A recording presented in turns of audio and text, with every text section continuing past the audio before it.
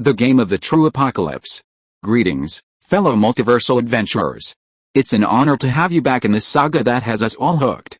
Official channel statement: this story is 100% epic fiction, so please don't attempt real magic. The results aren't guaranteed and insurance won't cover it.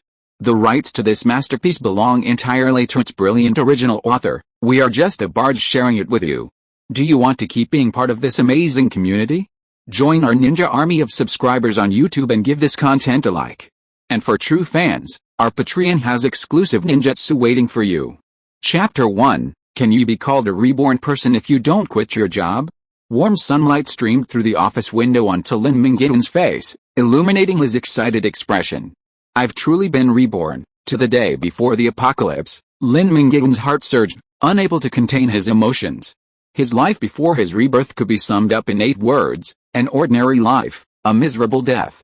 Before the apocalypse, he had accomplished nothing. Afterward, his parents perished at the hands of zombies, his best friend was disemboweled and heartbroken by predators, and his beloved betrayed him, willingly becoming a mistress for the Black Rock City Guards. He had experienced every kind of suffering in the world, and ultimately, he perished in the aftermath of the clash between 2 powerful beings. Life is as cheap as an ant. Lin Mingyuan never blamed anyone. All his misfortunes were his own fault, for not making the right choices. In the early days of the apocalypse, Lin Mingyuan, playing it safe, stayed at home awaiting rescue. While others were hunting monsters and seizing the opportunity, Lin Mingyuan sat back and waited for death, missing out on a golden opportunity. By the time it was clear that social order had completely collapsed and no one would come to rescue, a month had already passed since doomsday. One step ahead, always ahead, and vice versa. The pioneers had already successfully upgraded, but Lin Mingyuan had just hunted his first monster.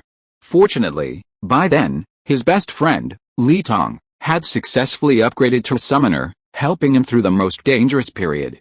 However, his support was shattered. Years later, Li Tong was defeated in a bloody battle against raiders who attacked the camp, and the brutal marauders plundered his heart and liver for their own consumption. The camp was destroyed, and Lin Mingyuan fled with his wife, becoming a wanderer. Unable to bear the precarious life, his wife left him. After 10 years of struggling in the wasteland, Lin Mingyuan ultimately became a casualty of the conflict between the gods. A new life was the greatest opportunity God had bestowed upon him. In this life, Lin Mingyuan would never remain unknown, never. With a firm resolve, a fat hand slammed down on Lin Mingyuan's desk. The company pays you just to sit around during work hours? You think a dog should guard the house and do its job? You're worse than a dog. Lin Mingyuan looked up and saw Yan Peng, the deputy manager, spitting and snarling. He had no talent for flattery, but he was a master at it. He scolded everyone and bullied everyone in the office all day long. Lin Mingyuan was no longer a passive employee. He picked up the keyboard and smacked Yan Peng in the face. The broken keys flew out, along with his bloody teeth, and Yan Peng was knocked to the ground. His colleagues were stunned by Lin Mingyuan's violent response. He dared to hit Yan Peng. They wanted to applaud him, but they were afraid of Yan Peng's resentment. You dare to hit me? You're done. Fired. You must be fired. Yan Peng's eyes were filled with fear and anger. You don't have to fire me. I'm quitting. Tomorrow was the end of the world, and Lin Mingyuan didn't have time to waste with him. Asshole, I'm calling on the entire industry to ban you. There's no place for you in TS City. The defeated dog's whine was childish and ridiculous. Lin Mingyuan stepped over his portly frame and exited the company in style. The afternoon sun was shining brightly, cars were whirling around, and a new mother was pushing a stroller along the tree-lined path. It was a peaceful and tranquil scene Lin Mingyuan hadn't seen in years. He stood there for a moment, then pulled his phone from his pocket. His fingers, used to holding a sword, were clumsy on the screen. He found Li Tong's name and dialed. Old Li, I'm quitting. Let's go for a drink when you're free. Shit, what happened? Meet me at the usual place. I'll be there soon, Li Tong said anxiously. He knew Lin Mingyuan was a steady man. Resigning wasn't unusual for him, but for Lin Mingyuan to resign, something must have happened. The two, who preferred spicy food, often went to a Sichuan restaurant. Lin Mingyuan ordered his dishes and heard the restless roar of a sports car's engine, knowing Li Tong had arrived. He approached, but before Li Tong could even speak, Lin Mingyuan suddenly hugged him. Li Tong's body stiffened. Hugs were rarely the way a grown man expressed affection. Why did you quit? Did the jerk of a manager give you a hard time again, brother? It's been a while.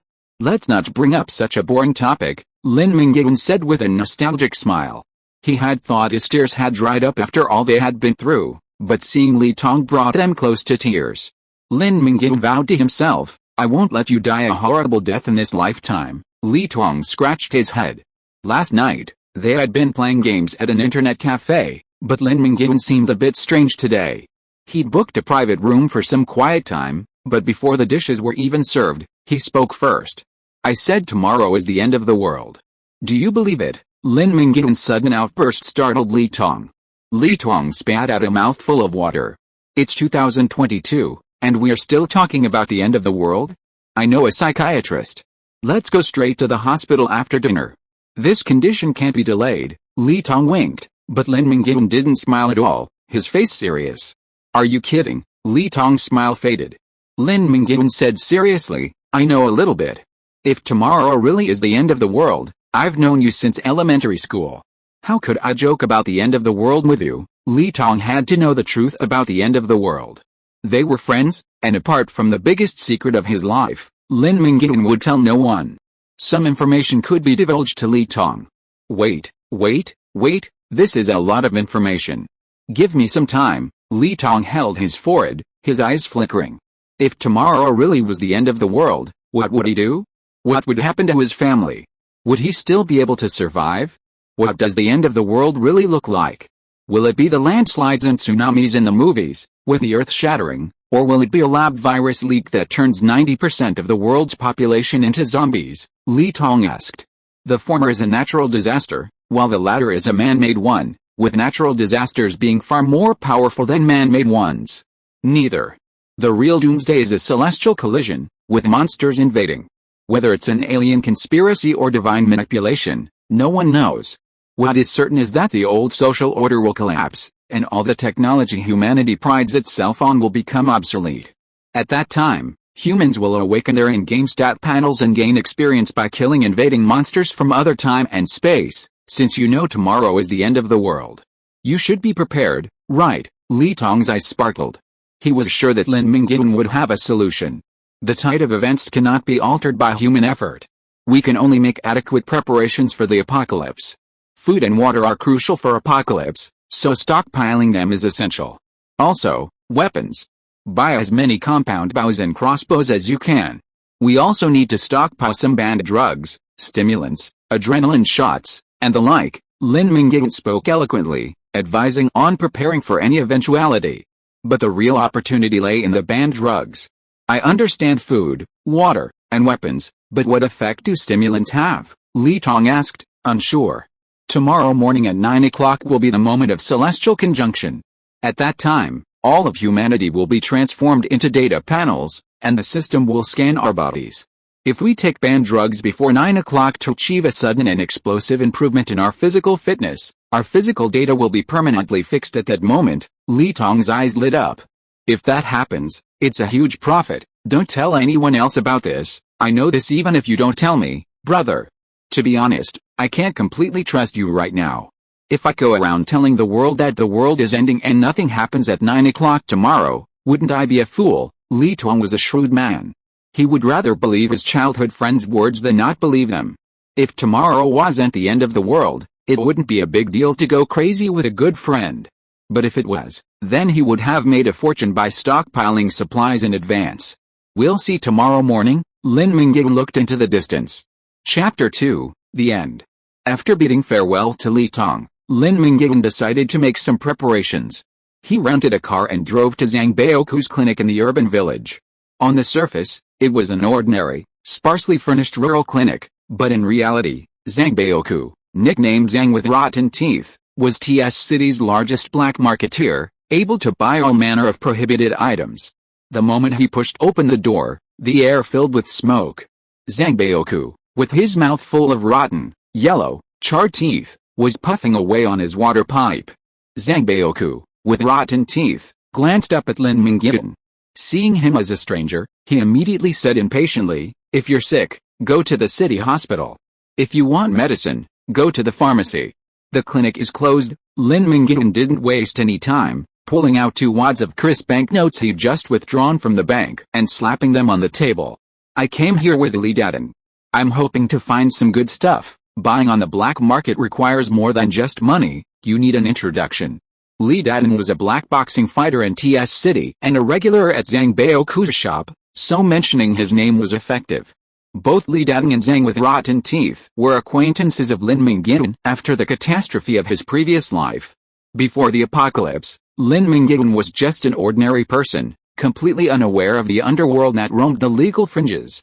Hearing Li Dadan's name, Zhang with rotten teeth became friendlier. "What do you want to buy? Adrenaline, smart shots, muscle-blasting shots, stimulants, anything that can enhance physical fitness in a short period of time. I also want a body armor, a sturdy long sword, and a recurve bow." Lin Mingyuan wanted a lot, none of which could be obtained through ordinary means. Only Zhang with rotten teeth could satisfy all of Lin Mingyuan's needs at once. "Wow, you've got everything you need, young man. You want to go abroad as a mercenary? Let me calculate the price. 20,000 isn't enough. Add another 10,000 and I'll give you 2 military daggers." Zhang with rotten teeth didn't ask what Lin Mingyuan wanted the items for, he simply demanded more. By tomorrow, the money would be worth less than scrap newspaper, so Lin Mingyuan readily bid another 10,000. After checking the authenticity of the banned drugs, adrenaline shots, stimulants, and the like, Lin Mingyuan had used them extensively in his past life. He packed them up and followed Zhang rotten teeth to the backyard armory. Various sharpened weapons hung on the wall, along with various crossbows and modified steel ball guns. Ordinary modified guns were fine, their power was too weak, making them inferior to bows and arrows for a professional. Lin Mingyuan chose a recurve bow with a draw weight of 70 pounds. At full strength, it could even kill a brown bear, but with Lin Mingyuan's current strength, it was a struggle. For close combat, Lin Mingyuan chose a carbon steel katana. Carbon steel is strong and sharp, but lacks toughness. He would use it as a temporary solution, and he would soon find a suitable replacement. Taking the 2 triangular bayonets given by Zhang rotten teeth, Lin Mingyuan left the clinic with a little over 20,000 yuan remaining. Lin Mingyuan rented a warehouse and filled it with boxes of instant noodles and bottled water from the wholesale market. By the time everything was ready, it was already dark. The night breeze was cool. Children ran around with laughter, couples exchanged sweet nothings, and elderly people flocked to the square, their homes ablaze with lights. The scene of peace, stability, and prosperity faded with each passing moment. Who could have imagined that the city would soon be transformed into a den of ghosts, overrun by zombies and mutant beasts, and human civilization would crumble under the invasion of an alien dimension? Amidst this melancholy, the phone suddenly rang. The name Yao Yao on the caller ID pierced Lin Mingyuan's heart like a needle. After 10 years of companionship, through life and death, Lin Mingyuan had considered Ding Yao the most important person in his life, only to be heartlessly abandoned. Love is so fragile in the face of reality. If time hadn't flowed back to the beginning, your choice would have been the right one. You were a mistress and still alive, while I've been left lying dead in the wilderness. I understand your choice, but I can never forgive you. It's time to end it all. With this thought in mind, Lin Mingyuan answered the phone. Lin Mingyuan, give me an explanation. You said you were resigning without even consulting me. Ding Yao was furious. Lin Mingyuan had made such an important decision without a word. Did he still have her in his eyes? Let's break up, Lin Mingyuan said calmly. What did you say? Ding Yao couldn't believe her ears. They had been together since their junior year, lived in the same city after graduation, and had met each other's parents before the new year. They were on the verge of a happy marriage, but now Lin Mingyuan was breaking up. I have nothing to say to you. Let's just leave it at that. Lin Mingyuan hung up the phone.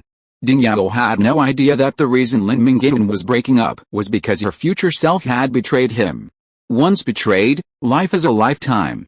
Lin Mingyuan had no intention of having anything to do with Ding Yao again in this life. All the tragedy, all the pain was due to my inability. I admit it. But in this life, I will never be the same as in the past, and those who betrayed me will not get a second chance. With longing for the future, Lin Mingyuan fell into deep sleep until dawn. Upon waking, she found over a dozen unchecked messages, all from Li Tong. Ding Yao hadn't received a single one. Break up, break up. I can find someone better without you, Lin Mingyuan, she said, without a single lingering regret. Lin Mingyuan sneered and shook his head. forcefully erasing the last trace of this woman from his heart. He called Li Tong, only to hear her yawning on the other end. Didn't sleep all night. I woke up after an hour of sleep with a nightmare, Li Tong said wearily. Daytime thoughts resonate with nighttime dreams. Tomorrow is the end of the world, so how could Li Tong sleep peacefully?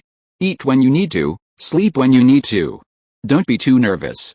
The zombies that arrive in the early stages of the apocalypse are slow-moving and their senses are degraded. As long as you can overcome your fear and eliminate them, you can quickly level up. Just remember, avoid the first hospital, the meat processing plant, and the Lottie department store, and you'll be fine. Lin Mingyuan offered Li Tong some apocalypse survival tips. What's the story behind these three places? Li Tong asked. There's a boss. Oh, I see. Without further explanation, Li Tong understood. Lin Mingyuan heard about these three dangerous locations after the establishment of the TS City Survivor Camp in his previous life, when many professionals gathered to chat. The first hospital housed the boss, the death surgeon. The meat processing plant was home to the terrifying and brutal boss, the bloody butcher, and the Lottie department store was home to two bosses. The survivor camp later organized over 200 professionals to capture the Lottie department store. What are your plans next? Li Tong asked Lin Mingyuan. Hunting zombies and leveling up first. I'll come find you once I'm able to protect myself, then you better keep working hard. I won't fall behind. I'll definitely surprise you when we meet again. Li Tong was no sycophant. In his previous life, he had thrived without Lin Mingyuan's guidance. Lin Mingyuan didn't want to interfere with Li Tong's development. Summoner was his best path. It would be disastrous if Lin Mingyuan's interference caused him to change his career. After a breakfast of millet porridge and tea eggs, Lin Mingyuan began warming up to ensure optimal physical condition. Time passed, and it was already 8:50. With only 10 minutes left until the apocalypse, it was almost time to get ready. Let's begin. Transparent, colorless muscle-blasting injections were injected into the body's primary power-generating muscles. The use of banned substances had become an unwritten rule in major black boxing matches. Muscle-blasting injections could provide a short-term boost in explosive power, but the side effect was a period of muscle soreness. Overdose could even lead to muscle dissolution, and some bodybuilders also used them. Stimulants like adrenaline were already common stimulants, increasing speed and power. There was also a type of smart shot banned by the International Drug Association. In the past, smart shots were popular abroad. Their effects, known as brain-activating injections, lasted for several hours, significantly improving memory and thinking skills, greatly aiding learning. It wasn't until experts discovered that children who had been exposed to them for a long time developed symptoms such as mental confusion and cognitive impairment that they were completely banned. Chapter 3's Level Talent Two-Faced Man. Everything is ready, only East Wind is lacking. At 9 o'clock in the morning on February 22, 2022, the celestial phenomena shifted dramatically. A massive shadow obscured the sun, creating a solar eclipse. Living in the 21st century, the fear of an eclipse is long overshadowed by the fear of screaming and running around in panic, banging drums and gongs. People grabbed their phones to capture this rare astronomical phenomenon, wondering why the Weather Bureau hadn't announced such a major eclipse in advance. The clear blue sky gradually revealed its true color, inky black, dotted with stars in the background, the dominant color of the universe. Clouds gathered, and through the gaps in the thick clouds, a giant, life-giving planet, completely different from Earth, a dim, decaying, and nearing its end, could be clearly seen, slowly colliding with Earth. This was the main cause of the apocalypse, a celestial convergence, a world filled with corpses and monsters about to invade theirs. Lin Mingyuan, who had been injected with a variety of banned drugs, was in top form. His muscles bulged, his arms seemed to possess immense strength, his eyes blazed, his steps sprightly, and his mind, 1,000 thoughts now neatly organized. At this moment, the global digitization process began. Soul recording in progress, DNA information deep test in progress, body scan in progress. Listening to the notifications from the game panel, Lin Mingyuan's mind shifted from the changes in the outside world to the soon-to-be-opened attribute panel. Body scan completed, personal information template being constructed, name, Lin Mingyuan, occupation, none, strength, 16 agility, 18 constitution, 8 intelligence, 19, talents, none, skills, none. Lin Mingyuan still remembered that when the apocalypse struck in his previous life, His digitized body template had Strength 9, Agility 10, Constitution 9, Intelligence 11, for a total of 39 points. Long periods of office work had degraded both his strength and constitution to a certain extent. A normal adult male should have a single attribute of 10, for a total of 40 points. A person with all attributes below 30 is essentially useless. A person with all attributes above 50 is a prime example of a person with exceptional self-discipline and physical strength. In this life, Lin Mingyuan cheated and gained a total of 61 attributes from the outset, a full 21 points more than normal.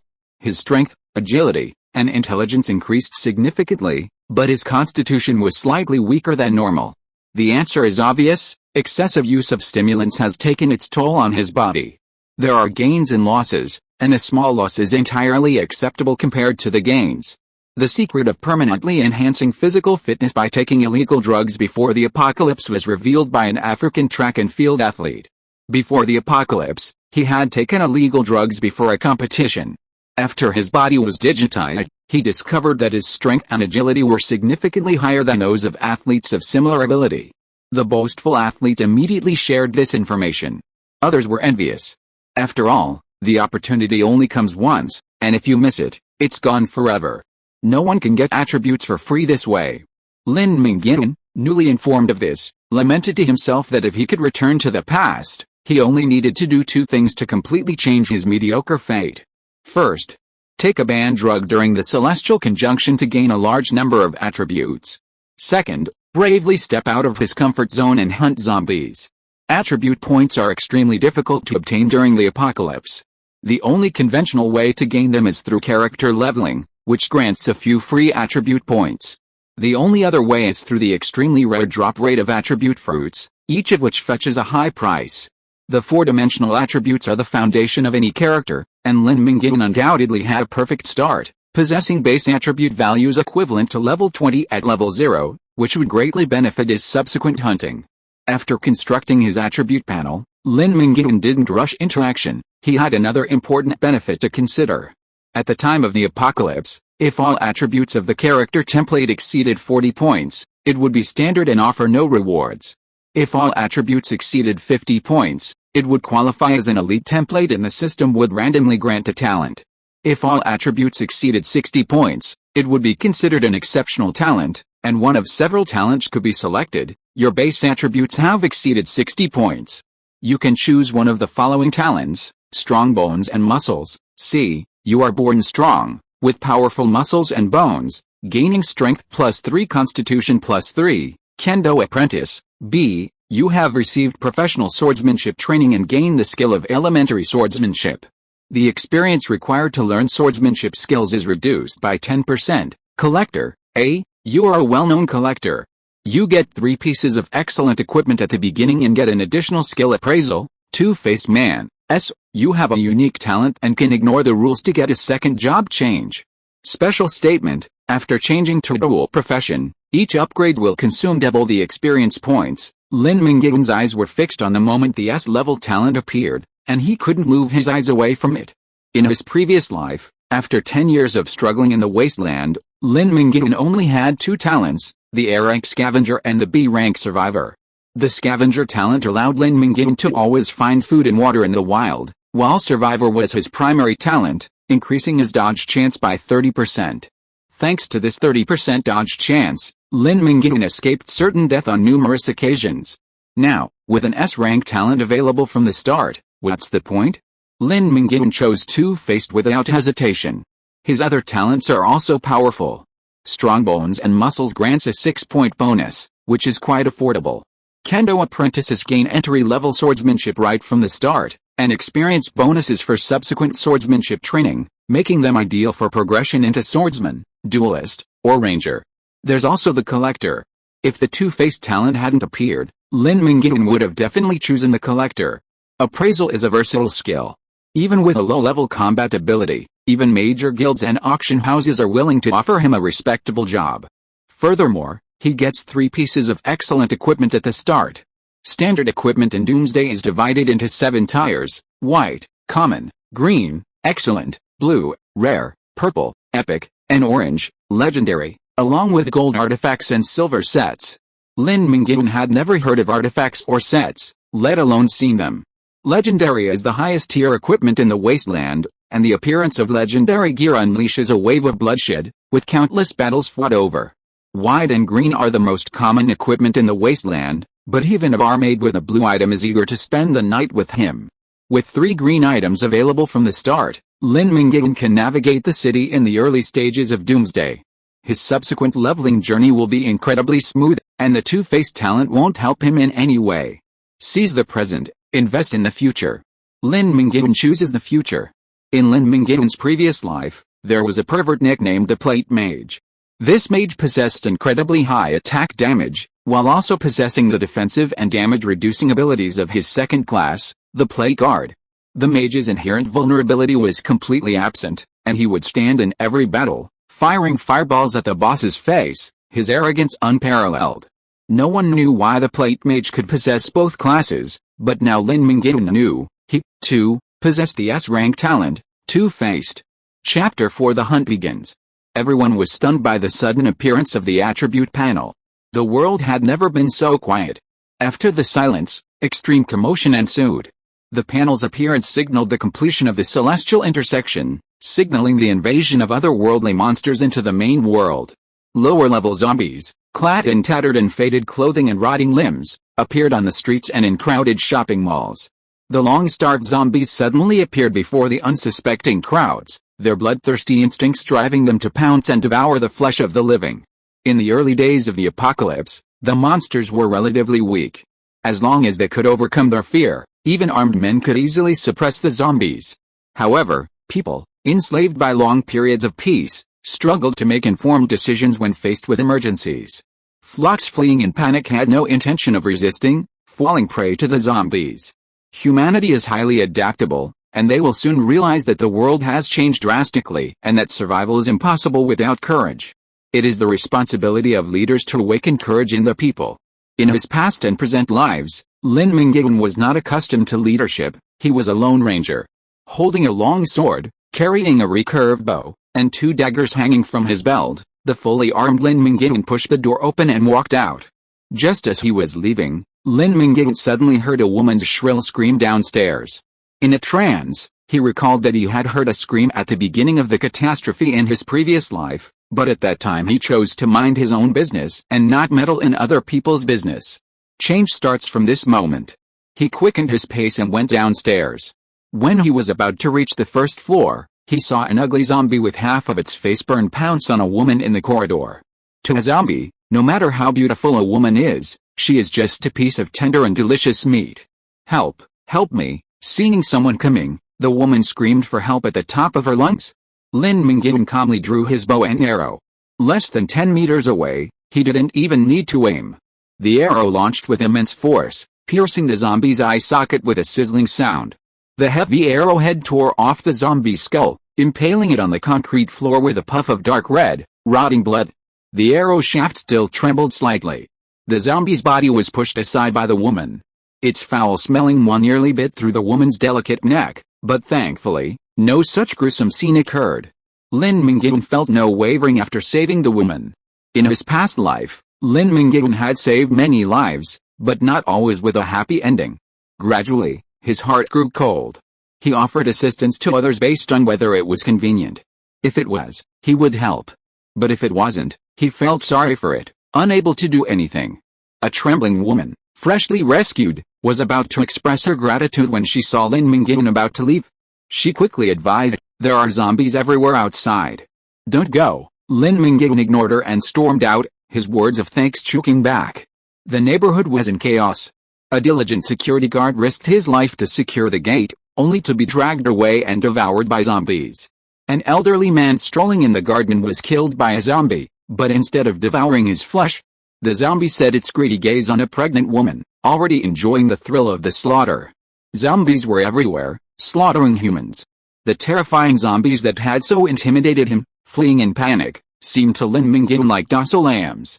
A year after the apocalypse, the most common, low-level zombies had vanished. The dominant monsters in the city were crawlers, those with strength, agility, and strength exceeding 20. It's been ages since I've killed a zombie.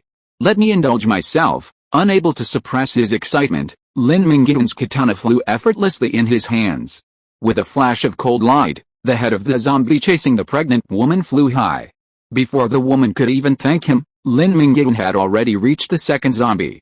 With 18 points of agility, nearly twice the agility of an average person, Lin Mingyuan moved with lightning speed. Only the flash of his blade could be seen, not the trajectory of his strike. Another zombie was pierced through the head, and the corpse was sent flying with a powerful kick. Each zombie provides 10 experience points. Going from level 0 to level 1 only requires 100 experience points, and killing only 10 zombies is enough to level up.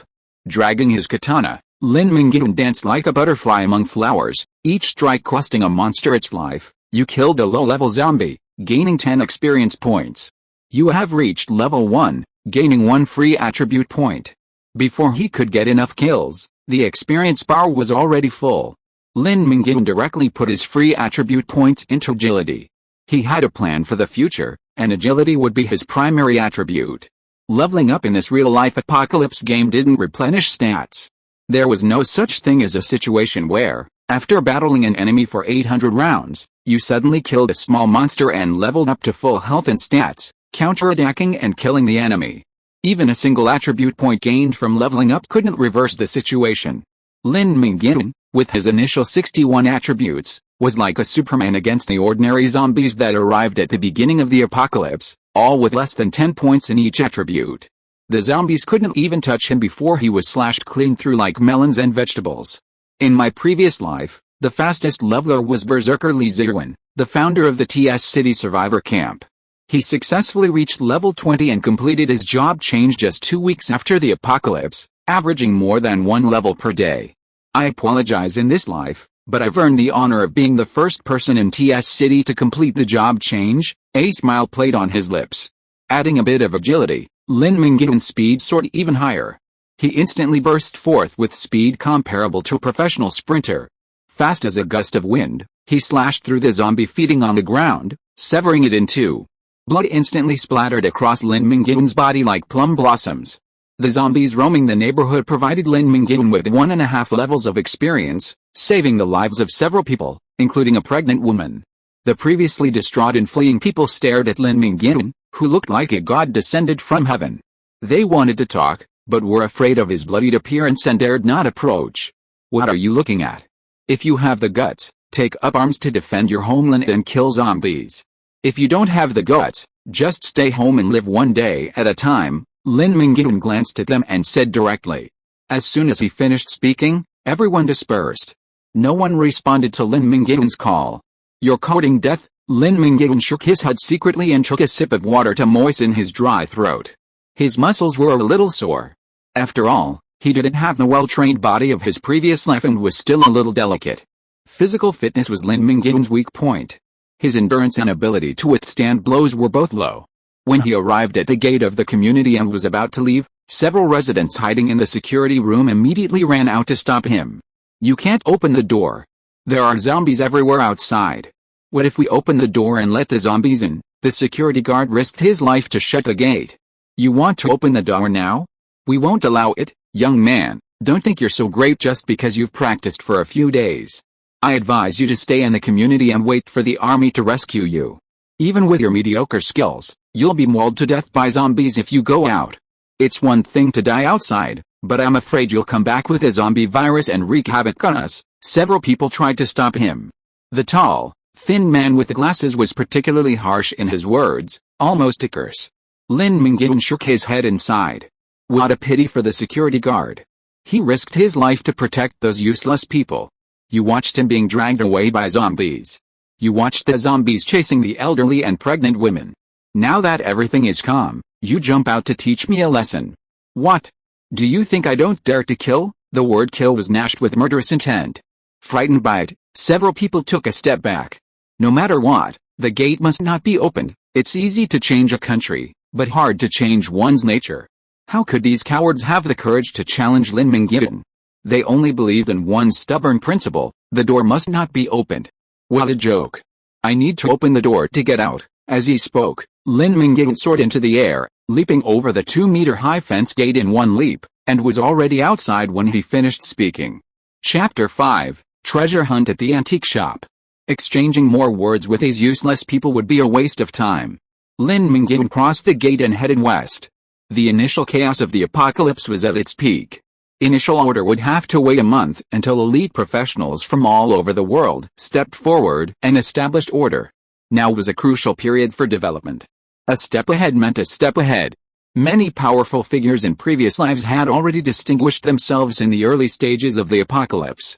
Some, however, achieved a breakthrough through a fortuitous encounter later on, but they were extremely rare. Today, Lin Mingyuan's goal was to slay 100 zombies with his katana, awakening his elementary swordsmanship. The experience points gained from these 100 zombies would push him to level 5. From level 0 to level 1, the experience required was 100 points, from level 1 to level 2, it was 120 points, and from level 2 to level 3, it was 140 points. After level 5, the experience gained from killing ordinary zombies was halved. After level 10, the experience gained from killing zombies was merely perfunctory, and no experience was given from higher levels. This was a very scientific approach, preventing high-level professionals with large-scale killing skills from gaining experience through zombie slaughter. The zombies on the streets were far more numerous than in the neighborhood, making the situation more complex. Lin Mingyuan had to be cautious to avoid being surrounded by zombies. He unsheathed his carbon steel katana, slashing at a few zombies before retreating to a safe area to wait and see. His killing spree slowed dramatically, but his experience points continued to steadily increase. He pierced a half-dead corpse, which had been hurled against a utility pole by a car. Its flesh eroded. Only its upper body remained, still crawling forward with its hands, attempting to attack Lin Mingyuan. Lin Mingyuan reached level 2, placing his free attribute points in agility. Now, Lin Mingyuan had 20 points in agility, twice the average human speed. Even the average provincial and municipal athletes couldn't match his agility. Still absorbed in the data dashboard, Lin Mingyuan's peripheral vision caught sight of the manhole cover rising a few centimeters. The most crucial element to surviving in the apocalypse is caution. One must keep an eye on all directions and maintain a constant state of alertness. Having lived through the apocalypse for 10 years, Lin Mingyuan had seen too many professionals fall victim to carelessness. Caution was Lin Mingyuan's survival trait. Lin Mingyuan accurately detected a subtle anomaly and immediately rolled sideways, preparing for a defensive counterattack. The next second, the manhole cover suddenly flew open, and a giant toad with dark green skin and covered in ugly pustules opened its mouth and lashed out its large, flexible, sticky tongue at Lin Mingyuan. The toad's tongue launched with the initial velocity of a bullet. Documentaries often feature scenes of toads striking with unerring accuracy. Toads are exceptional hunters of small creatures. After rolling, Lin Mingyuan half knelt on the ground, ready to draw his sword. Now it was a race of swiftness. The giant toad hunted instinctively, and Lin Mingyuan reflexively drew his sword and struck. A flash of sharp blade, cold and poignant, severed the giant toad's sticky tongue with its immense grip. This strike was the most perfect since Lin Mingyuan's rebirth. 80% of the giant toad's combat power lies in its tongue, a force surely exceeding 20 points. A 200-pound man, if caught by its tongue, would be instantly pulled away and swallowed. But if its tongue were destroyed, the giant toad, possessing immense strength but limited agility and slow movements, would surely be defeated by Lin Mingyuan. This was the moment when the giant toad's difference from the mindless and clumsy zombies became apparent. After failing to capture it, the giant toad immediately retreated into the sewers. If Lin Mingyuan ventured into the narrow sewers, the giant toad's incredible strength would be fully utilized, and Lin Mingyuan would become its prey. The manhole cover remained open, and the giant toad's vicious eyes pierced the gap, gazing intently at Lin Mingyuan. It hadn't given up its pursuit. Lin Mingyuan wasn't about to let it go. Breaking out in a cold sweat, Lin Mingyuan retreated to the corner grocery store. 30 seconds later, he returned with a string of firecrackers. The biggest difference between humans and animals is that humans can use tools. This is why humans have become the dominant species on Earth, and if it weren't for the cosmic collision that upended the world, humans would have continued to rule the planet. After lighting the fuse, Lin Mingyuan threw the firecrackers low to the ground, and a string of firecrackers slid through the cracks and into the sewer. The giant toad ignored the crackling toy, the slight damage from the firecracker explosion barely enough to damage its smooth, protective outer layer. Unbeknownst to it, the sewer was filled with methane. While firecrackers had little impact, Once ignited, the methane could cause a powerful explosion. News reports of mischievous children throwing firecrackers into sewers and being blown tens of meters into the air were common. A loud boom, and the earth shook. A massive explosion detonated within the sewer, sending the fat toad flying in the shockwave, ripping the sturdy manhole cover in two. If even steel can be affected, what about flesh and blood? One of the giant toad's powerful hind legs was blown off. The plump, round body was still flung through the air. A thunderclap echoed, and Lin Mingyuan's bow was drawn to full length. His arm didn't waver, steady as a cold machine. The arrow pierced the air, piercing the fat toad's massive head. Its spherical, 100-pound corpse slammed heavily against the entrance of the Bullfrog Hot Pot restaurant, a rather comical sight. You killed the giant toad and gained 60 experience points. Approaching the blasted sewer entrance, he saw the sewer filled with half-chewed, half-digested corpses, regurgitated and laying eggs. The giant toad had already killed dozens of passers-by in a short period of time. If left unchecked, it and its offspring would take over the street. The threatening apocalypse bared its horrible fangs at Lin Mingyuan. Even if Lin Mingyuan was a reborn being, if he wasn't careful, his 63 all-around attributes and his boundless S-level talent would be useless. His powerful body would only become a breeding ground for the monster's offspring. We must hurry to the Zashikao antique shop. Lin Mingyuan, the victor of the battle of wits and courage with a giant toad, felt a pressure. Time was running out, and the high-level monsters would only increase in number. He had to seize the moment to grow stronger. Crossing two streets and passing an intersection where several cars had collided and caught fire, Lin Mingyuan arrived at the Zashikao antique shop. The door was wide open.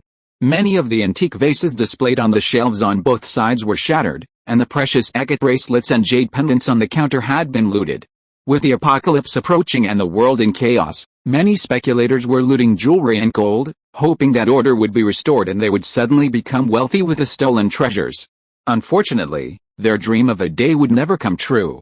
Lin Mingyuan's gaze did not linger on the dilapidated front desk. He went straight to the antique shop owner's lounge in the back. There, too, had been looted, with cash and jewelry stolen. Lin Mingyuan glanced around the room and laughed out loud at the sight of the neglected monocle lying on the ground. Picking up the monocle, a system notification chimed in. You've obtained equipment, the Antique Master's Monocle, name, Antique Master's Monocle, quality, rare, blue, skill, insight. You can view the target's basic attributes and skills, limited to 3 uses per day. Note, if the target's level is too far above yours, you won't be able to fully view their information. What a steal. Insight is an extremely rare spell, making equipment with it even more valuable. Rare monocles are readily available for purple epic equipment. As the saying goes, knowing your enemy and knowing yourself ensures victory in 100 battles. Possessing insight allows you to know your opponent's information before a fight begins, allowing you to remain in the dark and gain a significant advantage. In a previous life, the Antique Master's Monocle was found by a lucky scavenger who put it up for auction for a staggering 120,000 disaster coins. This purchase allowed him to purchase a suite of rare equipment and skills, significantly boosting his combat effectiveness. He was recruited by Black Rock City as a guard, marrying a beautiful and wealthy woman and reaching the pinnacle of his life. His fate changed when he found a monocle belonging to an antique master. His legendary story spread, and he became the envy of countless scavengers. When Lin Mingyuan first heard this story, he regretted it to the core. The monocle was found at the Zashikao antique shop in TS City, very close to Lin Mingyuan's home. Lin Mingyuan had never searched the Zashikao antique shop carefully, otherwise this opportunity would have been his. In his second life, that lucky scavenger had no chance. On the first day of the apocalypse, Lin Mingyuan took the monocle. Chapter 6 Bandage Nurse. Lin Mingyuan wasn't the luckiest. With the arrival of the apocalypse, many of Earth's most renowned pieces of equipment were imbued with the aura of the law, becoming legendary orange-level equipment. These included the Vatican's Holy Lance, Longinus, Thor's Hammer, Mjolnir, discovered in Northern Europe, and the Chixia sword, used by Emperor Gaozu of Han to slay the White Snake, exhibited at the Central Museum of China. The truly fortunate individual was the Central Museum's curator, who acquired the legendary Chixia sword on the first day of the apocalypse. Had Lin Mingyuan lived in the capital, this would have been a truly remarkable opportunity. Simply staying within reach of the Chixia sword before the apocalypse would have allowed him to ascend to the pinnacle of his career. Having successfully secured the treasure, eagerly anticipating the next day, Lin Mingyuan cast a clairvoyance spell on the most common zombies on the street. Zombie, LV1, race, undead, strength, 10 agility, 6 constitution, 5 intelligence, 1, skill, hibernation. When food is scarce, zombies will hibernate until the scent of fresh flesh awakens them. Prolonged hibernation will cause their stats to deteriorate. Introduction: zombies are the weakest monsters in the wasteland. If you can't even handle them, prepare for your own death as soon as possible. Zombies live up to their stereotypes. They are incredibly strong, and once caught, they're impossible to break free. However, their slow speed often makes it difficult for them to catch the prey. Their decaying bodies are extremely fragile, barely stronger than skeletons. Worst of all, their intelligence is minimal, their brains filled with mud. They'll never be able to master spell-like abilities, and their resistance to spells is extremely low. With a monocle, Lin Mingyuan's hunting journeys become much safer, making him invincible. When encountering a monster of unknown strength, cast Insight first. If you can defeat it, fight it, otherwise, retreat tactically. The city burned, survivors wailed, and bloodthirsty monsters roared and howled. Hell on earth. Lin Mingyuan's long sword decapitated another zombie. An hour had passed since he left the antique shop, and all the monsters he encountered were zombies. He had 2 remaining uses on his monocle, and he couldn't use them all. Next, Lin Mingyuan headed for the first hospital in the city center.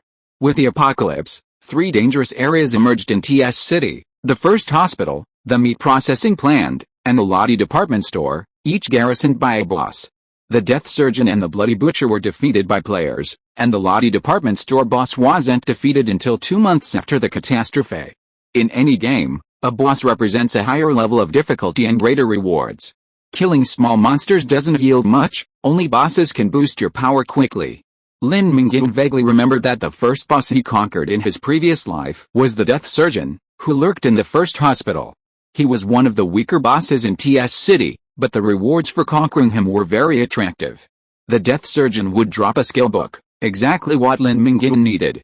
Killing the boss on the first day of the apocalypse was incredibly difficult, so Lin Mingyuan's primary goal was to level up and gather intelligence along the way. 99, just one more to go. With a chilling flash of his sword, he struck a double blow, and 2 more zombies perished. Lin Mingyuan was only 1 zombie away from achieving the goal of killing 100 monsters with his sword and awakening his basic swordsmanship. After one of the zombies died, 3 illusory gold coins appeared above its corpse. The coins were engraved with the image of 2 intersecting planets, one real, one imaginary. Lin Mingyuan was thrilled. Finally, a disaster coin had dropped. Disaster coins are the universal currency of the wasteland. There's only one way to obtain them. Killing monsters has a chance to drop varying amounts. Coins can be used to trade with other survivors or purchase equipment, skill books, job transfer certificates, and more at the Crystal Monument. The Crystal Monument is a neutral trading station that descended upon Earth during the Celestial Conjunction. Its icy blue color is breathtakingly beautiful, and large survivor camps are built around it. Lin Mingyuan kept count of every zombie he'd killed with his katana. He was only 1 short of reaching 100. As another zombie fell to his sword, he finally heard the familiar chime: when you kill 100 monsters with sword weapons, you've awakened your elementary swordsmanship. Elementary swordsmanship increases damage by 10% when using sword weapons. Elementary swordsmanship has finally awakened. The boost to combat power isn't significant, but it's better than nothing. Time to see what the death surgeons are made of. The magnificent first hospital lay not far ahead. Lin Mingyuan had already reached level 5. He had invested all 3 free attribute points into strength, bringing it to 19. 20 points of agility was more than enough. Once strength reached 20, Lin Mingyuan would have to consider the barrel effect to address his weaknesses. Intelligence was the primary attribute to improve if he chose the magic path, so Lin Mingyuan wouldn't invest his precious free attribute points into it anytime soon. After level 5, killing ordinary zombies only provides 5 experience points, and the experience required increases with each level. Lin Mingyuan estimated that if he could kill another 1,000 zombies, his swordsmanship would reach about level 10, improving from elementary to intermediate. The initial stage of the apocalypse was teeming with monsters, presenting a prime opportunity to level up. The longer he delayed, the stronger the monsters became. Once he missed the perfect opportunity, there would be no such easy upgrades. Using a katana at close range and a bow and arrow at long range, Lin Mingyuan's elementary archery skills were almost awakening. At noon, he found 2 bags of bread at the convenience store across from the hospital, quickly filled his stomach, and walked into the first hospital. There was blood on the ground, but no bodies. Wheelchairs and stretchers lay scattered about the ground. The hospital was deserted, and the silence was eerie. As he continued forward, the cold draft blowing through the hall gave Lin Mingyuan goosebumps, and his thick leather jacket couldn't keep out the chill. With this atmosphere, he didn't need a set, he could just bring a camera and actors and film a horror movie right there. The rustling of footsteps echoed as 20 or so voluptuous figures descended the stairs on either side. They wore pink high heels, their slender, straight thighs clad in white stockings. Their pristine white nurse uniforms were stained with blood. And every part of them was voluptuous. Only their faces, swathed in bandages, were their eyes invisible. The bandaged nurse's weapon was a sharp scalpel. Once a life-saving angel, she had been transformed by the death surgeon into a brutal killing machine. Activating Insight, the bandaged nurse's profile immediately appeared. Bandaged nurse, LV4, race, stitched corpse, strength, 11 agility, 13 constitution, 11 intelligence, 12 skills, none. Introduction, a female warrior created by the death surgeon using the zombie transformation technique. Beneath her voluptuous figure lies a cruel heart. This level 4 bandaged nurse was exactly what Lin Mingyuan was looking for. With only 1 level difference between them, killing the bandaged nurse granted full experience. A fresh-faced young man might have felt a pity for the bandaged nurse, but not Lin Mingyuan. A monster was a monster, even if she was as beautiful as a fairy. With his increased strength, Lin Mingyuan's bowsmanship became even more effortless. The bow opened like a full moon, and the arrow flew like a meteor. The jerky sound of the bow arm stretched to its limit was the prelude to death. A whistle broke through the wind, and the bandaged face of the bandaged nurse walking in front was shot through. Her head suddenly tilted back, and her cervical vertebrae were instantly broken. The bow fired 5 times, and 5 bandaged nurses died on the spot. Each dead bandaged nurse gained Lin Mingyuan 20 experience points, and each wave of shooting earned him 100 experience points. Lin Mingyuan then reached level 6, adding free attribute points to strength, with 20 points in both strength and agility. A healthy adult male needs to reach level 20 for both strength and agility to reach 20 points. Lin Mingyuan, at level 6, used the normal level 20 stats. He'd earned a fortune by exploiting a bug at 9 o'clock, and the extra stat points he'd gotten for free were truly a steal. Lin Mingyuan couldn't help but smile when he thought about it now. The bandaged nurse, unmoved by the death of her companion, stepped over their corpses and continued forward, resolutely carrying out a death surgeon's orders to kill all intruders. Lin Mingyuan gripped his katana, and a thrilling close combat ensued. His inherent attributes crushed a bandaged nurse.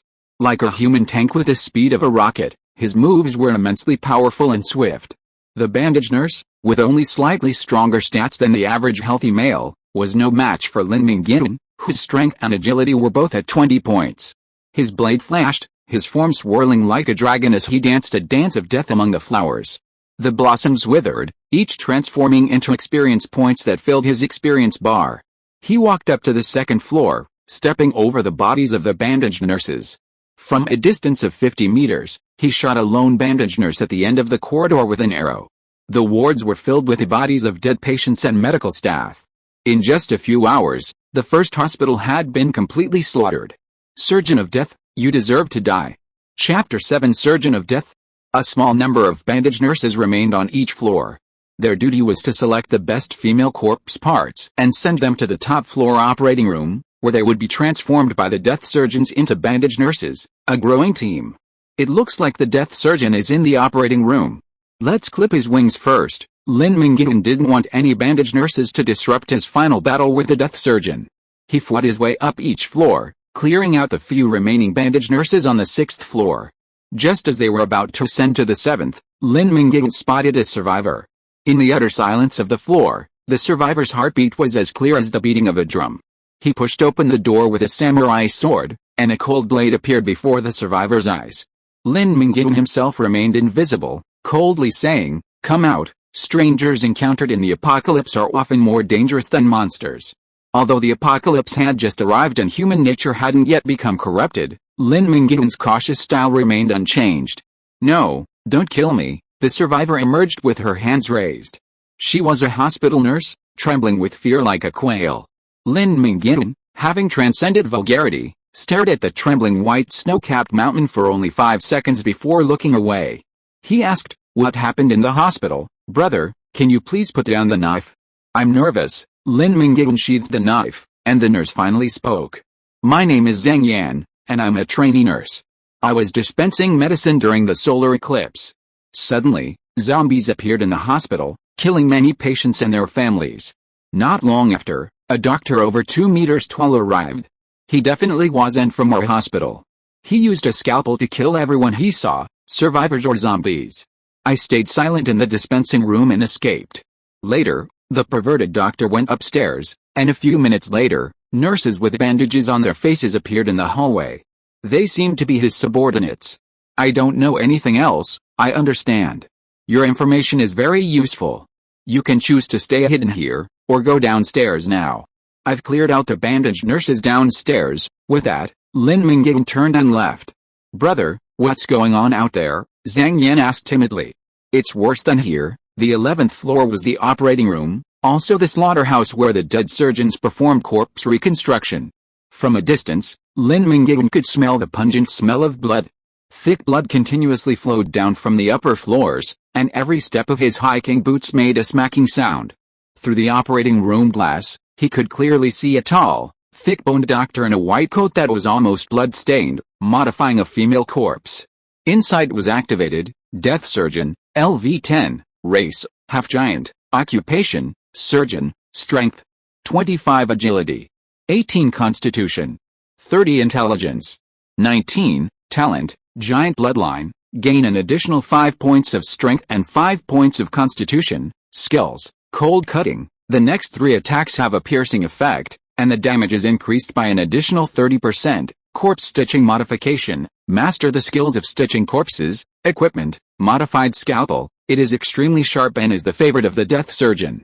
Being hit by the scalpel has a higher chance of entering the bleeding state and a lower chance of entering the amputation state. Giant belt, the death surgeon's coming of age gift, which increases constitution by an additional 5 points. Lin Mingyuan was shocked when he saw the gorgeous faceplate of the death surgeon. This is the boss. Talents, skills, and equipment are all maxed out. Compared with Lin Mingyuan's empty faceplate with only one S-level talent, two-faced, it is simply a world of difference. Normally, a level 10 death surgeon would only have around 20 points in all attributes, but his innate giant bloodline and the giant belt he was equipped with gave him 5 points of strength and 10 points of constitution, significantly widening the gap between his base attributes and Lin Mingyuan's. Lin Mingyuan was completely outmatched in attributes, talents, skills, and equipment, the 4 key elements that determine a professional's combat effectiveness. Facing a seemingly unbeatable opponent, Lin Mingyuan chose to fight. When two meet on a narrow road, the brave prevails. In his previous life, Lin Mingyuan retreated, yielding at every turn and evading, ultimately becoming as humble as an ant, crushed to death by a passing human. In this life, Lin Mingyuan would never retreat again. Of course, Lin Mingyuan had ample reason to retreat. The death surgeon's development was undoubtedly slower than his. Given a week, Lin Mingyuan was certain his stats would be no worse than his. However, if avoiding a strong foe became a habit, waiting until he was absolutely certain before striking, Lin Mingyuan would unknowingly follow the same path as his previous life. Plans can't keep up with change, and the world won't stop for Lin Mingyuan. Lin Mingyuan must forge ahead, striving for the lead at every step. An arrow pierced the glass, swirling towards the back of the death surgeon's head. This arrow was Lin Mingyuan's declaration of war against the death surgeon. Knowing the enemy was about to enter, the death surgeon would not be struck by such a crude sneak attack. He conveniently grabbed the half-reformed bandage nurse on the operating table and used her as a human shield to block the arrow. The arrow, with immense penetrating power, pierced the bandage nurse's chest and lodged itself into the death surgeon's thick pectoral muscles. The death surgeon, expressionless, withdrew the arrow. For the death surgeon, with a constitution of 30 points, even a minor wound was a minor injury. Strength determines a person's strength and explosive power, agility determines a person's movement speed, attack speed, and reflexes, and constitution determines a person's endurance and resistance to blows. The death surgeon possessed exceptional endurance and resistance. With only 8 constitution points, Lin Mingyuan's battle of attrition against the death surgeon was a dead end. There was only one way to win, a swift and decisive battle. Upon meeting, Lin Mingyuan unleashed his full force like a hungry tiger pouncing on its prey, shattering the glass and charging into the operating room. The shattered glass inflicted a dozen-minute wounds on the death surgeon, but the death surgeon remained unmoved, his focus fixed on Lin Mingyuan's slash at his waist. He reached out his large, fan-like hand to catch the blade. Holding the blade with his palm, the blade would at most bruise his bones, but the katana would be wrested from him. Without his melee weapon, Lin Mingyuan would be like a tiger without claws. The death surgeon was incredibly clever and fearless of injury. His giant bloodline gave him the confidence to trade injury for injury. The death surgeon's actions met Lin Mingyuan's expectations. In fact, in their battle, Lin Mingyuan held a decisive advantage, agility. Lin Mingyuan's 20 agility points surpassed the death surgeon's by 2 points. In a world-class 100-meter sprint, the difference between first and second place might be mere fractions of a second, and sometimes even a fraction of a second could decide the outcome. In a split second, Lin Mingyuan made the decision, abandon his blade. The death surgeon, having grasped Lin Mingyuan's katana as he wished, released it. His speed exploded again, and as he reached the death surgeon, he spun like a top. He simultaneously drew the three-pronged bayonet from his belt and stabbed the death surgeon's heel. A thrust, a cut. Clang. Lin Mingyuan distinctly heard a sound like a bowstring snapping as the death surgeon's tendons were severed. Ouch! The death surgeon, not undead, let out a mighty roar of pain, his hairy face flushed with blood. The death surgeon, enraged, his thin scalpel glowing blue, like the fangs of a venomous snake or the sting of a scorpion, exuding an air of extreme danger. In his rage, the death surgeon unleashed his skill, cold slash, slashing at Lin Mingyuan. Rage can blind one's mind. Seeing this, Lin Mingyuan was overjoyed, while the death surgeon was furious. Using his calf tendon to generate force, Lin Mingyuan leaped lightly to the side, skirting around to avoid a direct collision with the death surgeon. He didn't stray far, keeping the surgeon within Lin Mingyuan's range. His strike missed, and the surgeon spun around. Simultaneously, Lin Mingyuan hurled his triangular bayonet, aiming for the surgeon's eyes. The eye is one of the most vital organs in the human body, and closing it to avoid an attack is a natural reaction. The surgeon failed to overcome his instincts and turned his head, forcing him to abort his turn. This action directly led to his defeat. Staying behind the surgeon, Lin Mingyuan slid forward, wielding another triangular bayonet, severing the tendons in the surgeon's left foot. Tendons are crucial for generating force in the human body. With both tendons severed, the surgeon couldn't even stand, let alone challenge Lin Mingyuan. Determined to strike back, Lin Mingyuan leaped forward like a brave David, charging at the giant Goliath. His muscular arms clasped the surgeon's neck and yanked him back. Unable to exert force on his legs and losing his balance, the death surgeon's heavy body, weighing over 300 pounds, collapsed to the ground with a thud, shaking the entire floor. The green sheet in the operating room was ripped down, covering the death surgeon's head. He drew his bow and arrow, fired at point-blank range, piercing the skull. The death surgeon's two massive arms, attempting to grasp Lin Mingyuan, drooped limply as the nerve signals in his brainstem died, and the death surgeon was killed. You killed the death surgeon and gained 500 experience points. You have reached level 8 and gained 2 free attribute points. Defeating the boss earned him a massive experience bonus, and Lin Mingyuan leveled up twice in a single go. This was just a small moment, the real deal was yet to come. If you are listening to this novel on a channel other than Fanfic World, it means it was downloaded and re-uploaded without effort. We warmly invite you to visit our channel, Fanfic World. There you will find the original version of this story and many other novels of various genres. We look forward to seeing you dive into a world of incredible novels. Chapter 8 TS City's Number 1 Archer. A bronze treasure chest emerged from the corpse of the death surgeon. Opening it offered Lin Mingyuan a chance to obtain the death surgeon's skills and equipment. Lin Mingyuan didn't rush to open the chest, settling down beside the giant's corpse to catch his breath. The battle lasted only 5 seconds, but within those 5 seconds, Lin Mingyuan unleashed his full mental and physical potential to the maximum. Every move of the death surgeon was calculated, and he achieved the feat of single-handedly defeating the mighty with a weak opponent. Even this all-out outburst caused Lin Mingyuan to experience minor issues. The surge of adrenaline sent his heart rate soaring past 200 beats per minute. If the battle dragged on for even a minute, his body would likely collapse. Lin Mingyuan had a weakness, and his constitution was the foundation of everything. 8 points of constitution were too much to support 20 points of strength and 20 points of agility. Now, Lin Mingyuan had to address this weakness. He added both free attribute points gained from leveling up twice to his constitution, bringing it to 10 before his heart rate gradually stabilized. Now it's time to open the box. When the fingertips touched the treasure chest, a green light suddenly flashed, revealing a green skill book, a green equipment, a green fruit, and 100 golden disaster coins piled up like a hill. The disaster coins were automatically collected by the system, and Lin Mingyuan had to examine the other treasures one by one. Lin Mingyuan knew without even looking at the skilled book that it was cold cutting. The skilled book dropped by the death surgeon in his previous life was cold cutting, and this life would be no exception. Picking up the skill book, it was indeed cold cutting. The system asked you if you wanted to learn it, and Lin Mingyuan decisively chose to learn it. Basic skills like elementary swordsmanship and elementary archery are not entered into the skill panel. At this moment, Lin Mingyuan's bare skill interface finally had an excellent lethal skill. The equipment also gave Lin Mingyuan a surprise. He unexpectedly got the death surgeon's giant belt, which had a simple and crude effect, adding 5 points of constitution. Lin Mingyuan immediately equipped himself, and his constitution, previously a weakness, was significantly enhanced. He felt incredibly strong, his endurance vastly increased, his muscle toughness, bone strength, and resistance to blows all improved. The 5-point constitution increase had an immediate effect. Only one fruit, emitting a green glow, remained. He took it in his hand, and the system immediately issued a notification: excellent constitution fruit, consumed to permanently increase constitution by 2 points. It turned out to be an attribute fruit. Lin Mingyuan had only heard of it in his previous life, but had never seen one. Killing ordinary monsters had a 1 in 100,000 chance of dropping an attribute fruit, and the quality was only average.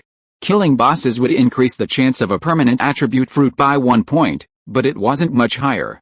Lin Mingyuan had struck gold. He decisively swallowed the constitution fruit, and his constitution increased by another 2 points, bringing it to 17. Originally with only 8 points, Lin Mingyuan's constitution had more than doubled. Fortune and honor are sought in danger. I've made the right choice. Lin Mingyuan's laughter echoed through the empty operating room. He took the first firm and powerful step toward becoming a powerful warrior.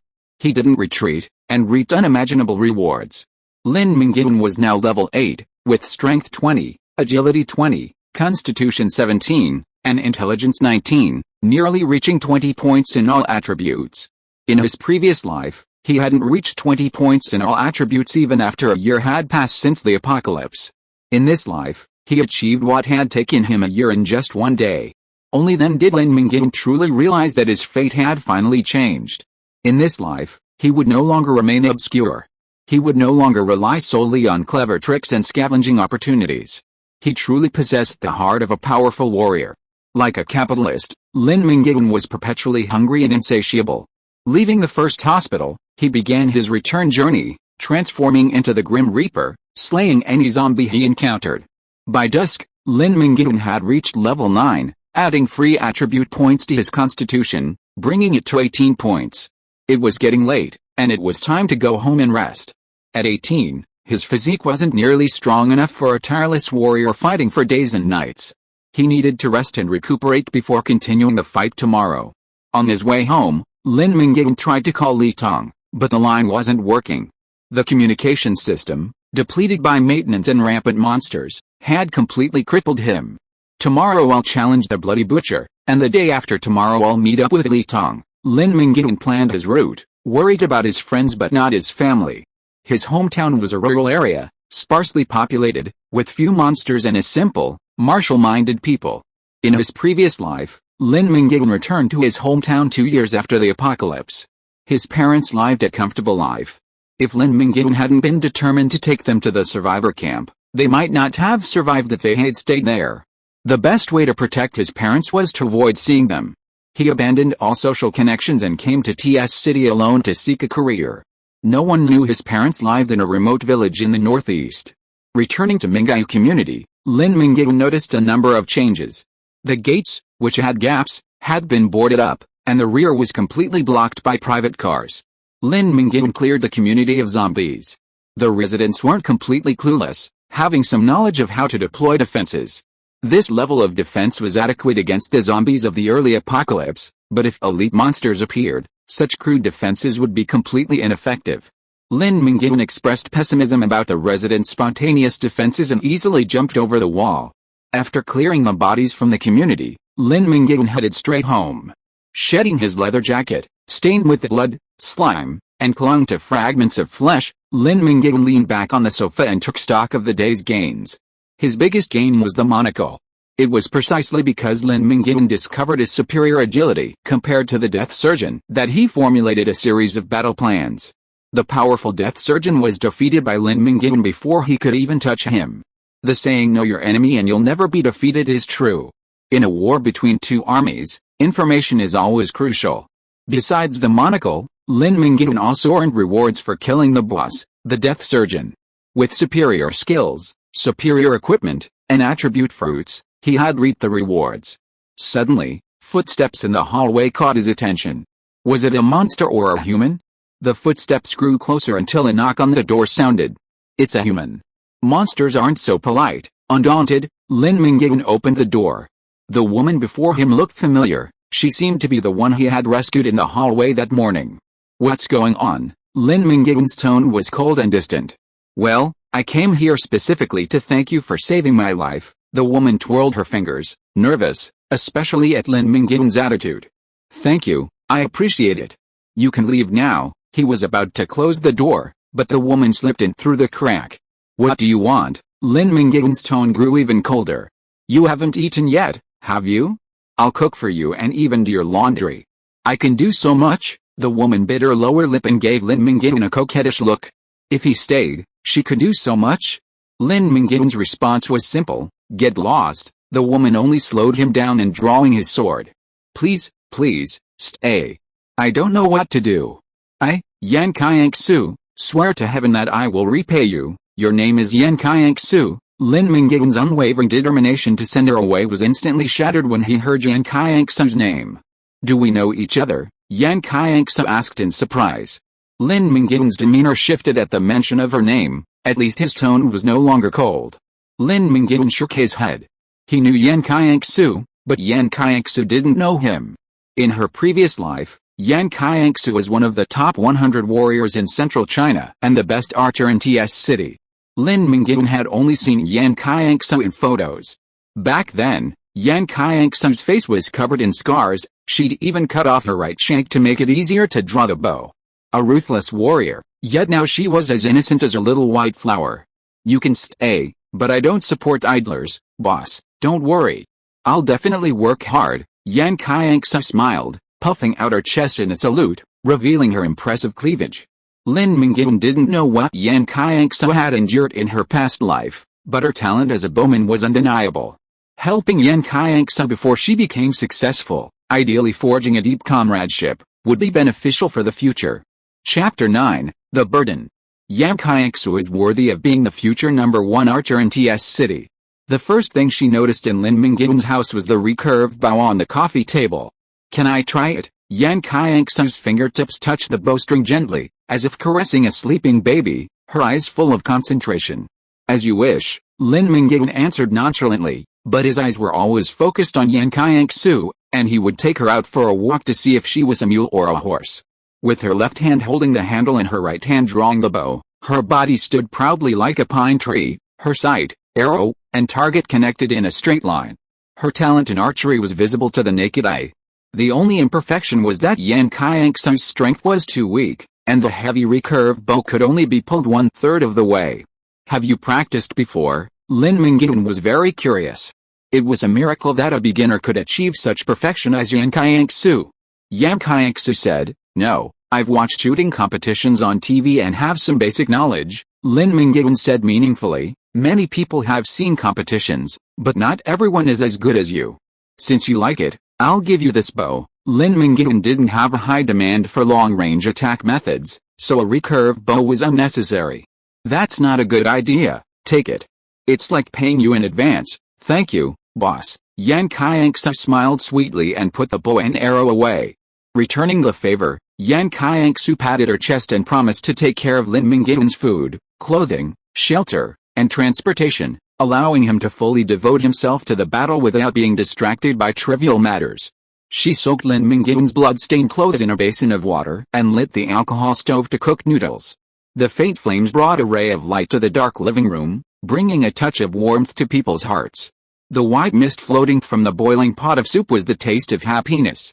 After eating and drinking, around 9 o'clock in the evening, the two retired to bed. Of course they slept separately. Yan Qianxue wasn't open-minded enough to sleep with a man she'd just met, and Lin Mingyuan wasn't a sex-crazed person. Lying in bed, Lin Mingyuan sighed to himself, what a twist of fate. If Yan Qianxue hadn't come knocking on his door today, he'd never have dreamed he and Yan Qianxue lived in the same neighborhood. In his past life, if he'd taken the initiative to save Yan Qianxue, he'd have been able to cling to her thighs, which were much thicker than Li Tong's. But alas, that chance was gone in this life. Lin Mingyuan himself was the thigh. He slept soundly until 5 in the morning, and just as the sky was beginning to break, Lin Mingyuan rose, folded the quilt, and prepared to leave. His movements were gentle, but Yan Qianxue, still in a light sleep, was awakened. "Good morning, boss. How did you sleep last night?" Lin Mingyuan asked casually. "Not bad. Are you up so early to go zombie hunting?" Yan Qianxue's eyes flickered. She wasn't content to be just a logistics officer. "Well, if you want to hurry up and pack up, we'll leave right away, okay?" Yan Qianxue agreed cheerfully. It was exactly 5:30 when they left after breakfast. A light mist hung in the air, reducing visibility. Yan Qianxue had become a powerful figure for a reason. She'd learned and observed everything, observing Lin Mingyuan's every move. Yesterday, she was alone. But today, she had a burden. Right now, Yan Qianxue was definitely more of a burden than a help to Lin Mingyuan. No matter how strong she became, she was still just a novice archer. He helped Yan Qianxue jump over the wall, then Lin Mingyuan dove back and leaped over it. Only then did he see 20 or so zombies lingering at the entrance to the residential complex. Seeing Yan Qianxue about to fire, Lin Mingyuan tapped her head with his finger and instructed, "Long-range archers must ensure they are in a completely safe position and have a clear escape route before launching an attack." "Got it," Yan Qianxue replied aggrievedly, beginning to observe her position and her retreat route. She was a quick learner.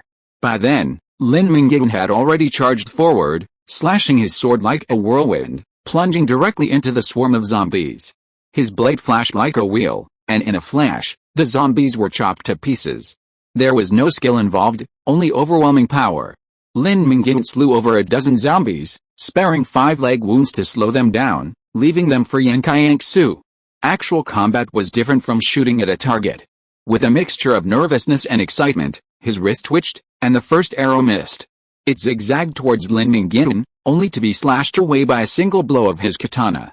"I'm sorry," Yan Qianxue apologized repeatedly. She took 2 deep breaths, raised her bow again, and pierced the zombie's skull with her arrow, demonstrating her true skill. Yan Qianxue could easily handle ordinary zombies, provided they were few in number. After dispatching 5 with a few arrows, her arm muscles began to ache. Her top priority was increasing her strength. Without enough, even drawing the bow was a struggle. Bringing Yan Qianxue along did indeed slow progress. When faced with an overwhelming horde of zombies, Yan Qianxue's safety was essential, even before they could flee. The sun was high in the sky, the mist having long since dissipated. It wasn't until noon that the two of them finally crossed the city center, still a short distance from the meat processing plant on the outskirts of the city. After a morning of hunting in the city, Lin Mingyuan's level had risen to 10. The free attribute points he gained added to his constitution, bringing his constitution to 19, allowing him to run long distances without fatigue. Yan Qianxue, on the other hand, fared no better. Her constitution was only 6, even worse than Lin Mingyuan's worst. She couldn't recover after a battle without a 10-minute rest. Midway through the battle, Lin Mingyuan inquired about Yan Qianxue's initial stats: Strength 7, Agility 13, Constitution 6, Intelligence 10, for a total of 36 points, a relatively poor total. After level 10, killing zombies only gave Lin Mingyuan a perfunctory bit of experience, while the required experience points for level 10 to 11 were a full 500. Relying solely on killing zombies was far too slow. Lin Mingyuan needed to hunt higher-level monsters or bosses. Lin Mingyuan chopped off a leg from every zombie he encountered and handed it to Yan Qianxue. Yan Qianxue successfully reached level 5 through target shooting throughout the entire process. Lin Mingyuan's advice to Yan Qianxue is to prioritize agility. High agility increases speed and agility, allowing her to run away from monsters she couldn't defeat. Vitality and strength also needed to be increased, but they were less of a priority. They continued their journey in the afternoon. The suburbs were filled with aging, low-rise buildings and numerous old, self-built homes. The streets varied in width, and the zombies were significantly fewer than in the densely populated city center. Without large hordes of zombies, Lin Mingyuan let loose, unsheathing his katana. His blade swept through like a whirlwind, wiping out everything in its path. In the apocalypse, no place is safe. Even the seemingly zombie-free suburbs harbor hidden dangers. The Bloody Butcher, one of the 3 original bosses in TS City, resides in the suburbs. At that moment, a mutant lurked among the horde. Its right hand had been severed, but a rusty bayonet had been tied to the stump with wire. It slipped through the throng, darting towards Lin Mingyuan's lower back. Its mastery of tools proved its intelligence, and its awareness of being no match for a direct confrontation. Its deliberate infiltration into the horde, waiting for an opportunity, further demonstrated its considerable intelligence. A normal person would have been successfully ambushed by it. However, Lin Mingyuan was overly cautious. The presence of a single zombie in a small group was unseen, so he kept quiet until the mutant was about to strike. Then, preemptively, he spun around and, with a single blow, split the mutant's head in 2. You killed the mutant zombie bayonet, gaining 40 experience points. Chapter 10 Cold Cut. Yan Qianxue, lingering on the outskirts of the battlefield, looking for an opportunity to fire her arrows, didn't even notice the fleeting life or death struggle unfolding among the zombies. Lin Mingyuan didn't take the recent incident seriously either. Having survived the apocalypse for 10 years, he'd seen it all. 3 minutes later, leaving a field of zombie corpses, Lin Mingyuan cleaned his long knife and set out again with Yan Qianxue. Pig trucks, reeking of livestock manure, parked on the roadside. Lin Mingyuan knew they were nearing the meat processing plant. Continuing forward, he saw rows of factory buildings coming into view. Silence, deathly quiet. This is a common trait of bosses infesting areas. Bosses transported to Earth from another dimension are extremely ferocious, slaughtering all living beings within their immediate vicinity. When survivors discover an area is excessively quiet, it's often not a place of peace and tranquility, but rather the lair of a terrifying boss. Boss, should we continue? I'm feeling uneasy. Yan Qianxue suddenly felt a surge of panic. Her keen senses had already detected a threat. Of course, the meat processing plant is my target. Lin Mingyuan glanced back at Yan Qianxue, whose pale, sweaty face was fading. He said sympathetically, if you're feeling unwell, wait here for me. I can handle it myself. It didn't really matter whether he brought Yan Qianxue with him or not. Her combat effectiveness was too low to be of any help, but her exceptional combat awareness meant she wouldn't be a drag. I'm fine. Let's go. Yan Qianxue overcame her uneasiness. As they entered the factory, they immediately discovered a mountain of corpses piled in the square. There were clean, white, plucked, gutted pigs, factory employees, and nearby residents. Thousands of bodies piled in the square, forming a 20-meter-high mountain. It was early spring, and the weather hadn't yet warmed up, so the bodies were slowly decaying. If it had been even a day or a night in the height of summer, the stench from the rotting corpses would have been enough to drive anyone away. Lin Mingyuan was fine, but Yan Qianxue is truly unbearable. Living in peacetime, Yan Qianxue had never witnessed such a shockingly tragic scene. Countless slaughtered human corpses were mixed with livestock, and those painful, empty eyes were staring at her. Yan Qianxue bent down and vomited her lunch with a loud bang. The sudden movement startled the ghouls feasting on the pile of corpses. There was a commotion in the pile of corpses. A ghoul with a body length of 1.5 meters, short and thick lower limbs, strong and long upper limbs, protruding fangs, and an ugly face that looked like 10 failed plastic surgeries, got on all fours and quickly pounced on Yan Qianxue. Before meeting the boss, there must be an elite monster guarding the gate, and the ghouls hiding in the pile of corpses played this role.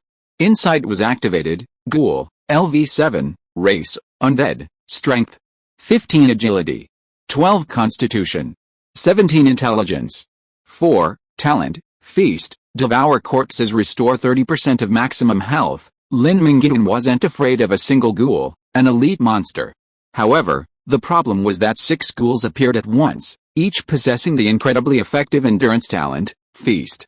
Even if a ghoul sustained significant damage, it could escape the battlefield, returning to full health after devouring a few corpses. In a relentless battle, no one could defeat a horde of ghouls. Ghouls are a popular monster in the mid to late game, often appearing in mausoleums, cemeteries, and mass graves.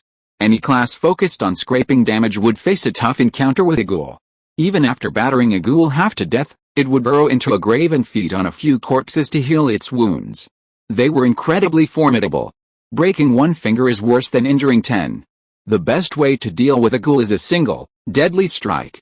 Protecting Yan Qianxue behind him, Lin Mingyuan ignored the flanking ghouls, his focus fixed on the largest of the attacking ghouls. While a typical ghoul has a strength of 15, this one should have 18. Lin Mingyuan raised his hand to catch the ghoul's claw.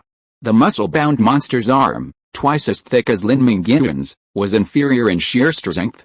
Finding its wrist captured, the frightened and enraged ghoul lunged at Lin Mingyuan's hand, attempting to bite it.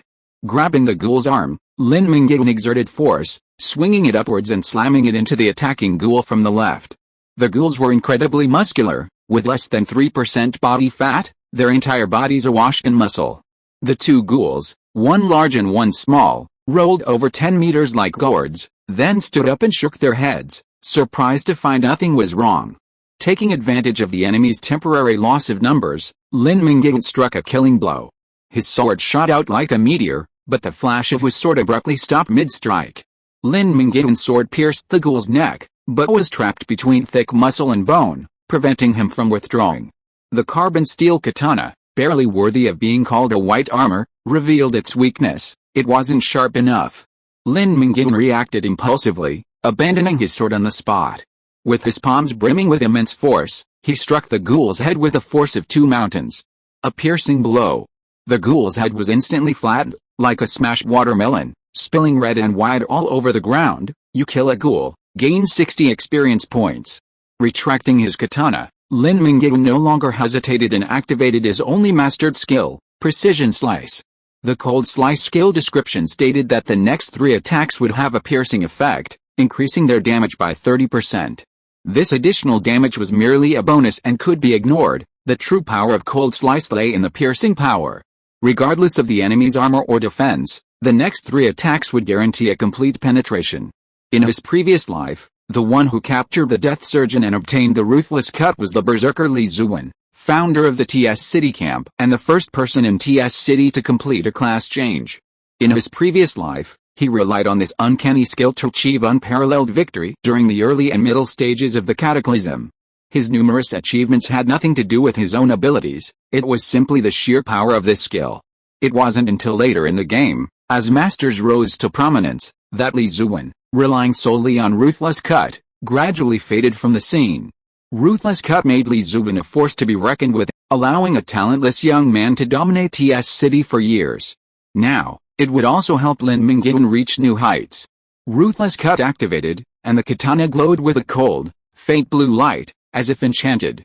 The ghoul's walnut-sized brain had no idea the katana was fundamentally different from before.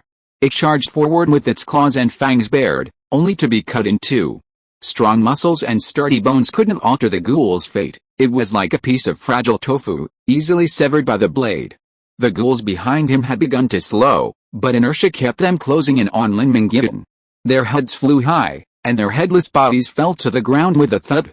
In a flash, 3 of the 6 ghouls were gone. The remaining 3, 1 large and 2 small, were frightened.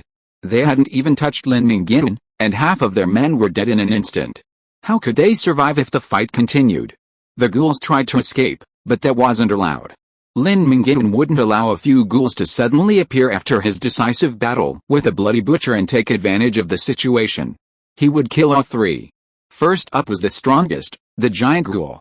Taking advantage of the last remaining effect of his cold slash, Lin Mingyuan quickly caught up to the giant ghoul and cleaved it in 2 with a single blow, sending its mangled innards cascading across the ground. The remaining 2 ghouls couldn't escape either. Lin Mingyuan was far superior to them. By then, Yan Qianxue had finally recovered. She was no burden. Hearing the sound of breaking wind, Lin Mingyuan instinctively dodged. He saw Ghoul running ahead of him fall to the ground in the dust after being pierced through the thigh. With a single blow of his sword, he pinned it to the ground. Lin Mingyuan chased after the fleeing ghoul. He caught up with it and knocked it to the ground with a single punch. He stomped on it with his spiked hiking boots several times, crushing the ghoul's head in the concrete floor. He turned and stabbed the struggling ghoul in the temple with his dagger, twisting it violently. The last ghoul was killed. Chapter 11 Bloody Butcher. After the battle, Yan Qianxue came running over, hands placed stiffly in front of her face flushing slightly as she bowed. "I'm sorry, no need to apologize, you just made a common beginner's mistake. You'll be fine once you get used to it." Lin Mingyuan didn't care. Yan Qianxue's lack of combat experience was normal. If she had shown such advanced combat proficiency, Lin Mingyuan would have suspected she was also a reborn being. Just as he was comforting the girl, feeling guilty for not being able to help and almost bringing him down, he suddenly noticed a scroll emerging from the corpse of the dead giant ghoul. "A skilled book has dropped." Lin Mingyuan took 2 steps forward and picked up the scroll, prompting a prompt from the system. "Skill discovered, Whirlwind, normal, do you want to learn it?" Whirlwind is a weapon skill, perfect for Lin Mingyuan, who currently lacks his skill. Lin Mingyuan decisively chose to learn it, and the scroll transformed into starlight and merged into his body. Whirlwind and Ruthless / were added to his skill list. The Whirlwind skill description is very simple. Upon using it, it begins spinning at high speed, damaging all enemies within range. Its advantages are significant: multiple damage stages and area of effect damage. The next time Lin Mingyuan encounters a zombie swarm, activating Whirlwind will allow him to easily dominate. Activating Whirlwind grants immunity to all control and negative effects, making it highly versatile. Furthermore, Whirlwind is a prerequisite for the advanced swordsmanship skill, Bladestorm, and its potential is promising. To obtain Whirlwind during the early stages of the Cataclysm is a testament to the reborn Lin Mingyuan's great luck. Let's go. A big trouble awaits us. Lin Mingyuan's confidence grew after acquiring Whirlwind. He was highly proficient in Whirlwind, having learned it in his previous life. Whirlwind isn't a pinnacle skill like Cold Slash, and many in the wasteland have learned it. The door to the slaughterhouse ahead stood open, revealing a dark cavernous space. A whirring, cold air blew out, as if discouraging strangers from approaching. Lin Mingyuan had come for the Bloody Butcher and continued forward with Yan Qianxue. On the cold butcher hooks hung a row of disemboweled pigs. The modern slaughtering machines had ceased operation. Instead, a portly giant, 2 meters tall and nearly 2 meters wide, was chopping and slicing the pork with a bone-chopping knife over a meter long. Hearing footsteps, the Bloody Butcher turned around and flashed a cruel smile at the 2 men. "Boss, Bloody Butcher, welcome guests from afar." Lin Mingyuan took his time, casting his insight spell upon meeting them. Bloody Butcher, LV18, race, human, strength, 25 agility, 16 constitution, 29 intelligence, 8 talent, slaughter. The Bloody Butcher, who has been engaged in the slaughtering industry for many years, knows the structure of all living things like the back of his hand. Every attack has a 50% chance of causing limb loss. Skills: Crazy Slaughter. The Bloody Butcher raises his butcher knife high and launches a chaotic and crazy slashing attack. Throwing axe. Obesity and stupidity are the appearance of the Bloody Butcher. Under his huge body, he hides an unimaginable number of flying axes. Be careful of the Bloody Butcher's ranged attacks. Equipment: human leather apron, an apron made of human skin, with excellent physical and magical defense, but the wrong souls entangled in the apron will constantly affect the spirit of the apron owner. Intelligence -5, stinky leather boots. The manufacturing process comes from an ancient cannibal tribe.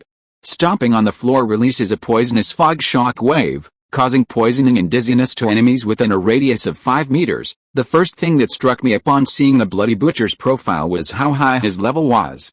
Humans can level up by killing monsters, and monster levels also increase over time.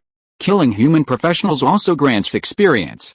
The Bloody Butcher's level is significantly higher than the Death Surgeon's, as his hands are stained with far more blood than the Death Surgeon's, as evidenced by the mountain of corpses in the square.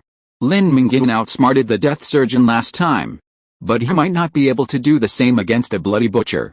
The Bloody Butcher is incredibly cunning. He possesses a throwing axe, but he pretends to have no ranged attacks, moving his massive body like a tank as he charges towards Lin Mingyuan. "Get out of here!" Lin Mingyuan pushed Yan Qianxue away. He couldn't let her stay here any longer. The cunning Bloody Butcher might try to exploit her, and she would be of no help in this boss fight. A thick-backed bone-chopping knife, over a meter long, came crashing down on his head. Lin Mingyuan didn't retreat, but raised his blade to meet it, determined to test the Bloody Butcher's abilities. The inhumanly powerful collision sent sparks flying, and the sturdy carbon steel katana was slashed with a chip the size of a soybean. Lin Mingyuan, slightly at a disadvantage, stumbled back 2 steps, looking at the katana with heartache. A few more collisions and it would be broken. A head-on confrontation was unacceptable. Deciding on his strategy, Lin Mingyuan's swordsmanship underwent a dramatic shift, from a sweeping, lethal style, each strike aimed squarely at the vital points, to a volatile, elusive dueling style. While inferior to the Bloody Butcher in strength, Lin Mingyuan surpassed him in agility. He maneuvered around him, enveloping him in a dense web of blades, preventing him from escaping, and periodically delivering brutal blows to draw blood. The Bloody Butcher's defenses were incredibly strong. His pitch-black human skin apron protected him from direct damage, leaving only the slightest scratch from the carbon steel katana. His back was the only weak spot. Lin Mingyuan, sensing the Bloody Butcher's portly stature and difficulty turning, sought to circumvent him from behind. However, the layers of bloated fat on the Bloody Butcher's back also possessed astonishing defensive power, leaving him unscathed despite being hacked to pulp. Lin Mingyuan didn't care. His physique was already high enough. He'd just fight a protracted battle. "You can't hurt me anyway, just stab me from behind." The zombies were dealt a single blow by him, seemingly meaningless. It wasn't until he encountered a formidable opponent that Lin Mingyuan revealed his mastery of the sword. His footwork was honed to perfection, so sleek that he could dodge 90% of the Bloody Butcher's attacks with his footwork alone. Even more remarkable was his swordsmanship, like a gentle breeze and drizzle, devoid of any murderous intent. A moment later, the enemy was slashed and bruised by the drizzling rain. The ferocious and brutal Bloody Butcher was like a puppet being manipulated in his hands. Yan Qianxue, who had climbed up the scaffolding and crouched at the second-floor window to watch the boss battle, was completely captivated. Lin Mingyuan's swordsmanship had reached the level of art, a breathtaking beauty. "I'll chop you into steaks, minced meat, minced meat." Unable to change his hands just by taking the beating, the Bloody Butcher grew anxious. A fierce glint flashed in his large eyes as he suddenly lifted his right foot. This action triggered Lin Mingyuan's reflexes. From looking up the Bloody Butcher's information, Lin Mingyuan remembered clearly that his most threatening ability came from a piece of equipment, the stinking leather boots.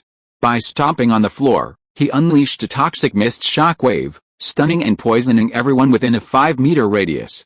Once stunned by the mist, the Bloody Butcher unleashed a frenzy of slaughter, slashing his head and face with his bone-chopping blade. This limb-severing effect would then trigger the Butcher's limb-severing attack, effectively ripping Lin Mingyuan to pieces. This combo was incredibly dangerous. If Lin Mingyuan hadn't known about the Bloody Butcher's information beforehand and had rushed to confront him, his fate would have been the same as described above. He might have gained an advantage initially with his superior swordsmanship, but once struck by the Bloody Butcher's deadly combo, Lin Mingyuan would have been utterly annihilated. Knowing this combo in advance, Lin Mingyuan had already devised a countermeasure. The moment the Bloody Butcher raised his foot, he unleashed whirlwind. His body spun like a top, creating a hurricane force wind. Simultaneously, the Bloody Butcher's poisonous fog blast arrived. With a single stomp, the dark green mist spread in all directions. The fresh pork surrounding him, instantly stained by the poisonous fog, developed a layer of green bacteria on its surface, as if it had been left in a fetid, cold sewer for 10 days. Lin Mingyuan's attack was met with a stun effect, negated by Whirlwind's control-ignoring ability. The poisonous fog was then blown away by the gusts of wind. Controlling one's direction while spinning at high speed was difficult, but Lin Mingyuan could manage it. He had years of experience using whirlwind. The deadly hurricane tore through the poisonous fog and reached the Bloody Butcher. A toxic fog shockwave followed by a frenzied slaughter was a combo. Lin Mingyuan was immune to the toxic fog shockwave, but the reckless human actually approached the Bloody Butcher. Suddenly, the Bloody Butcher's murderous intent intensified, triggering a frenzy of slaughter. His attack speed suddenly increased, and his bone-chopping knife slashed through phantoms, slashing down headfirst. A sudden blue light illuminated the gloomy slaughterhouse, and a brutal slashing attack began. The Death Surgeon's signature skill met the Bloody Butcher, the local boss. Lin Mingyuan's next 3 attacks all had armor-piercing effects. The first strike, A clash between the bone-chopping knife and the carbon steel katana resulted in a completely different outcome. The heavy bone-chopping knife was severed. The second strike, the human skin apron, along with the bloody butcher's voluptuous belly, was cleaved open. The third strike, the bloody butcher was completely chopped in two, like a plump orange split in half, its juice and flesh spilling all over the floor. The bloody butcher was dead. Chapter 12: The Butterfly Effect. The battle between Lin Mingyuan and the bloody butcher was like two masters of deception gambling at cards. Whoever revealed their cards first lost. The bloody butcher, losing his composure, launched the first attack. His combination of poisonous fog shockwaves and frenzied slaughter was completely defeated by the whirlwind slash and merciless cuts. In just 3 rounds, less than a second, the bloody butcher was slain by Lin Mingyuan's blade. From Yan Qianxue's perspective, Lin Mingyuan spun forward like a storm of death. The moment he passed through the bloody butcher, a flash of blue light ripped him in two, his intestines spilling out onto the ground. Lin Mingyuan had previously demonstrated this move when he slew a ghoul. The ghoul's sturdy defenses were rendered impotent by the sword, which shone with a faint blue light. This sword technique, which disregarded all defenses, was terrifying to contemplate. After slaying the bloody butcher, Lin Mingyuan spun forward 10 meters before suspending his whirlwind slash. His body swayed slightly, and he stood still for 2 seconds before recovering from the dizziness. Lin Mingyuan refused to reveal his trump card first, citing weaknesses like whirlwind's difficulty and control in its recovery time. If Lin Mingyuan attacked first, and bloody butcher managed to dodge whirlwind, he'd be in trouble. Bloody butcher's death granted Lin Mingyuan 1,300 experience points. Originally, his experience bar was nearing level 10, but with a massive experience bonus from killing a boss, Lin Mingyuan instantly leveled up 3 levels, reaching level 13. He allocated 3 free attribute points to Constitution, with the remaining 2 points going to Agility. Harvest season arrived, and 2 objects, one white and one green, appeared on Bloody Butcher's body. The white one was a skill scroll, and the green one represented the large, pitch-black leather boots he wore.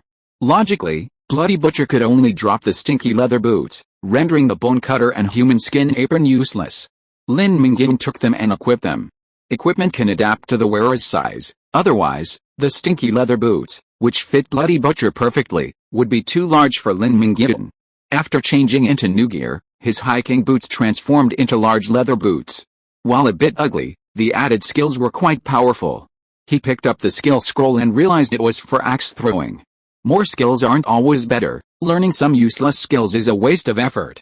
Take axe throwing, for example, and Lin Mingyuan definitely wouldn't learn it.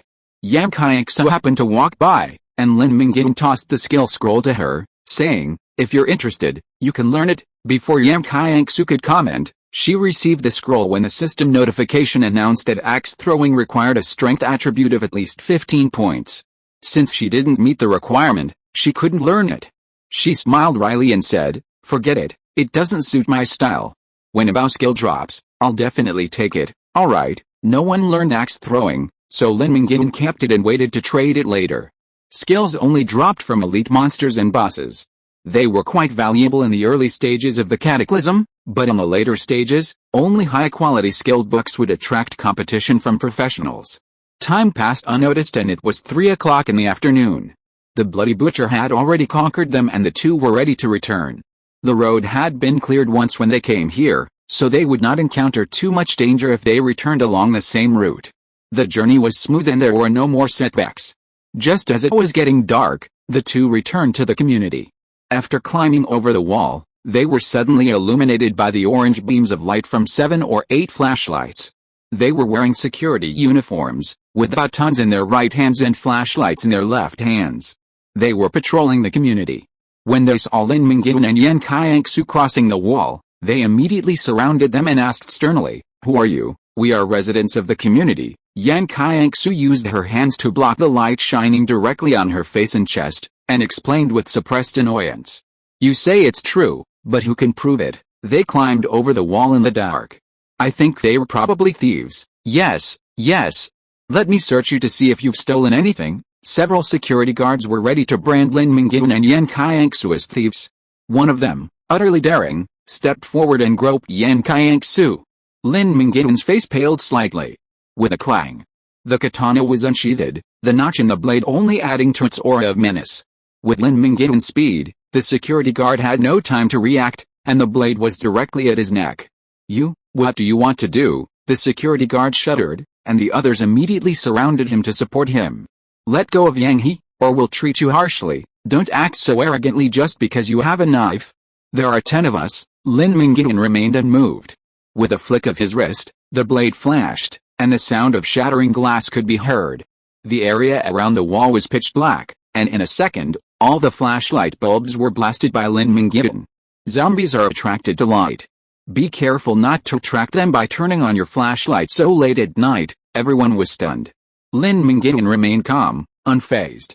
Only Yan Qianxue, having witnessed Lin Mingyuan's swordsmanship, took it for granted. Xiaolu stunned several security guards with a single hand. Lin Mingyuan gave Yan Qianxue a look, and the two of them swaggered off. I thought you'd teach them a lesson, Yan Qianxue said with regret. We're leaving tomorrow. Less trouble is worse than more. There's no point in tangling with them, Lin Mingyuan said, gazing into the distance. He didn't bother to deal with the security guards for one reason: they weren't on the same page. With the advent of the Age of Strife, those with foresight were seizing the moment to improve themselves, while they were still exploiting their newly acquired power. Idiots like them wouldn't survive a year in the apocalypse. Lin Mingyuan had nothing to say to those destined to be cannon fodder. Where are we going next? Yan Qianxue blinked, gazing at Lin Mingyuan's profile. Tapingshan, let's meet up with my friend. Lin Mingyuan felt he had more than enough self-preservation skills to handle any dangers encountered while traversing the city. Furthermore, the experience gained from the zombies within the city was too limited to satisfy him. Lin Mingyuan had to find a new source of experience. Tapingshan is a villa district. My dream is to buy a house there, Yan Qianxue said with longing. Your dream will come true tomorrow. While you have some free time tonight, come up with a new dream, Lin Mingyuan said calmly. Luxury homes, sports cars, fine clothes and delicious food are all things of the past. I already have a new goal, to become the best archer in TS City. The girl raised her recurved bow high, her silvery laughter wafting through the night air. You'll do it. I believe in you, Lin Mingyuan smiled. A silent night followed. The next morning, at dawn, Lin Mingyuan awoke promptly and woke Yan Qianxue. It was time to set off. Lin Mingyuan didn't want to cause trouble, but trouble had found him. The two packed their things and prepared to leave. As they descended, they found a group of people waiting outside. Among them were the security guards they'd met the previous night, as well as several familiar faces from people Lin Mingyuan had saved. They'd all gathered for some unknown reason.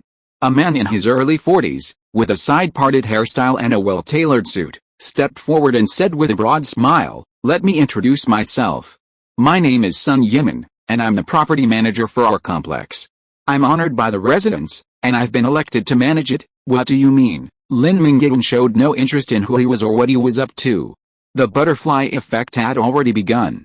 In his previous life, Lin Mingyuan had never heard of Sun Yimin. His complex had long since become a zombie-infested wasteland. Thanks to him, Lin Mingyuan had demonstrated his prowess in clearing the complex of zombies in the early stages of the apocalypse, allowing most residents to survive and build defenses and establish a security team. Lin Mingyuan, though he kept his composure, was secretly proud of himself. He had changed the lives of so many, but he could never have imagined that his kindness would bring disaster. To be honest, I'd like to invite you to join the security team to protect everyone's safety. It's about giving as much as you can, because the greater your ability, the greater your responsibility, Sun Yimin said his true purpose with a smile. Sorry, I'm not interested. Please move aside. Lin Mingyuan was no saint. He had no interest in being a babysitter for the residents of the community, and moral coercion wouldn't work on him. Think about it again. If you join the security team, you'll be the deputy captain, said the perverted security guard he met last night. Judging from his arrogant attitude, he should be the captain. Lin Mingyuan was so angry that he laughed. A bunch of blind guys had the audacity to ask him to be the deputy captain. It was hilarious. Okay, enough of this boring chatter. Haven't you organized a security team? I have a suggestion for you. Leave a gap in the gate, create light and noise to lure in the zombies and kill them. It's meaningless for you to hide behind a wall and fight for power. If you don't kill monsters and level up quickly, you'll die sooner or later. This is all the help I can give you. Now, get out of the way immediately and don't waste my time, Lin Mingyuan was still calm at this moment, but Sun Yimin's next sentence made Lin Mingyuan's blood pressure soar. Chapter 13 Arrival at Taiping Mountain. If you insist on rejecting my offer, I'm sorry, but please surrender your weapons. The jackal revealed its true colors. Seizing Lin Mingyuan's weapons was only the first step. To defeat a tiger, one must first remove its claws and fangs before slowly coping. Sun Yimin feigned righteousness and added, last night, during routine patrol, the security team discovered you climbing over the wall and trespassing. You left without permission and trespassed on the campsite without authorization. Your presence poses a threat to the lives of all residents. To protect the interests of the majority, please immediately lay down your weapons and submit to collective supervision. In the apocalypse, food, water, and weapons are paramount. In some ways, weapons are even more important than the first two, as those with weapons can seize sustenance from the weak. Even if a weak person possesses mountains of rice and soil, he cannot defend them.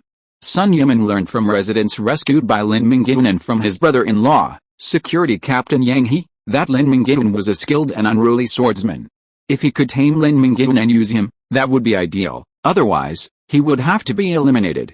Allowing Lin Mingyuan to act recklessly would only undermine his authority. So, early in the morning, Sun Yimin led the residents of the community to block Lin Mingyuan's door. His plan was to leverage public opinion to force their submission. He first took away Lin Mingyuan and Yan Qianxue's weapons. Without swords, swordsmen, and bows, would they be at their mercy? Then, he could find any excuse to kill Lin Mingyuan and train Yan Qianxue into an obedient slave. In the apocalyptic world, the speed at which human hearts decayed was unimaginable. The venomous ugliness within the veneer of Sun Yimin was enough to put even the bloody butcher and the surgeon of death, known for their countless murders, to shame. Young man, listen to me, lay down your weapons and submit to discipline. We're all doing this for your own good, said the plump woman in the floral dress. Manager Sun is right. Both he and his knife are of unknown origin. What if he suddenly goes berserk and starts hurting people? He must be brought under control. Another pregnant woman jumped in. Lin Mingyuan knew this face well. He had saved her once, and she'd been so grateful. Now, she was turning the tables and seeing him as a threat. People began to rush out, one after another, accusing Lin Mingyuan of selfishness and disregard for the greater good, as if possessing a weapon was a sin for him as a powerful man. The security guard sneered sinisterly, aren't you arrogant? We'll make you suffer when you fall into our hands. Faced with such widespread criticism, Yan Qianxue, who had never seen such a scene before, panicked. She gripped her recurve bow tightly, only then could she find a sliver of security. You're amazing at manipulating public opinion to win over the majority and attack the minority. Have you ever considered becoming a member of Congress? Lin Mingyuan chuckled instead. Sun Yimin was very resourceful, but he hadn't grasped one fundamental rule of survival in the apocalypse. It was simple, the strong are respected. To demand a sword from a swordsman in front of him was no less humiliating than a woman who had humiliated him in front of a man and demanded he be a living cuckold, the ultimate insult. Sun Yimin, still gloating over his success, suddenly felt a pain in his neck, his vision clouded with blood. He opened his mouth to speak, and streams of blood gushed out. A red line encircled his neck, his head was severed. Lin Mingyuan's sword had struck so quickly that he didn't even feel it until he fell, his head tumbling 10 meters. Murder, panicked screams erupted, and the people who had just united in accusing Lin Mingyuan scattered, screaming at the top of their lungs. They had shouted at the tops of their lungs, condemning Lin Mingyuan as a criminal, but when he actually killed someone, they were terrified. Human nature is so complex and contradictory. Amidst the screams, Lin Mingyuan laughed heartily, with Sun Yimin's body lying at his feet. You don't think I'm a good person, do you? Lin Mingyuan suddenly asked after a few hearty laughs. Yan Qianxue was the only one present. Good people don't live long. If the price of being a good person is being manipulated and fooled by a group of sinister villains, I'd rather be a bad person. Yan Qianxue was no saintly fool. She clearly saw the ugliness of human nature. Even if Lin Mingyuan killed all those ungrateful fools, her heart wouldn't waver in the slightest. Not everyone deserves to be saved, because some people are not human. Good deeds don't reap good results, and people's hearts are not as they used to be. Lin Mingyuan saw through this in his previous life. Some people and some things are just insignificant passers-by in life. Let's go, Lin Mingyuan said. Because of the unexpected incident in the early morning, they were delayed for a few minutes. By the time they set off, It was already dawn, and thousands of rays of sunlight pierced the morning mist, illuminating the road ahead. Lin Mingyuan's melee and group attacks were now impervious to attack, allowing him to roam the city with ease. Under his protection, Yan Qianxue easily hunted zombies. All morning, the two of them only managed to collect a dozen or so disaster coins, with no drops for skill books, equipment, or attribute fruits. Finding valuable loot from zombies was indeed difficult, requiring elite monsters and bosses to yield rewards, higher risk, high reward. Along the way, Lin Mingyuan encountered numerous groups of survivors actively hunting zombies. He could faintly hear a burst of intense explosions in the distance, the rumble of rifles and bazookas. From the moment he heard the gunfire, Lin Mingyuan's expression darkened. Yan Qianxue, unaware of anything and afraid to ask, silently accelerated her zombie hunting efforts. She needed to quickly level up to help Lin Mingyuan.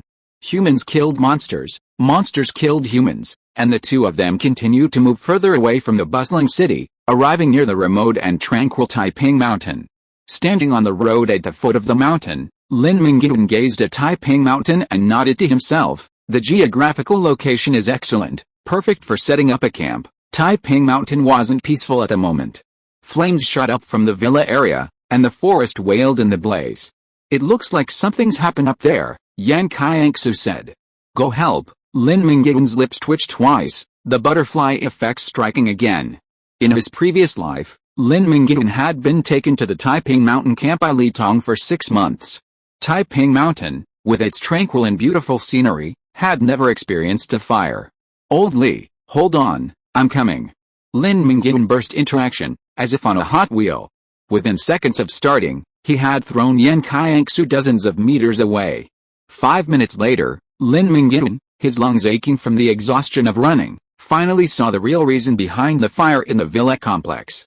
A terrifying monster, 1.7 meters tall at the shoulder and 4.5 meters long, 1.5 times the size of a normal male lion, with a mane ablaze with flames, was rampaging through the villa complex. Carcasses scorched by fire and torn apart by sharp teeth were everywhere.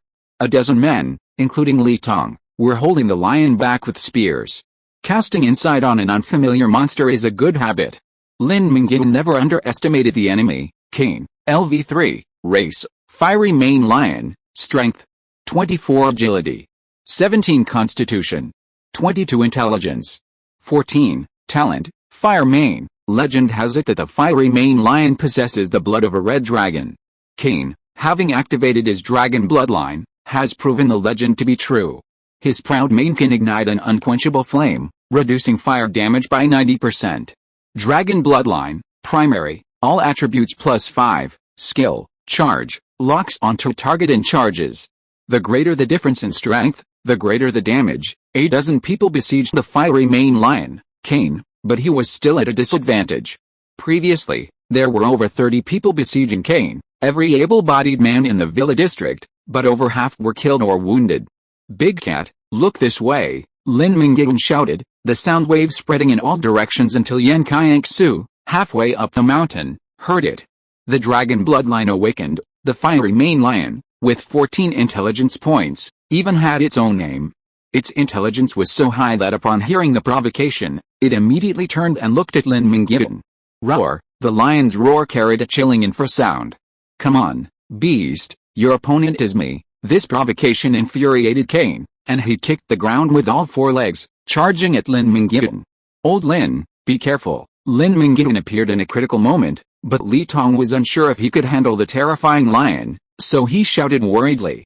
Flames flew from Cain's mane as he rushed wildly, each one capable of burning a hole in the road, the heat melting steel.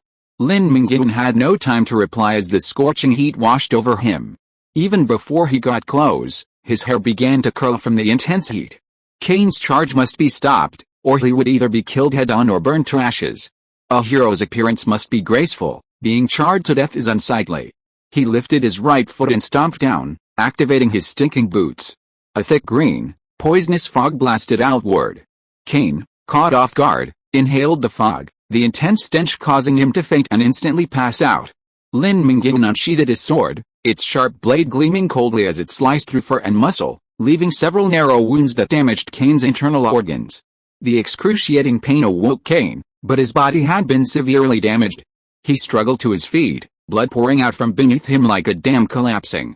The flames in his mane dimmed, and his massive body staggered twice before collapsing again. This time, he could no longer stand. Kane's pupils grew cloudy, and his nose was filled with snot. Without treatment, he would soon bleed to death. Chapter 14 Taming the Fire Lion. Brother, you've arrived just in time. Li Tong quickly stepped forward and embraced Lin Mingyuan, his excitement evident. It was no wonder Li Tong was excited. Judging from the situation just now, if Lin Mingyuan had arrived half an hour later, Taiping Mountain would have been slaughtered by this fiery mane lion. The fiery mane lion, Kane, was a perfect example of a boss, possessing two top-tier talents, but his equipment and skills were at a disadvantage. Where did this thing come from? Lin Mingyuan asked in confusion, pointing at the half-dead fiery mane lion on the ground. He didn't remember anything like this happening in his previous life. Li Tong, a look of guilt on his face, said, "It's all my fault for being greedy. That's why I've brought this upon myself. It all started the day before yesterday. On the first day of the apocalypse, I remembered your instructions and made early preparations. Just then, an elite zombie appeared in Taiping Mountain, controlling two ferocious apes. I killed the elite zombie with a crossbow, and a green, superior skilled book called Taming dropped, allowing you to tame stray beasts. I immediately learned it and tamed 3 police dogs. With the dogs' help and the residents' united efforts, the zombie threat on Taiping Mountain was quickly resolved. While hunting zombies, I stumbled upon the zombies' fear of entering the wooded area behind the mountain. While exploring the woods, I stumbled upon a fire lion that inhabited the forest. Seeing its majestic and powerful appearance, I decided to tame it. I laid bait, dug traps, and distributed weapons, everything I could. But when we got to the action, I realized I'd underestimated it.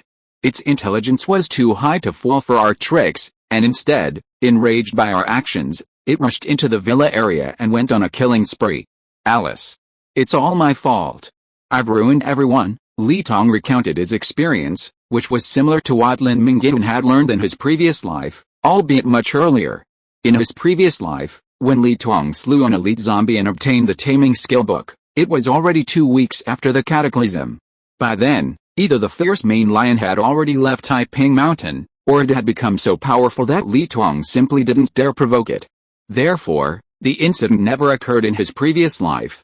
Because of Lin Mingyuan, Li Tong, who had acquired attributes for free through the panel, was far more powerful than in his previous life. He immediately slew the elite zombie and obtained the core skill of taming, a summoner's job upgrade. The bolder you are, the more productive you are. Li Tong wanted to take a gamble. If he could tame this fierce mane lion, which had boss potential, his future prospects would be incredibly bright. Unfortunately, he lost. The fierce mane lion was too powerful. As fortunes often go, so too does misfortune. Li Tong's current life has been incredibly rapid, and despite a smooth sailing, he lacked a deep sense of awe, nearly leading to the annihilation of the entire Taiping Mountain group. Fortunately, he had a good friend, Lin Mingyuan, who remembered him and arrived to his rescue. The dead cannot be resurrected. Li Tong, you must be strong. Everyone paid such a terrible price to tame the fiery mane lion. If you fail, those who died will blame you in the afterlife. Lin Mingyuan patted Li Tong's shoulder and said. Taming ordinary beasts was easy. But taming a boss-level beast greatly increased the probability of failure. With only one chance to tame it, Lin Mingyuan had to put some pressure on him. I won't let you down. Our brothers won't have died in vain. Li Tong's eyes were firm. The stage was now his. He was the star. Lin Mingyuan retreated into the crowd. Yan Qianxue had just arrived, rubbing her sore thigh and panting heavily. She was of no help. Welcome to Taiping Mountain, both of you. I'm sorry, but we both lost friends and family in battle, so we're a bit emotional.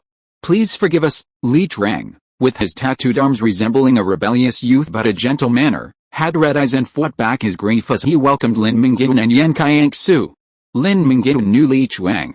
In his previous life, Lin Mingyuan had lived at Taiping Mountain Camp for 6 months. Li Chuang was the camp's spokesperson, known for his warm and friendly manner and considerable skills. Li Tuang was Li Chuang's capable subordinate. While both had the surname Li, they were not related by blood. Lin Mingyuan's association with Li Tuang gave him intimate knowledge of the higher-ups at Taiping Mountain Camp. With its wise leader and strategic location, Taiping Mountain Camp held great potential for development, ranking among the larger and smaller survivor camps in TS City. However, this prosperity was short-lived. The Three Guns Alliance, a powerful force in TS City, eventually targeted Taiping Mountain Camp. Li Chuang was killed in action, and Li Tong sacrificed the Snow Peak giant wolf he had trained for 6 months before escaping Taiping Mountain with Lin Mingyuan. The Three Guns Alliance's dominance was short-lived. Li Zirwan gradually rose to prominence, leading a group of powerful professionals to destroy the Three Guns Alliance and establish the largest survivor camp in TS City. But that had nothing to do with Li Tong and Lin Mingyuan. Having offended the Three Guns, they left TS City and began a life of wandering until they found a reliable, medium-sized camp to join. Then, a raider attacked the camp, killing Li Tong and leaving Lin Mingyuan a wanderer. His wife, unable to endure the precarious life, left him, and he struggled in the wasteland for 10 years before dying. The first turning point in Lin Mingyuan's life was linked to the Three Guns. The sudden change in Lin Mingyuan's expression upon hearing the gunfire today was due to the Three Guns. Firearms were the hallmark of the Three Guns, and they were the only ones in TS City to possess them. And not just guns, they also had artillery and tanks. The Three Guns seized the arsenal outside the city. With their modern firearms, they were able to wreak havoc in the early days of the Cataclysm, when the professional players were still relatively weak. Lin Mingyuan's own fate had changed, but to change the fate of those around him, he would have to confront the Three Guns with real weapons. I'm far from strong enough right now. Lin Mingyuan's thoughts drifted to the near future when suddenly, a lion's roar set his nerves on edge. The gravely wounded, dying fiery mane lion, Kane, rose to his feet once more, his mane ablaze with sparks, no longer the raging fire of the past. With a fierce look in his eyes, he staggered towards Li Tong, his footsteps leaving a trail of blood. Is this considered a success or a failure? Should I help him? Li Chuang was terrified. The Taipingshan camp had sacrificed so much for Li Tong's taming of the fiery mane lion, and his concern was overwhelming. Don't act rashly. See if Li Tong could withstand it. Lin Mingyuan knew this was the final test. The proud lion, imbued with dragon blood, would not submit to mediocrity. If Li Tong could withstand Kane's pressure, he would earn his approval. Whether he became a dragon or a worm depended entirely on Li Tong's own fate. Li Tong, sweating profusely, slowly and stiffly, like a robotic dance, raised his hand and placed it on the fiery mane lion's head. The lion didn't attack him, its eyes gradually calming. It was as if man and lion had reached an agreement, their taming a success. Quick, someone, come and save it. Li Tong breathed a sigh of relief, waving and shouting. At that moment, everyone rushed forward, lifting the massive 400-kilogram lion onto a cart and rushing it to the hospital. The fiery mane lion's formidable physique, blessed with dragon blood, meant it was indestructible. Congratulations on taming the mighty fiery mane lion, Lin Mingyuan beamed. Li Tong's fate was certain to be better with this fiery mane lion than in his previous life. A boss-like pet, he wondered how many summoners would envy and hate him in the future. Thanks to you. If you hadn't defeated it, I wouldn't have had the means to tame it. Li Tong knew everything he had now was thanks to his good friend, Lin Mingyuan. Hey, why are you being so polite? Let's go inside and talk. The two of them walked arm in arm, Yan Qianxue following closely behind Lin Mingyuan. Yan Qianxue was now Lin Mingyuan's loyal subordinate. Seeing the brothers beaming with joy at their reunion, Yan Qianxue revisited her impression of Lin Mingyuan. In their brief 2 days together, she had always considered Lin Mingyuan a tough, quiet, and aloof male god. But now that image was broken. It wasn't. Lin Mingyuan wasn't aloof, he simply didn't want to communicate with people he didn't know well. What's the situation in the city? Li Tong asked. It's very chaotic. Zombies are slaughtering humans, and humans are hunting zombies. There's a savage energy, Lin Mingyuan said. Chaos is the seed of order. Soon, the survivors will realize that fighting alone won't work. They must unite and form camps to share resources and prosper together.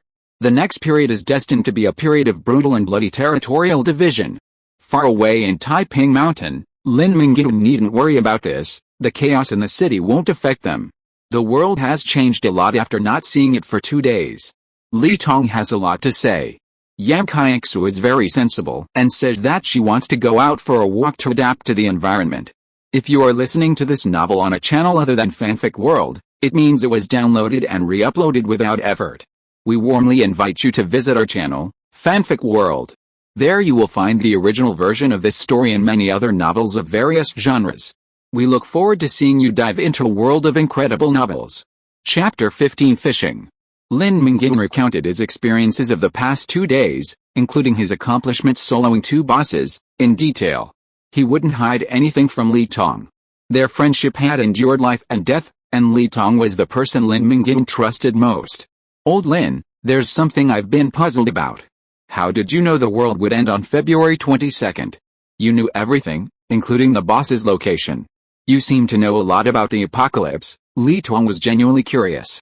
I wasn't going to hide it from you anyway. Since you want to know, I'll tell you. Lin Mingyuan was about to reveal the mystery, and Li Tong pricked up her ears, listening carefully. Yan Qianxue, don't hide behind the door and eavesdrop. If you want to know, just come in. Before he spoke, Lin Mingyuan glanced toward the door. Yan Qianxue, embarrassed, pushed the door open and said stubbornly, I was just guarding the door for you. I wasn't eavesdropping. Ignoring that sundeer girl's quibbling, Lin Mingyuan cleared his throat and said, actually, I'm a prophet. Prophet, the two exclaimed in surprise. Yes, I often see fragments of the apocalypse, though sometimes I don't believe it myself. It wasn't until the apocalypse drew nearer and the images I saw became clearer that I finally confirmed it was real. I also saw the presence of bosses in the hospital and the meat processing plant before the apocalypse. The prophet's identity was an explanation Lin Mingyuan had concocted. Li Tong and Yan Qianxue were the core of Lin Mingyuan's future power. They would undoubtedly notice his unique characteristics as a reborn person. Rather than letting them speculate and potentially discover the truth about his being a reborn person, it was better to fabricate a more acceptable explanation. Reborn people possess an unimaginable amount of information for those of this era. Lin Mingyuan's predictions of impending major events would be countless in the future, so his prophetic identity must be confirmed.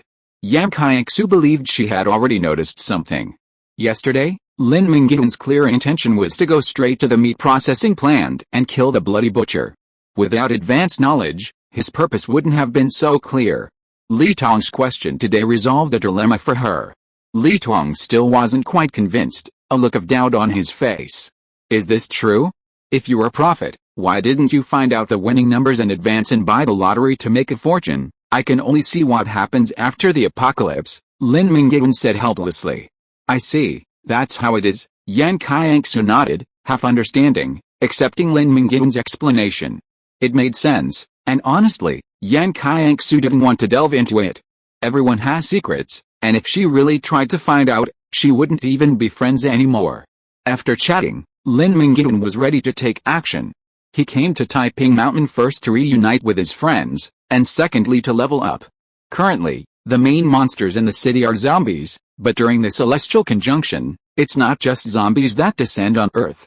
A wider variety of higher-level monsters roam the wilderness, making it even more dangerous than in the city. Lin Mingyuan, already at level 10, only gained a small amount of experience from hunting zombies. He needed to gain experience in places where higher-level monsters gathered. Lin Mingyuan's destination was the Jinsha River. After resolving the crisis at Taiping Mountain Camp, Lin Mingyuan immediately embarked on his leveling journey. This time, he was working alone. Li Tong and Yan Qianxue's current levels were just about perfect for zombie hunting. It wasn't time to switch maps yet. As they left the camp, Li Trang, who was leading workers and servants to put out a wildfire and clean up the mess, saw Lin Mingyuan leaving and said, Brother Lin, please come back early tonight. I've prepared a welcome dinner for you. Lin Mingyuan readily agreed and sped off on his motorcycle, heading straight for the Jinsha River. The journey to the Jinsha River encountered a minor obstacle. 3 purple-winged golden eagles circled overhead, following Lin Mingyuan as if they were prey. Only after seeing him decisively dispatch a mutant zombie blocking his path with a single blow did they depart, unwilling to give up. Arriving near the Jinsha River, Lin Mingyuan turned off his motorcycle and parked it on the side of the road. A fish restaurant stood beside the highway, its door smashed open. Lin Mingyuan entered to investigate. The lobby was stained with blood, evidence of a struggle rife everywhere, but no bodies were found. Only a path paved with a thick, sticky liquid stretched to the Jinsha River. Monsters devouring humans without leaving any bones behind roamed the Jinsha River, and that was precisely what Lin Mingyuan was hunting, the murlocs. Following the slime path all the way to the Jinsha River's banks, Intricate footprints could be easily found in the mud left behind by low tide. A small tribe of murlocs, the green-scaled murlocs, lived along the Qianxue River, numbering fewer than 1,000. Ordinary murlocs ranged from level 5 to 10, while elite murlocs were above level 10. Their leader, the murloc Titacaller, was a powerful murloc over level 20 who had transitioned to a magic class. As long as he didn't encounter the leader, Lin Mingyuan had nothing to fear. Next, Lin Mingyuan would engage in a time-honored pastime, fishing, using himself as bait to catch those greedy and foolish murlocs. After picking up a few stones by the riverbank, Lin Mingyuan skipped them onto the calm surface. The ripples on the water immediately caught the attention of the murlocs lurking at the murky bottom. After a moment of calm, a series of bubbles rose from the water, signaling the arrival of murlocs. The river suddenly surged, and with a surge of water, swarms of murlocs emerged. Typical murlocs stand only about 1.2 meters tall, their bodies covered in emerald green scales. Males have red dorsal fins, while females have the same green scales. Lin Mingyuan looked around and saw 12 murlocs, 5 males and 7 females, charging towards him. Some wielded bone clubs, others carried rusty short knives from the lakebed. Even more comical was a skinny, fierce-looking male murloc wielding a pink vibrator, which he had found somewhere. Lin Mingyuan had seen and killed many murlocs before, but he had never known their specific attributes. He locked onto the powerful male charging ahead with his clairvoyance and activated it. Wulululibikin, LV8, race, Azure Scale Murloc, strength, 10 agility, 14 constitution, 9 intelligence, 6 talent, water blessing. Murlocs are aquatic, and their combat agility increases by +3 in water. Swarm, 1-on-1. You're a group, but we're all in a group. All murlocs' attack damage increases by 10% in a group. Avoiding fighting murlocs in water is a lesson learned by countless professionals at their cost. Those clumsy murlocs on land become as agile as Jackie Chan in the mall once they are in the water. The boost they gain in water is far more than just the +3 agility listed on their talent. Land combat is a flat surface, requiring only 8 directions to consider: east, west, north, south, southeast, northeast, southwest, and northwest. But in water, the battlefield becomes 3-dimensional. The agile murlocs can attack from all angles, making them a whole lot more formidable. They're incredibly brave underwater, but on land, Azure-scale murlocs can only bully zombies. Lin Mingyuan muttered to himself, their strength is about the same as zombies, yet the experience they provide is much higher. No wonder my past lives say the Qianxue River is a holy place for leveling. It's true. Unable to conceal his excitement, Lin Mingyuan swung his sword forward. The murlocs were quite fast, a race specializing in agility, but their speed was no match for Lin Mingyuan's 22 points of agility. Seizing the initiative, Lin Mingyuan unleashed a whirlwind slash, instantly slicing Wulululibikin into 4 pieces. Lin Mingyuan, a tornado of death, sped forward, engulfing any murlocs who couldn't dodge. In an instant, severed limbs flew everywhere, spilling the pale red blood along the riverbank. You killed the jade-scaled murloc, gaining 60 experience points. You killed the jade-scaled murloc, gaining 45 experience points. You killed the jade-scaled murloc, gaining 50 experience points. You have reached level 14 and gained 1 free attribute point. Lin Mingyuan's empty experience bar quickly filled. A single whirlwind slash killed 12 murlocs, earning him a level on the spot. As long as the murlocs kept coming out to kill, he could reach level 20 today. The second wave of murlocs was equally successful, even landing an elite one. Lin Mingyuan immediately unleashed a brutal slash, concluding the encounter with a single strike. The elite murloc granted Lin Mingyuan 170 experience points, propelling him to level 15. But the murlocs weren't fools.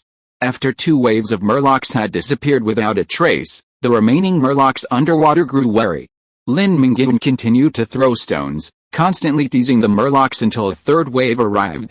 The calm river suddenly surged, and a 10-meter-tall wolf slammed towards the shore. Something seemed amiss. The noise was too loud. Lin Mingyuan quickly retreated. As the huge waves emptied and the tide receded, he saw hundreds of murlocs appear on the shore, followed by an elderly murloc wearing a pale blue robe and holding an emerald scepter. Holy crap! Why is the murloc Titacaller here? Lin Mingyuan's eyes widened in disbelief, and he immediately activated his insight spell. Yan Qianxue, LV27, race, Azure Scale Murloc, occupation, Titacaller, Strength. 8 Agility. 11 Constitution. 9 Intelligence. 41 Talent. Water's Blessing. Omitted. Murloc Warlord. Gives all Murlocs under his command +2 to all attributes, and increases their attack damage by 20%. Skills. Water Arrow. Gathers water into arrows, dealing heavy damage to a single target. Giant Wave. Summons a wave, dealing area damage. Murloc Totem. Inserts the Ancestral Totem, increasing the movement speed and attack damage of all nearby Murlocs by 30%. Equipment.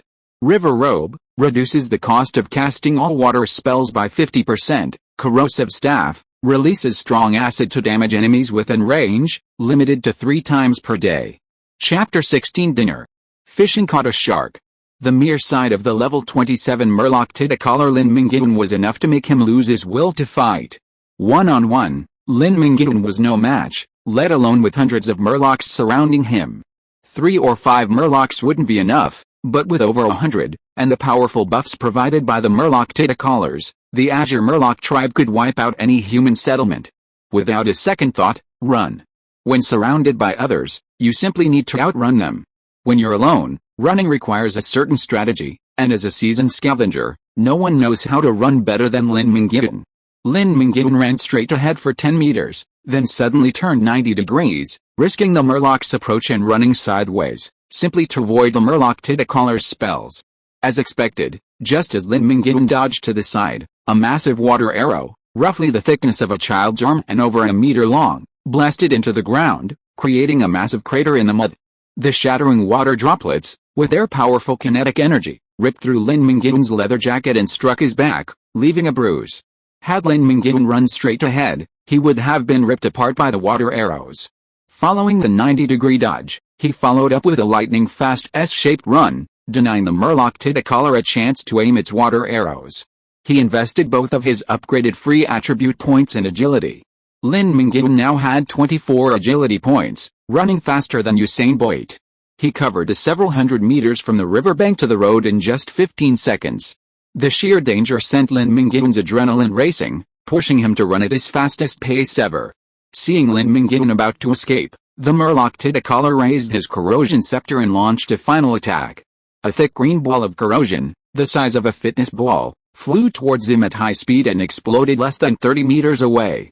Corrosive acid, thick enough to dissolve even the smallest bones, splattered everywhere. Sensing danger, Lin Mingyuan dove and huddled behind the boulder. The boulder, which had stood for centuries, weathered by wind and rain, met its end today. The acid hissed as it fell on the boulder, and the green acid-coated stone quickly vaporized, emitting puffs of white smoke. The boulder's sacrifice was meaningful. It saved a reborn being who wasn't great now, and certainly not in the future. Lin Mingyuan scrambled back to the road, got on his motorcycle, and sped away. He didn't dare look back until he was completely out of the way. The Murlocs had already returned to the riverbed, as if nothing had happened. Only the corroded boulder remained, the acid still seeping into the pit beneath the ground. After being lectured by a high-level boss, Lin Mingyuan lost interest in fishing. Returning to the city, he stumbled upon a zombie-infested factory. He charged in and began hacking and slashing. While he didn't gain much experience, he did raise his basic swordsmanship to intermediate. Elementary, intermediate, and advanced swordsmanship simply required killing a sufficient number of monsters. Advanced swordsmanship, and then expert swordsmanship, required more monsters to kill, depending on one's skill level. Each level of swordsmanship increased the damage dealt by sword weapons by 10%. While 10% for elementary swordsmanship might not seem like much, intermediate swordsmanship reached 20%, a significant 1/5 damage increase. Lin Mingyuan ascended the winding mountain road and returned to the Taipingtian camp. Due to the raging lions, a third of the Taipingtian camp had been burned down, leaving lush greenery and trees reduced to ashes. Burnt out, collapsed villas lay scattered throughout. "Are you the new guy?" Li Wei stopped him as he was about to return to the house. Li Wei is Li Chuang's younger sister. The two siblings are polar opposites. The brother appears rebellious but possesses a gentle heart, while the sister appears to be a good girl but has a bit of a bad temper. Lin Mingyuan and Li Wei had almost no contact in their previous life, and he had only heard of her bad reputation. "What can I do for you?" Lin Mingyuan asked calmly. Li Wei remained silent, circling Lin Mingyuan. Seeing the large hole in his clothes, she scoffed. My brother said a master arrived at Taiping Mountain today and told me to be more respectful to you. But I don't think you're the good of a master, you should listen to your brother, Li Tong said sternly, emerging from the villa. That's boring. Even teasing him isn't okay. Li Wei rolled her eyes, but her tone softened, revealing her fear of Li Tong. Lin Mingyuan is my brother. If you don't respect him, you're not respecting me. Even if you're messing around, you have to know who you're dealing with, Li Tong said sternly. Got it. Li Wei stomped her foot, slapped Lin Mingyuan on the back of his head, and stormed off. Don't bother with her. She's been spoiled by her family. As soon as Li Wei left, Li Tong's serious expression dropped, and he stepped forward with a smile. Lin Mingyuan gazed at Li Wei's back, thoughtful. Of course not. Tonight's banquet is a welcome for you, and also to celebrate my taming of the fiery mane lion. Double happiness. Li Tong's face remained beaming, his taming of the fiery mane lion putting him in high spirits. To avoid Lin Mingyuan not recognizing anyone at the dinner, Li Tong even pulled him aside to explain the main characters and structure of the Taipingshan camp. Lin Mingyuan knew without Li Tong's introduction that he knew many people in the Taipingshan camp better than Li Tong did. Despite being located outside TS City, Taipingshan had a hospital, a police station, and a shopping mall. Excluding the majority of those who died in the early stages of the disaster, unable to adapt, there were still nearly 1,000 people in the Taipingshan camp. Only about a third were Taipingshan residents, the rest provided services to the wealthy. Among the elite professionals of Taiping Mountain were Li Trang, Li Tong, Deng Hongtao, and Zhu Hao. Unfortunately, the butterfly effect affected Taiping Mountain, and Zhu Hao died in battle today, torn in half by a fiery mane lion. Several skilled individuals also emerged from the less privileged classes. Zhou Shuang, an auxiliary police officer who transitioned to soldier, Shen Ying, the head of a kendo gym, who transitioned to swordsmanship, and Yan Qianxue, who rose from a lowly garbage collector to distinguished spellcaster. In the early days of the catastrophe, some had already distinguished themselves. Zhou Shuang and Shen Ying both joined the front lines and performed well against a fiery mane lion. Others remained dormant. Yan Qianxue, who hadn't yet obtained his first spellbook, had no idea he possessed a talent for spellcasting. Others perished before their mission was complete, and Zhu Hao, who is expected to achieve great things in the future, is no longer around. Lin Mingyuan has already, unknowingly, influenced many. Preparations for the dinner began in the afternoon, from preparing the ingredients to setting up the auditorium. Li Trang busied himself, keeping everything in perfect order. At 6 o'clock in the evening, the last rays of sunset faded from the horizon. The huge crystal chandelier in the auditorium lit up, illuminating the entire Taipingshan camp. The dinner began. How beautiful! Yan Qianxue gazed at the lights, a little mesmerized. Hundreds of tables were set for the banquet. Having just experienced a disaster, the people needed fine wine and delicious food to soothe their wounded hearts. At the same time, they hoped to see heroes step up and give them the confidence to move forward. Lin Mingyuan, who had defeated the majestic fiery mane lion with a few moves that morning, was the hero everyone hoped to see and the star of the show. Li Trang spoke briefly before handing the microphone to Lin Mingyuan, who was sitting at the first table. My name is Lin Mingyuan. I'm here because I believe in the development of Taipingshan. Taipingshan will be a beacon pointing to the future of TS City. Instantly, the crowd erupted in applause and cheers. Lin Mingyuan's words were exactly what they wanted to hear, even if they were just lies. I won't waste any more time. Let's eat. The second sentence was even more inspiring than the first. Li Chang's mind wasn't on the delicacies on the table. He asked Lin Mingyuan, do you really think so? How could it be possible? Lin Mingyuan shook his head and said, Taiping Mountain is nice, but it's a pity there's no crystal steel. What is a crystal steel? Li Trang asked hurriedly. Not only Li Trang, but everyone else wanted to know too. Crystal steel is a trading station. The disaster coins dropped by killing monsters can be used to purchase skill books, equipment, job transfer certificates, and so on at the crystal steel. Crystal steel is an essential resource for building large camps. Every city has at least one crystal steel, and some large cities have 2 or 3. Occasionally, limited-time crystal steel will spawn in the wilderness, selling advanced skills and hiding job transfer certificates. With just a few words, Lin Mingyuan left everyone with an image of being knowledgeable and well-informed. Chapter 17 Occupational Theory. The dinner held in Lin Mingyuan's honor was a show of goodwill, expressing welcome and respect for Lin Mingyuan's arrival. The fiery mane lion, which had nearly annihilated the Taipingtian camp, was defeated by Shen Lin in just a few moves, demonstrating that Shen Lin was a formidable force, far ahead of everyone else. Such a person must be won over, not offended. For the average person, the dinner served as a way to improve their meals and boost morale. Everyone gathered to feast, forget the day's devastating defeat, and regroup to embark on a new journey. People constantly offered toasts, hoping to establish themselves with Lin Mingyuan. Lin Mingyuan's social skills were a weakness. Unless they were acquaintances from his past life, he would engage in a few words. Most people simply sipped their wine and left it at that. After a satisfying meal and a satisfying feast, Lin Mingyuan, on his way home, spotted someone practicing swordsmanship in the warm, candlelit Kendo Hall. Horizontal slashes with a false step, downward slashes with a bow stance, illuminated by the candlelight, the figure patiently practiced basic sword techniques. Lin Mingyuan's face showed a nostalgic smile. In his previous life, he had laid the foundation of his swordsmanship in the Kendo Hall. Pushing the door and entering, the layout inside was exactly the same as he remembered. Mr.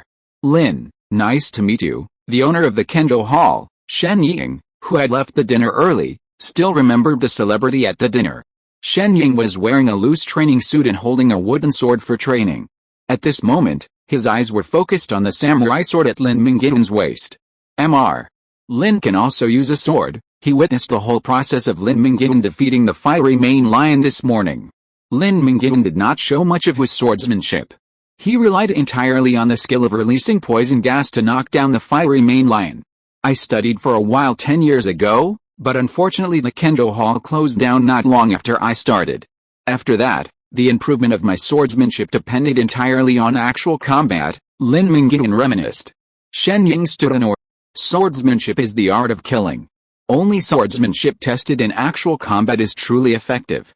Master Lin, please teach me. I'm unworthy of the title of master. Please call me by my name. Lin Mingyuan removed his sword and took a wooden training sword from the rack. Holding the sword in hand, Lin Mingyuan's aura suddenly shifted. He stood still like a mountain, yet his movement was bound to unleash a torrential downpour. Shen Ying swallowed, a sudden surge of nervousness rising within him.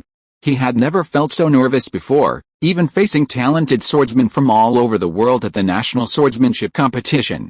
I've met a true master of practical combat. Shen Ying held back without reservation, launching a powerful, tiger-like downward strike. The light in the room dimmed, and the candles lit around the dojo were dwarfed by the sword's wind, their flames dimming. Lin Mingyuan raised his sword to block, his wrist twisting downward to absorb the force. The wooden sword then slithered up Shen Ying's sword like a python, first entangling the foe and then strangling him. The sword twisted, and as Lin Mingyuan's arm exerted force, Shen Ying felt as if the sword in his hand had come to life like a giant python. His calloused palms burned with pain. But he still lost his grip on the sword, which was twisted away.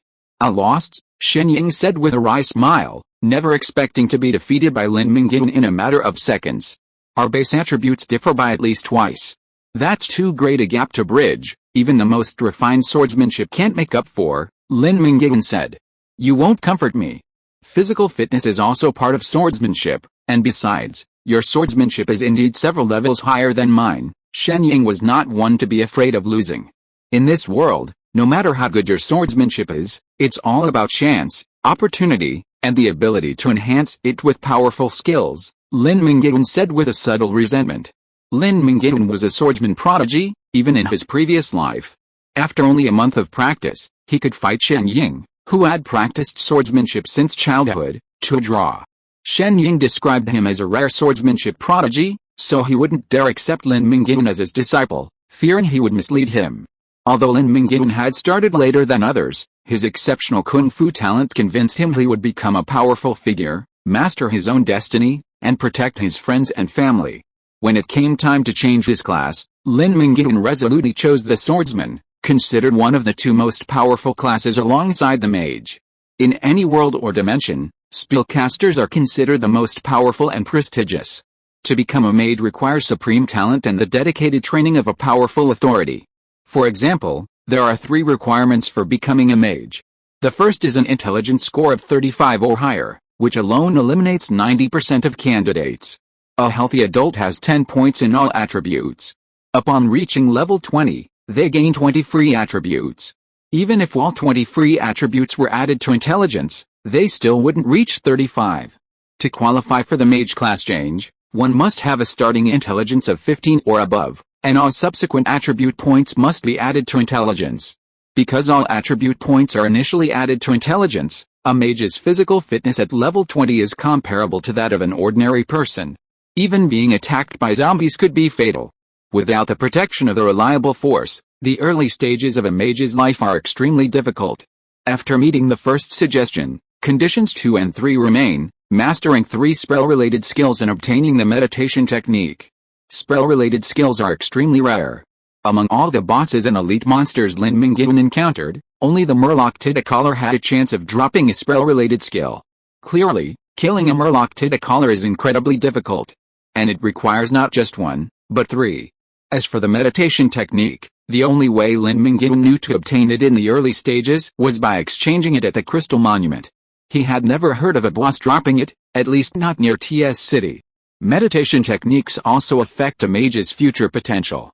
The meditation techniques sold at the Crystal Monument are the most basic, severely limiting their growth. Even so, the most common meditation method requires 5,000 disaster coins. It can be said that training a mage is enough to empty the treasury of a medium-sized force. Of course, the higher the investment, the higher the return. A mature mage completely crushes other professions of the same level. In the professional rankings of the Central China region, there are 8 mages, a green dragon summoner, and a swordmaster in the top 10. Ask 100 people about the most noble, powerful, and promising profession, and the answer is only one: the mage. Lin Mingyuan knew this very well, but he did not add any free attributes to his intelligence, and he had no intention of changing his profession to mage.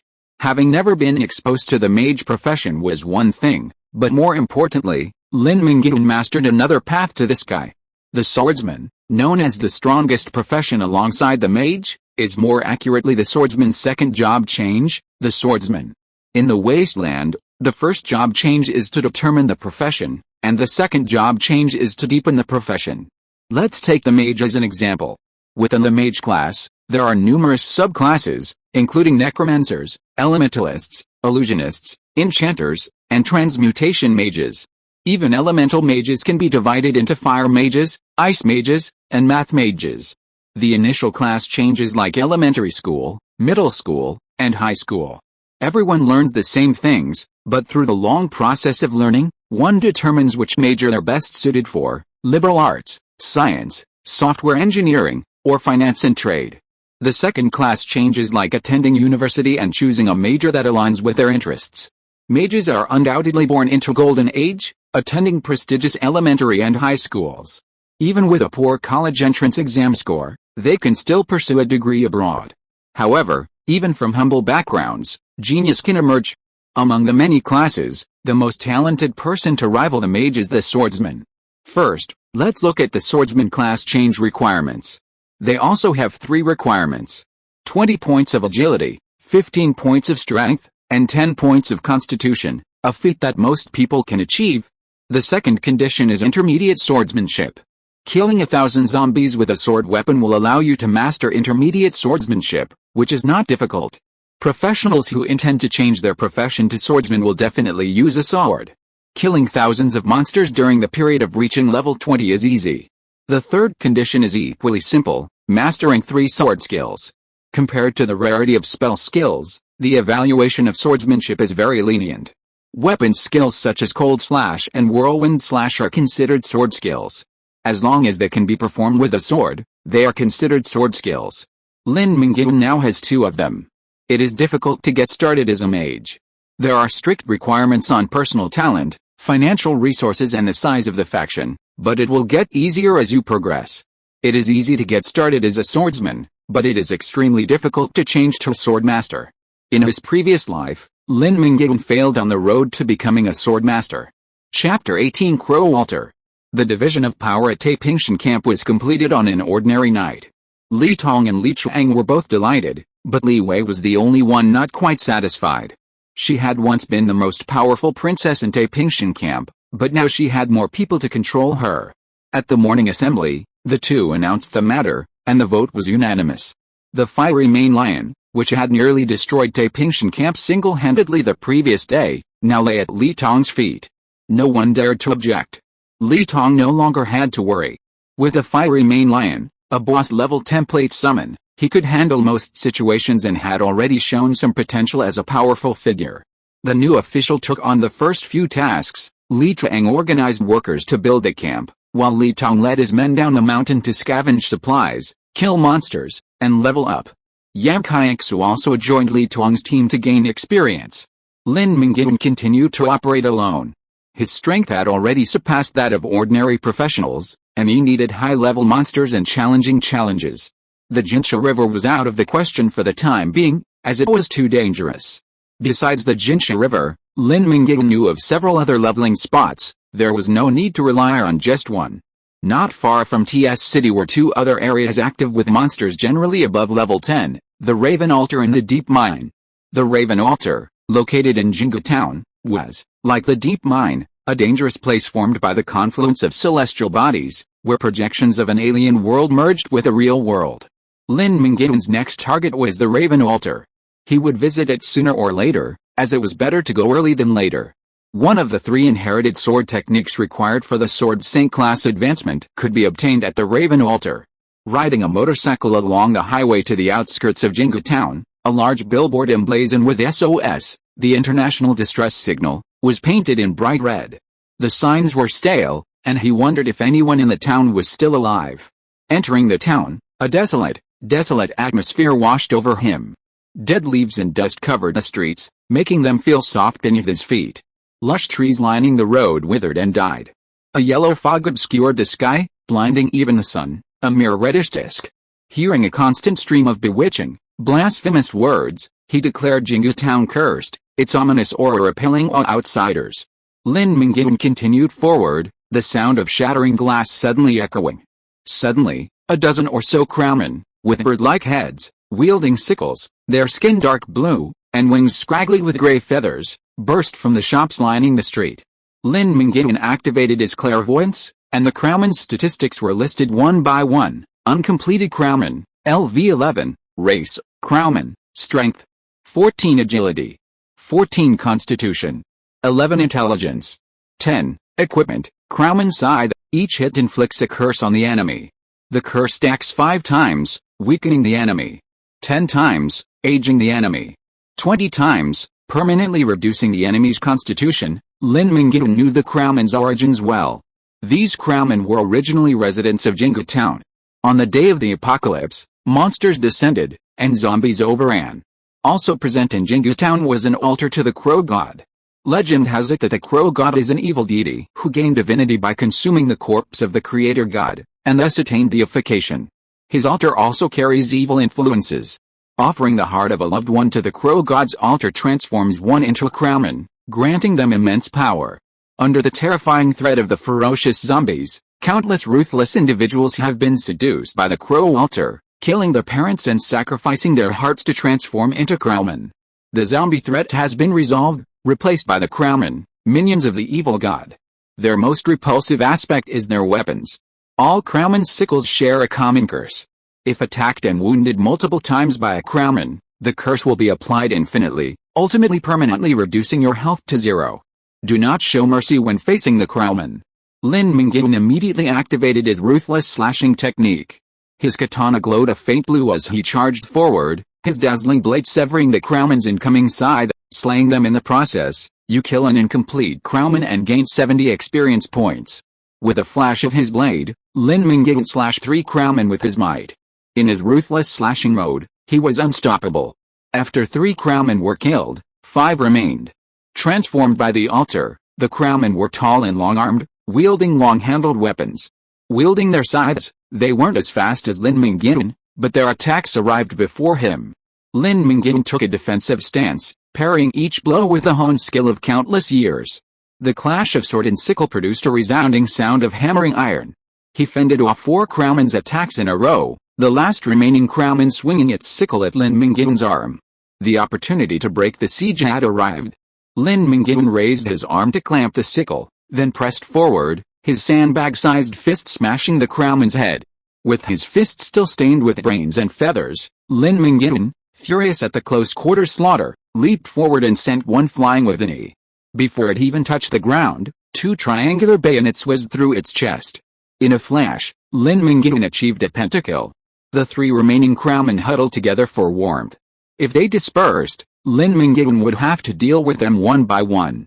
Staying together wouldn't be a recipe for disaster. Just as he was about to unleash a whirlwind to finish them off, he heard the sound of bells in the distance. The 3 crowmen confronting Lin Mingyuan seemed to have been possessed by some force, their eyes vacant as they walked towards the source of the bell. Trying to trick me, Lin Mingyuan remained unmoved.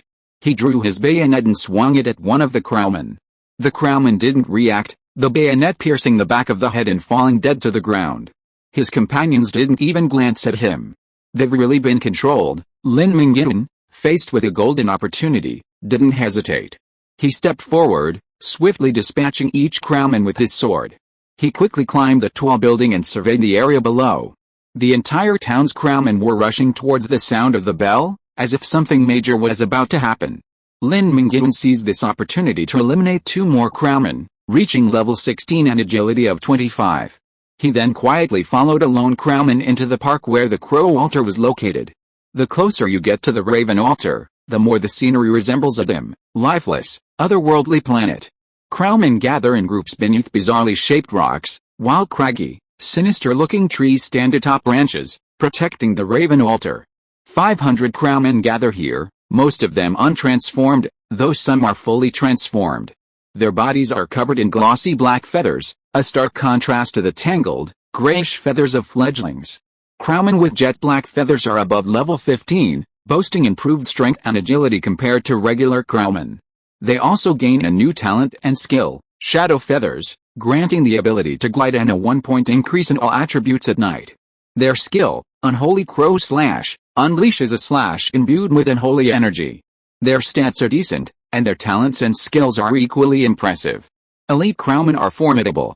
In the open space in front of the altar, large iron cages were placed, each containing a family. Roughly speaking, there were over 100 cages, representing nearly 300 people captured. Everyone gathered. And the person who had rung the bell appeared. He wasn't a crowman, but a human. He was about 50 years old, slightly overweight, balding, and dressed in a gorgeous black and gold robe embroidered with a winged raven. He was flanked by Elite Crowman. Having already used Insight twice in a row, Lin Mingyuan had only one chance left today, and he didn't hesitate to use it on him. Wang Wenjiang, LV23, race, human, occupation, priest of the crow god, strength, 9 agility, 7 constitution, 6 intelligence, 26, skills, evil gaze, launches an evil thought shock when looking at each other, causing mental damage and forced stun to units with less intelligence than the user. Profane whispers, releases evil whispers to confuse the mind and control people's hearts. Epic crow storm, summons a flock of bloodthirsty crows to attack the enemy. Equipment, crow wing robe, activating the wings effect can transform the robe into crowman wings, gaining gliding ability. Bell of command, a special magic weapon used by the crow god priest to control crows. He is the culprit of the curse of Jingu Town, the first puppet controlled by the crow god. Wang Wenjiang's race is human, but Lin Mingyuan can see at a glance that he is not human. He has been controlled by a monster. The first person to change classes in each region will receive a notice to all survivors in that area. Lin Mingyuan is certain that in his previous life, the first person to change classes in TS City was the berserker Li Zhiwen. This is because the system sent a notification upon Li Zhiwen's completion, and Li Zhiwen's name instantly spread throughout the city, becoming famous all over Qianxue. Wang Wenjiang's class change to the Crow God sacrifice system didn't send any notification, proving that Wang Wenjiang had joined the foreign evil deity. His level and abilities were granted by the Crow God, placing him in the monster camp. The bell rang, and the crowman arrived. Standing at the altar, Wang Wenjiang raised his arms and shouted, "Today, we will witness the birth of a new batch of Crow God servants. Bring them up." Chapter 19 Assassination. At Wang Wenjiang's command, Elite Yakoa with gleaming black feathers escorted a newlywed couple in their early 20s to the altar. The wife trembled, sobbing and pleading, but the husband remained unmoved, his head sullen. He had already made his choice. The Yakoa handed the husband a sharp sacrificial knife. The scene that followed was horrifying. With a fierce look in his eyes, The husband slit open his wife's chest, ripped out her bloody heart, and knelt before the altar. A flash of black light passed through the altar, and the still beating heart vanished with the flickering light. Simultaneously, a powerful evil force descended. The man, who had brutally murdered his wife without batting an eyelid, let out a heartbreaking scream. His body rapidly transformed under the influence of the evil force, becoming thinner and longer, his limbs becoming lighter. A pair of gray wings sprouted from his back.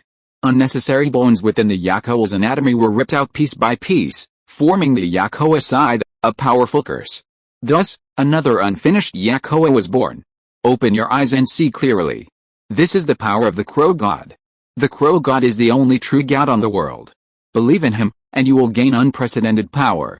Believe in him, and when the Crow God's dark wings cover the world, we will gain eternal life in his kingdom. Believe in him, believe in him. Sever your attachments to weak humans and join our great family. The conversion ritual was completed, and Wang Wenjiang, the Crow God priest, brainwashed the families in the iron cage with his highly eloquent speeches. Over the next few days, the conversion rituals were repeated numerous times. The inmates of the iron cages witnessed bloody and brutal patricides, matricide, wife-killing, and child-killing. The darkness within them grew wildly, and some, unable to resist the temptation, chose to abandon their human identities and kill their loved ones to become crowmen. Another person in the iron cage made a choice. The crowman dragged a family out. A man in his prime killed his gray-haired parents and sacrificed their hearts to transform into a crowman. A couple also betrayed their lover, slaughtering each other, and both died at the altar, their hearts taken by the black light. Horrific scenes unfolded one after another, as crowmen were born one after another at the altar. With each birth, a once harmonious family perished. After the ceremony concluded, the individuals in the cages were returned to their homes by the crowman, where they were carefully guarded, awaiting the next transformation ceremony. As the crowman departed, the bustling area surrounding the altar fell silent. Lin Mingyuan emerged from the woods and observed the transformation ceremony with aloof eyes, not intervening. It wasn't that he didn't want to intervene, but rather that he couldn't. Surrounded by hundreds of crowmen and watched closely by the Crow God priests, any rash action would spell his doom in Jinggu Town. Despite the seemingly unsolvable situation, Lin Mingyuan had an idea for how to resolve Jinggu Town's predicament. After the ceremony concluded, Tang Wan and Fei Hui, who hadn't yet made a choice, were returned to their rental apartment by the crowman. Having watched the entire transformation ceremony, the couple sat in silence. "Husband, as long as we stick together, they won't do anything to us, right?" The deathly silence terrified Tang Wan. She questioned her husband, hoping for a reassuring answer. Fei Hui remained silent, mumbling something indistinctly, his face tinging with paleness as he tore through his inner conflict. "Husband, say something." Fei Hui's expression intensified Tang Wan's fear, and she quietly grabbed a pair of scissors from the drawer. "You want to kill me?" Fei Hui suddenly glanced at her, his eyes like a hungry hound. I didn't. I won't give you a chance. I'll kill you and sacrifice you to the great Crow God, and I'll never have to endure this again." Fei Hui abruptly stood up, drawing the dagger he had prepared. He stepped towards Tang Wan, his body blocking out all light. Tears welled up in her eyes, and Tang Wan's legs weakened with fear. She didn't even dare to run, watching as Fei Hui raised the knife, but it didn't fall. Fei Hui was the first to die, the cold blade yanked from her chest. It was Lin Mingyuan who had noticed something was wrong with her when the scene ended. "I killed your husband, don't you mind?" Lin Mingyuan wiped the blood from the knife and said calmly. "Well done, thank you." Having narrowly escaped death, Tang Wan felt only hatred for Fei Hui, having been so close to her. Lin Mingyuan said, "No need to thank me. I was just helping someone in need. But since I helped you, you should do me a favor too." Feeling the gratitude for saving her life was greater than heaven, Tang Wan said, "Just tell me. I won't refuse anything I can do, that's straightforward. I'll be frank. I hope you'll treat me like your husband from now on." Tang Wan's expression of surprise quickly turned to shyness as she began to look Lin Mingyuan up and down. Lin Mingyuan, realizing she had misunderstood, quickly explained, "What I mean is, you and I will pretend to be husband and wife. When the next transformation ritual begins, I'll pretend to kill you as a sacrifice. Once we get close to the altar, I'll kill Wang Wenjiang." Upon learning the truth, Tang Wan felt a pang of regret. Lin Mingyuan was a bit handsome and had a nice, solid build. What a shame. but she was soon captivated by the meaning of his words. "Can you really kill the beast Wang Wenjiang? Don't worry, I'm here for him," Lin Mingyuan said flatly. It wasn't just Wang Wenjiang. Lin Mingyuan was going to eliminate the Crow people threat in Jinggu Town. "I'll cooperate with you," Tang Wan said. Lin Mingyuan, an outsider, had risked his life for Jinggu Town. As a Jinggu native, she had no reason to back down. Agreeing with Tang Wan was halfway to success. Lin Mingyuan first disposed of Fei Hua's body, then changed into Fei Hua's clothes and applied simple makeup to better resemble his face. The Crow people cared little for the prisoners, so Lin Mingyuan slipped in unnoticed, fooling the guards without a problem. As night fell, Lin Mingyuan slipped out again and hid his weapons near the altar, readying himself for the transformation ceremony tomorrow. Lin Mingyuan had leveled up all day, lying dormant to await a better opportunity. If all went well, he would reach level 20 by tomorrow. There was only one bed in the rental apartment, and a good rest was essential for preparing for tomorrow's fierce battle. Lin Mingyuan took off his shoes, washed up, and fell asleep on the bed, feeling as if he were back home. Tang Wan, on the other hand, hesitated for a moment and lay down beside him, her posture stiff and tense. A silent night followed. The next morning, a slender crowman came on his routine check. Seeing a man and a woman present, he tossed 2 steamed buns on the ground and left. A few hours later, at 9 o'clock in the morning, the bell rang. The crowman guard in the rental apartment kicked open the door and gestured with his sickle, signaling to leave. Lin Mingyuan and Tang Wan were tactfully imprisoned in an iron cage and carried to the altar. The process was the same as before.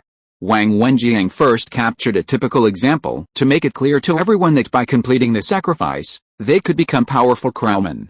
Then, a new round of incitement began. Inside the cage, Lin Mingyuan and Tang Wan exchanged a glance, and the action began. Lin Mingyuan shoved Tang Wan against the iron cage, causing her to scream. Seeing this, the Crow god immediately opened the cell door and handed Lin Mingyuan a sacrificial knife. Holding the knife in one hand and Tang Wan in the other, he led her to the altar. Lin Mingyuan raised the knife, and Wang Wenjiang, the Crow god priest, gave him an encouraging look. The opportunity had arrived. Lin Mingyuan and Wang Wenjiang were only 10 meters apart. 10 meters meant nothing to Lin Mingyuan. He could cover it in just 0.5 seconds at full speed. The raised knife didn't strike Tang Wan. He raised his hand, pushing her away, then kicked forward, sending a cloud of dust billowing. Sand flew, and Lin Mingyuan, clutching the knife, charged at Wang Wenjiang. With the swiftness of a cheetah, he instantly cut through the dust, his eyes closed, relying on his previous judgment of direction and decisively striking with the knife. The sacrificial knife ripped open the voluptuous belly, and Lin Mingyuan, using excessive force, stabbed his palm into Wang Wenjiang's stomach. This sacrificial knife, the same one that had ripped open countless chests, tore through Wang Wenjiang's abdomen, instantly severing all hope. Without a word, Wang Wenjiang died instantly. You killed the Raven God priest, gaining 270 experience points. The system notification popped up, and Lin Mingyuan opened his eyes with relief. Killing Wang Wenjiang wasn't difficult for Lin Mingyuan. He only needed to meet 2 conditions: get within 10 meters of Wang Wenjiang and close his eyes during the assassination attempt. When he used Insight on Wang Wenjiang yesterday, Lin Mingyuan had learned all of Wang Wenjiang's abilities. Facing an assassination attempt, Wang Wenjiang had only one instantaneous control skill, his evil eye gaze, activated by eye contact. As long as he avoided Wang Wenjiang's gaze, Wang Wenjiang, with only 7 points of agility and 6 points of constitution, would surely die. The huge information gap allowed Lin Mingyuan to easily eliminate the powerful Crow God priest. Wang Wenjiang, who had cast his evil gaze on Lin Mingyuan, never understood until his death why the attacker had rushed towards him with his eyes closed. He hated it so much. Killing Wang Wenjiang wasn't the end, the real trouble had just begun. The elite crowmen who had been protecting Wang Wenjiang were already attacking Lin Mingyuan. Then, the massacre began. Chapter 20 Level 20. The most crucial step in tackling the crowmen in Jinggu Town is to eliminate Wang Wenjiang, the Crow God priest. He's a classic spellcaster, powerless once he's within reach. If Wang Wenjiang isn't swiftly eliminated, his control and illusion abilities, like Evil Gaze and Profane Whispers, will completely limit Lin Mingyuan, who has no spell resistance. Most formidable, Wang Wenjiang possesses the epic skill Crow Storm. Lin Mingyuan witnessed the unleashing of Crow Storm firsthand, Circling crows obscured the sky, obscuring the sun, and dozens of professionals pecked to death by the bloodthirsty crows. It was a scene Lin Mingyuan would never forget. As long as he could defeat the crow god priest, Lin Mingyuan had a chance of victory against the hundreds of crowmen. His key to victory lay in the equipment he dropped. From Wang Wenjiang's disemboweled corpse, 2 items emerged, the crowman's winged robe and the bell of command. The bell of command was what he wanted. Lin Mingyuan was absolutely certain Wang Wenjiang would drop the bell of command. In his previous life, he'd heard that a blue item had failed to sell at an auction in TS City. The rarity of blue items goes without saying. Besides the antique master's monocle, which Lin Mingyuan stole on the day of the cataclysm, he hadn't managed to find a single blue item after slaying 2 bosses and over a dozen elite monsters, demonstrating just how rare they were. Furthermore, the power of blue items was evident in Lin Mingyuan's battles against the Death Surgeon, the Bloody Butcher, and even the recently deceased Wang Wenjiang, each encounter resulting in a dominant victory. Lin Mingyuan's triumphs were due to the blue item's antique master's monocle, which allowed him to discern his enemy's attributes and abilities in advance and target them strategically. With the enemy's knowledge and abilities revealed, Lin Mingyuan held a significant advantage. Of course, not all blue items could compare to the monocle. In his previous life, someone had even traded purple epic gear for a monocle. However, the fact that such a precious blue item had failed to sell at auction was unbelievable. Therefore, Lin Mingyuan made inquiries and learned that the item was called the Bell of Command. After understanding the power of the command bell, Lin Mingyuan finally understood why it wasn't sold at auction. In his previous life, the command bell had exploded from the body of a crow god priest in Jinggu Town. It was of high rank and powerful, capable of controlling crow people. If crow people were the dominant monsters in the apocalypse, not zombies, the command bell would be the ultimate artifact. Unfortunately, crow people only exist in limited areas like Jinggu Town. Those crow people there who bravely rushed to their deaths to protect Wang Wenjiang were already decimated. With no crow people tribes around TS City, the command bell was a useless artifact, worthless, hence the auction's failure. This event left a deep impression on Lin Mingyuan. When he saw the command bell on the crow god priest through his clairvoyance, forgotten memories were awakened, and an assassination plot brewed within him. Just as Lin Mingyuan was about to touch the body of the crow god priest after defeating him, the elite crow people attacked, slashing with purple, evil crow slashing energy. Unable to resist head-on, he could only dodge. Lin Mingyuan stretched his body, nimbly dodging the evil crow slash with a swift somersault-like flip.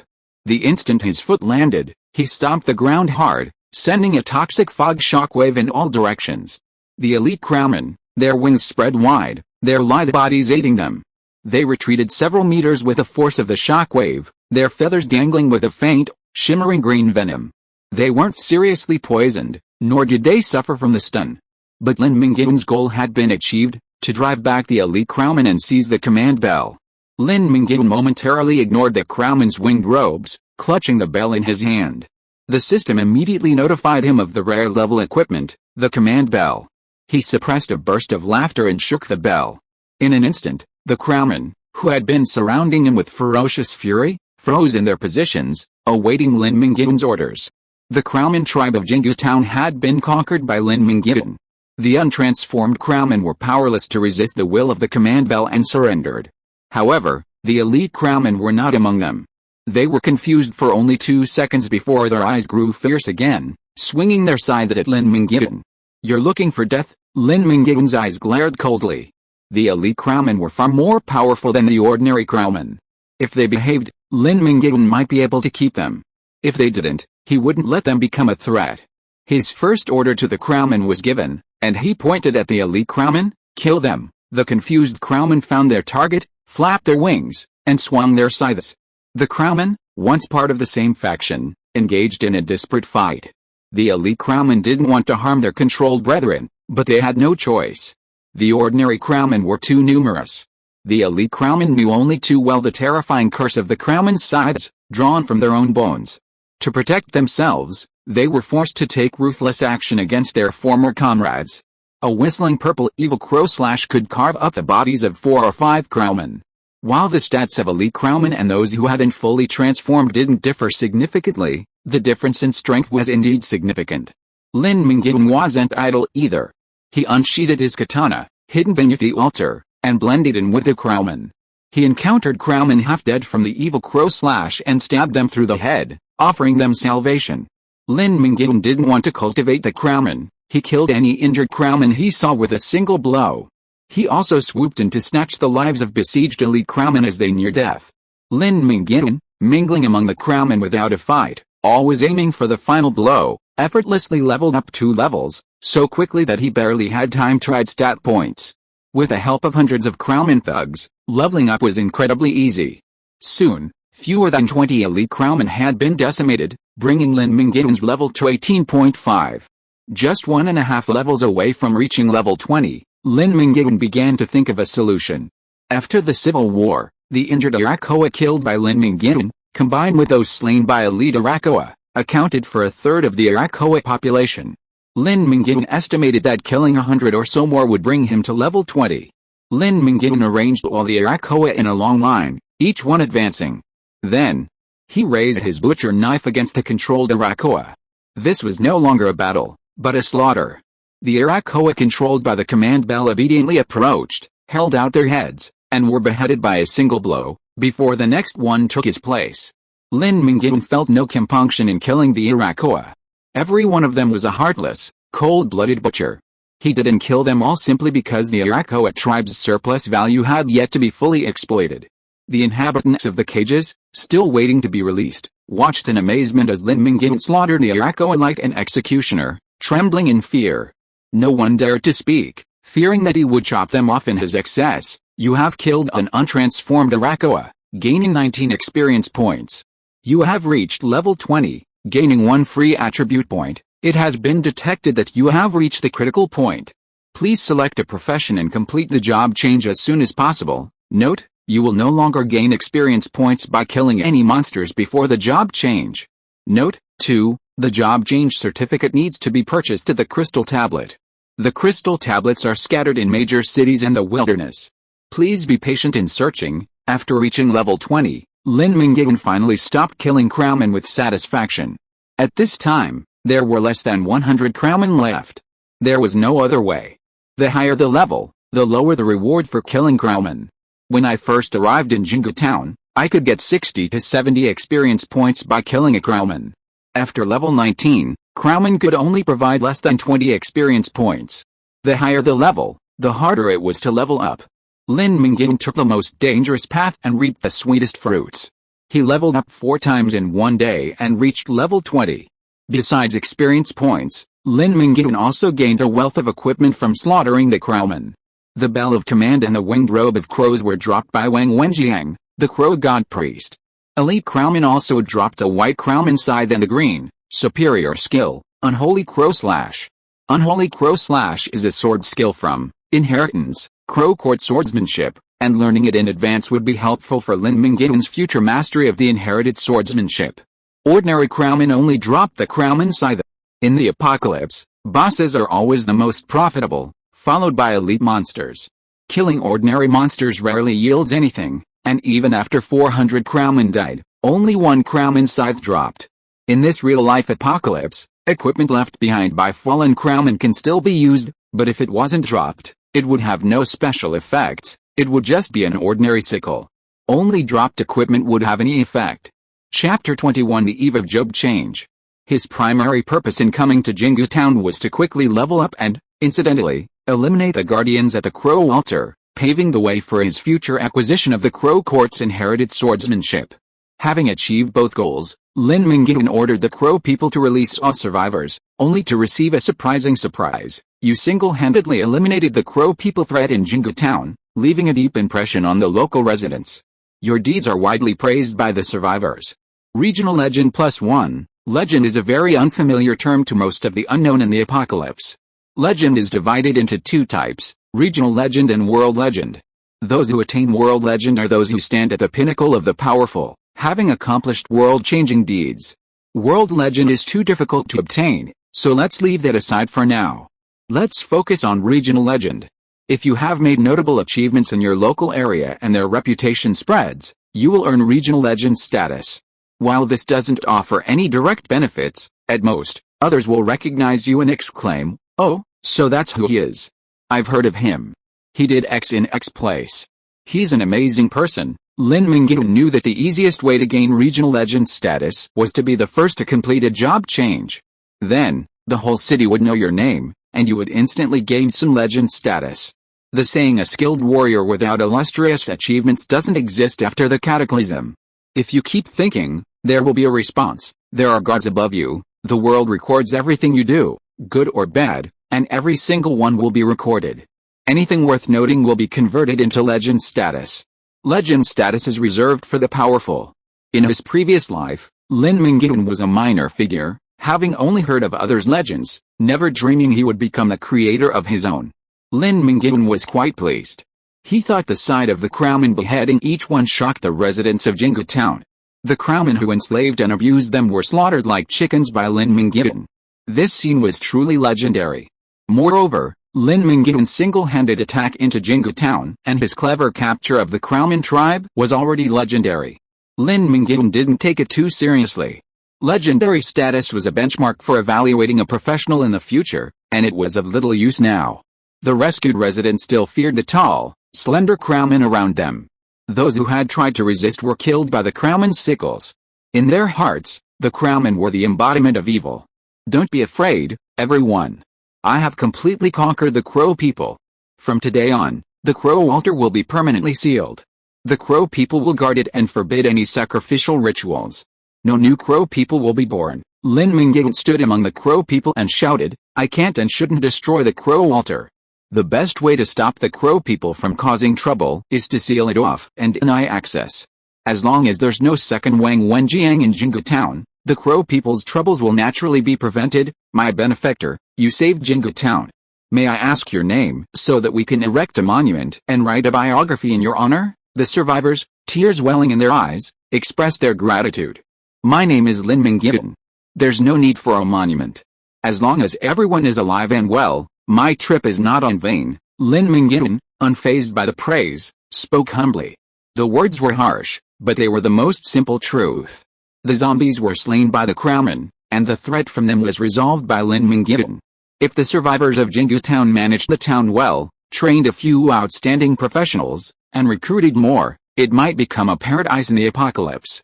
Lin Mingyuan had no intention of interfering in Jinggu town's future development. Whether it was good or bad was none of his business. This matter was over, and it was time for Lin Mingyuan to return. Lin Mingyuan donned the crow's wing robe and strapped 2 sickles to the back of his motorcycle. Before he left, Tang Wan came to see him off. You've helped us so much right from the moment you arrived, and I haven't treated you properly. How about you stay 2 more days and give me a chance to show my hospitality? Lin Mingyuan politely declined. No. I'm afraid my family will worry if I'm away for 2 days. I'd better go back early. Tang Wan forced a smile across her dejected face. Then I wish you a safe journey. As the motorcycle gradually disappeared at the end of the road, accompanied by a blessing, Lin Mingyuan's heart trembled slightly. He knew that if he stayed tonight, he could have a happy ending with this beautiful young woman, but he wasn't pursuing physical pleasure right now. He had more important things to do. Change class. The swordsman class requires 20 agility, 15 strength, and 10 constitution. The swordsman is an agile class, but strength is also required, and constitution is also a requirement. It's a balanced class that cultivates all 3 attributes, but intelligence is the only one that is neglected. Furthermore, intermediate swordsmanship and mastery of 3 sword techniques are required. Lin Mingyuan already possesses intermediate swordsmanship, cold slash, whirlwind slash, and the newly mastered evil crow slash. Lin Mingyuan now only needs to purchase a class change certificate from the Crystal Monument to become a rule-approved swordsman, officially beginning his journey to become a swordsman. The Crystal Monument in TS City is located near the subway station between Chengdu Building and Qianxue University of Finance and Economics. This is the territory of the Three Spears Alliance, which later sparked widespread outrage and attacks among professionals due to their occupation of the TS City Crystal Monument. Anyone seeking a class change must purchase a class change certificate from the Crystal Monument. The certificate costs only 100 disaster coins, a relatively cheap sum for Lin Mingyuan. Killing a single boss can earn him over 100 disaster coins, and he currently holds 700 disaster coins. However, ordinary professionals would have to save up for about a month to earn 100 disaster coins. The Three Guns Alliance, which controlled the Crystal Monument, set up checkpoints and exploited the city's professionals. Anyone wishing to purchase items through the Crystal Monument had to pay a 100 coin handling fee. The Three Guns Alliance, needing no effort, simply defended the Crystal Monument and leached the blood of every professional in the city. Common professionals were utterly exploited by the Three Guns Alliance, and were forced to risk their lives to earn another 100 disaster coins and pay them back in exchange for a successful career change. This rapid increase in professional power and increased earning power led to the greed of the Three Guns Alliance, which doubled the Crystal Monument handling fee. Unbeknownst to the Three Guns Alliance, the now powerful professionals were fed up with the Three Guns Alliance enjoying the benefits. Following Li Zhiduan's call, they formed a coalition and completely annihilated the Three Guns Alliance, ending their brutal 9-month rule over TS City. I'm definitely the first professional in TS City to reach level 20. I wonder if the Three Guns Alliance has captured the Crystal Monument at this point. Feeling a little uneasy, Lin Mingyuan sped through the city on his motorcycle, heading straight for the Crystal Monument. Passing by his old neighborhood, Lin Mingyuan saw the gate had been breached by a massive mutant zombie. Dozens of zombies surrounded the neighborhood's small shop. A 2.5-meter tall mutant was pounding on the shutter with its hammer-like fist. As the shutter threatened to shatter, the terrified screams of the survivors erupted from within. Lin Mingyuan remained unmoved, riding his motorcycle by. Some people, once missed, are lost forever. Those whose fates are forcibly altered, will ultimately meet their end, living only a few days longer than their previous lives. Continuing forward, nearing the Shendu building, Lin Mingyuan suddenly slammed on the brakes, his tires rubbing against a road in a cloud of white smoke. Lin Mingyuan's senses were acute, and he caught the reflection of the sniper's lens. "Don't shoot, I'm human." Lin Mingyuan parked his motorcycle and raised his hands to signal his hostility. The sniper in the second-floor window removed his crosshairs from Lin Mingyuan's head. From the alleys on either side came the heavily armed Three-Gun Alliance members, rifles in hand, grenades strapped to their waists. Even though Lin Mingyuan was already a level 20 professional, he wasn't necessarily a match for them in a real fight. And that was at close range. At greater distances, Lin Mingyuan would either surrender or flee. Cold weapon professionals, undeveloped in the early stages of the cataclysm, were completely powerless against firearms. This was precisely why the Three-Gun Alliance had been able to maintain its dominance for 9 months. That's impressive. You dared to ride a motorcycle across the city? Are you interested in joining us? Asked Wang Tao, the team leader and one of the Three-Gun Alliance's key leaders. He was a master of bullying, his face covered in burns, a cigarette dangling from his lips, and his words were spoken with a certain arrogance. If you are listening to this novel on a channel other than Fanfic World, it means it was downloaded and re-uploaded without effort. We warmly invite you to visit our channel, Fanfic World. There you will find the original version of this story and many other novels of various genres. We look forward to seeing you dive into a world of incredible novels. Chapter 22, Samsara Swordbody. I don't know how to use a gun, Lin Mingyuan flatly refused. Wang Tao's expression immediately changed. You're so shameless. He raised his hand to slap Lin Mingyuan, but Lin Mingyuan grabbed his arm. The Three-Gun Alliance gunmen watching immediately pointed their guns at Lin Mingyuan. Lin Mingyuan released his hand and said with a smile, "Life in troubled times is tough for anyone. Why make things so tense? I have 2 white sickles on my bike. I'm giving them to you brothers as a greeting." Wang Tao's palm was numb and insensitive. Lin Mingyuan's squeeze had temporarily closed the blood vessels in his wrist, preventing blood flow. Sensing Lin Mingyuan was not to be trifled with, Wang Tao glanced in the direction of the motorcycle. Sure enough, 2 pieces of ordinary equipment, emitting a faint white light, were hanging on the back seat. His expression brightened slightly. After the cataclysm, equipment was hard currency. Even at this stage, few people had white equipment. Lin Mingyuan's gift of the crown and sickles he had found was a sincere gesture. "You're tactful. Tell me what you want to say, it's nothing serious." "I just need to borrow the crystal steel," Lin Mingyuan said calmly. Wang Tao glanced at Lin Mingyuan a few times.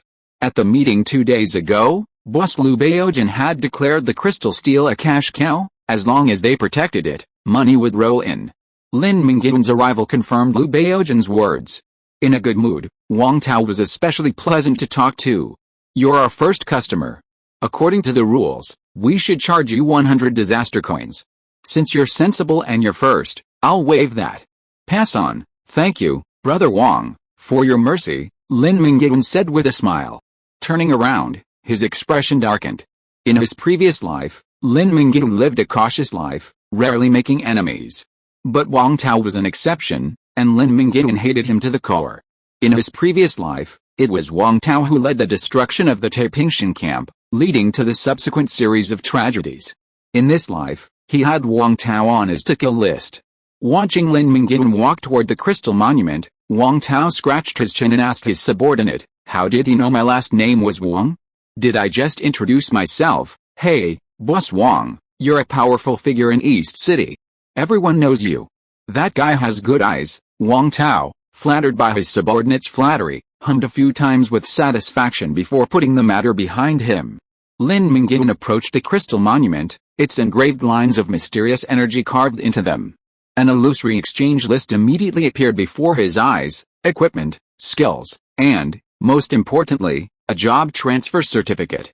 The crystal monuments within the city yielded only common goods. Only the limited-time exchange lists of the crystal monuments that spawned in the wild offered valuable items.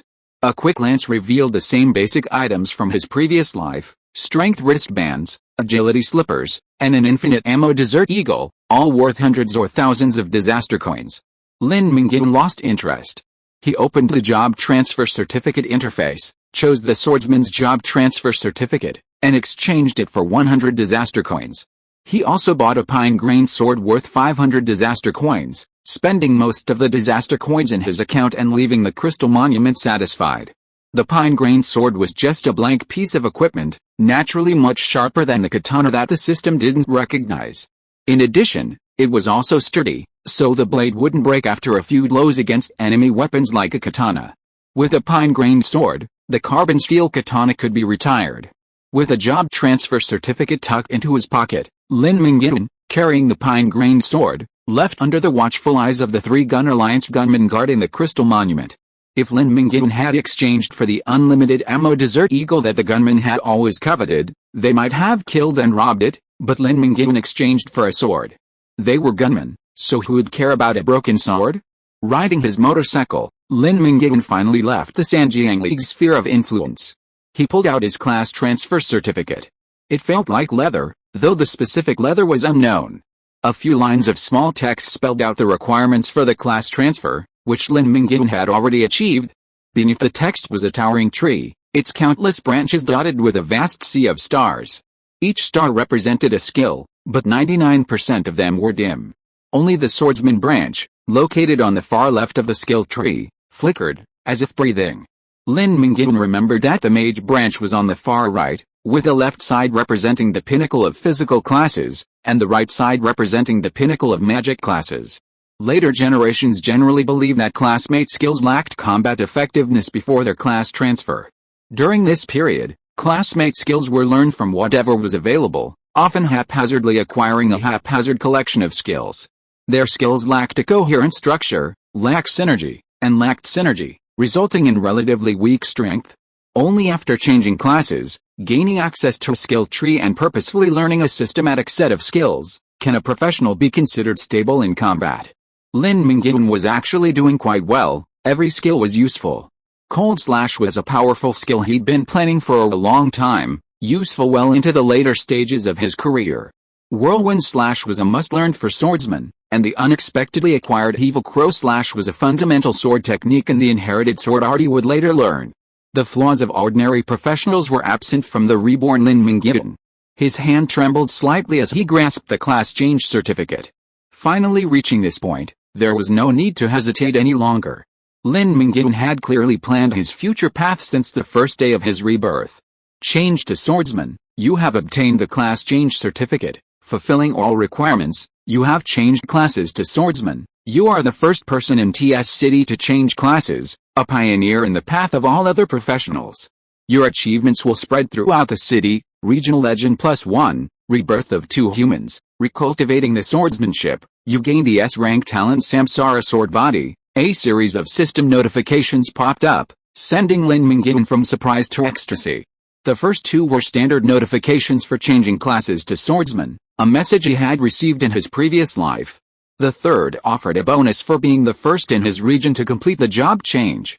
Citywide notification and a point increase in Regional Legend. The fourth message sent Lin Mingyuan completely into a frenzy. He had gained another S-rank talent. He hadn't yet used the first S-rank talent he'd chosen on the day of the catastrophe, Two-Faced, yet to be used. While it was highly unlikely that Lin Mingyuan would adopt a second class for a while, the Two-Faced talent was Lin Mingyuan's greatest asset in his later years. Possessing the characteristics of two classes, 1 plus 1 doesn't equal 2, it could be 5, or even 10. It all depended on how Lin Mingyuan combined the strengths and weaknesses of both classes to maximize their benefits. He had now gained another incredibly valuable S-rank talent, the Samsara Sword Body, and he immediately checked his stats panel.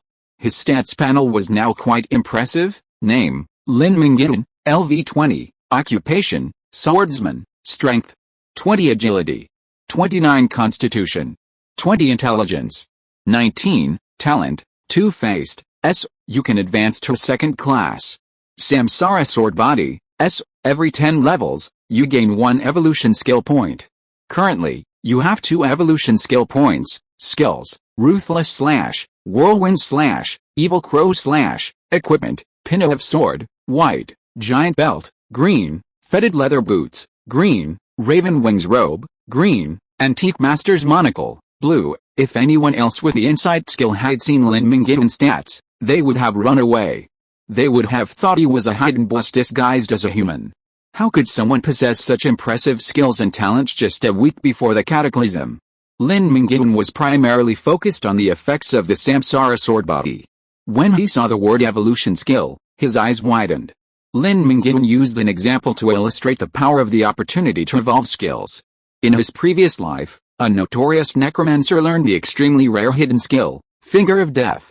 This skill instantly killed any enemy it struck, regardless of their health or magic resistance. However, such a powerful skill had a flaw: its low rank, an epic level skill. As many powerful warriors acquired legendary defensive skills, Finger of Death lost its fear. It wasn't until the necromancer spent 1 million disaster coins at an auction in South America to purchase an evolution stone, upgrading Finger of Death from epic to legendary. The feared Finger of Death returned. That same day, a top 10 Jiangnan region warrior monk, possessing the legendary defensive skill Heavenly Unity, sacrificed his life to celebrate the return of Finger of Death. However, the necromancer who possessed Finger of Death ultimately died after being lured into a forbidden magic zone. His presence instilled fear in many, leading to his ultimate destruction. The story that happened to him proved 2 things. First, the opportunity to evolve skills is worth millions of gold. Second, no one is invincible. The consequence of being too arrogant is that you will be targeted by everyone. Chapter 23, Becoming Famous Overnight. Chapter 24, Overnight Fame. Normally, after a class change, a professional gains 2 skill points, which are used to learn skills in the skill tree. Thereafter, 1 skill point is added every 10 levels. After acquiring the S-rank talent, the Samsara Sword Body, Lin Mingyuan gains 1 skill point for every 10 levels he gains, along with an evolution skill point worth 1 million disaster coins. While evolution skill points require careful consideration, Lin Mingyuan immediately used them, choosing to learn Leap / and Block from the skill tree.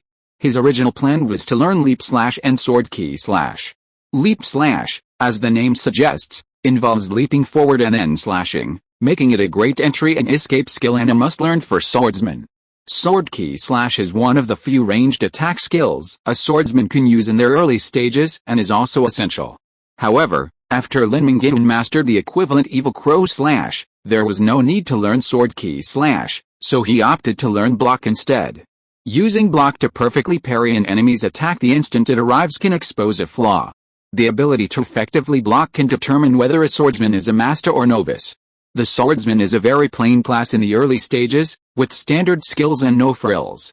It's only after learning advanced sword techniques like Blade Storm, Phantom Sword Dance, and the ultimate sword techniques from the inherited sword art that the swordsman sheds his mediocrity and shines with splendor. Swordsmen aren't particularly impressive, but when it comes to sword saints, everyone imagines swordsmanship so magnificent it's practically art, something even gods would admire. After learning his skills, Lin Mingyuan began to consider how to use his evolutionary skill points.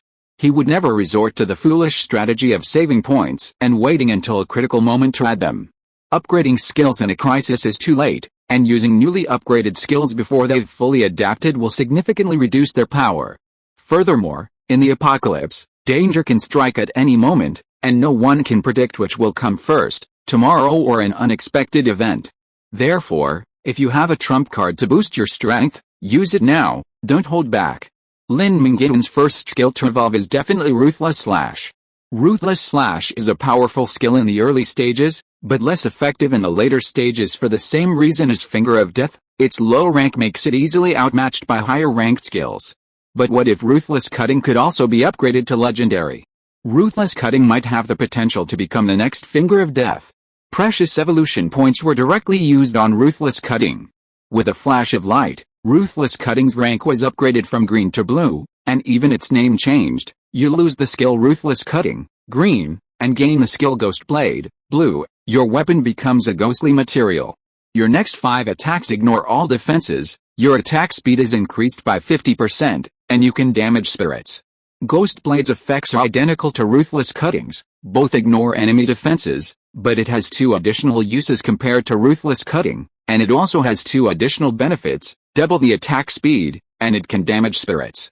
Although Lin Mingyuan hasn't encountered spirit-type enemies yet, if he does, he'll definitely retreat. It's not just him, any physical class faces a difficult situation when encountering spirits, as spirit enemies are naturally immune to physical damage. Now Lin Mingyuan has a way to counter them.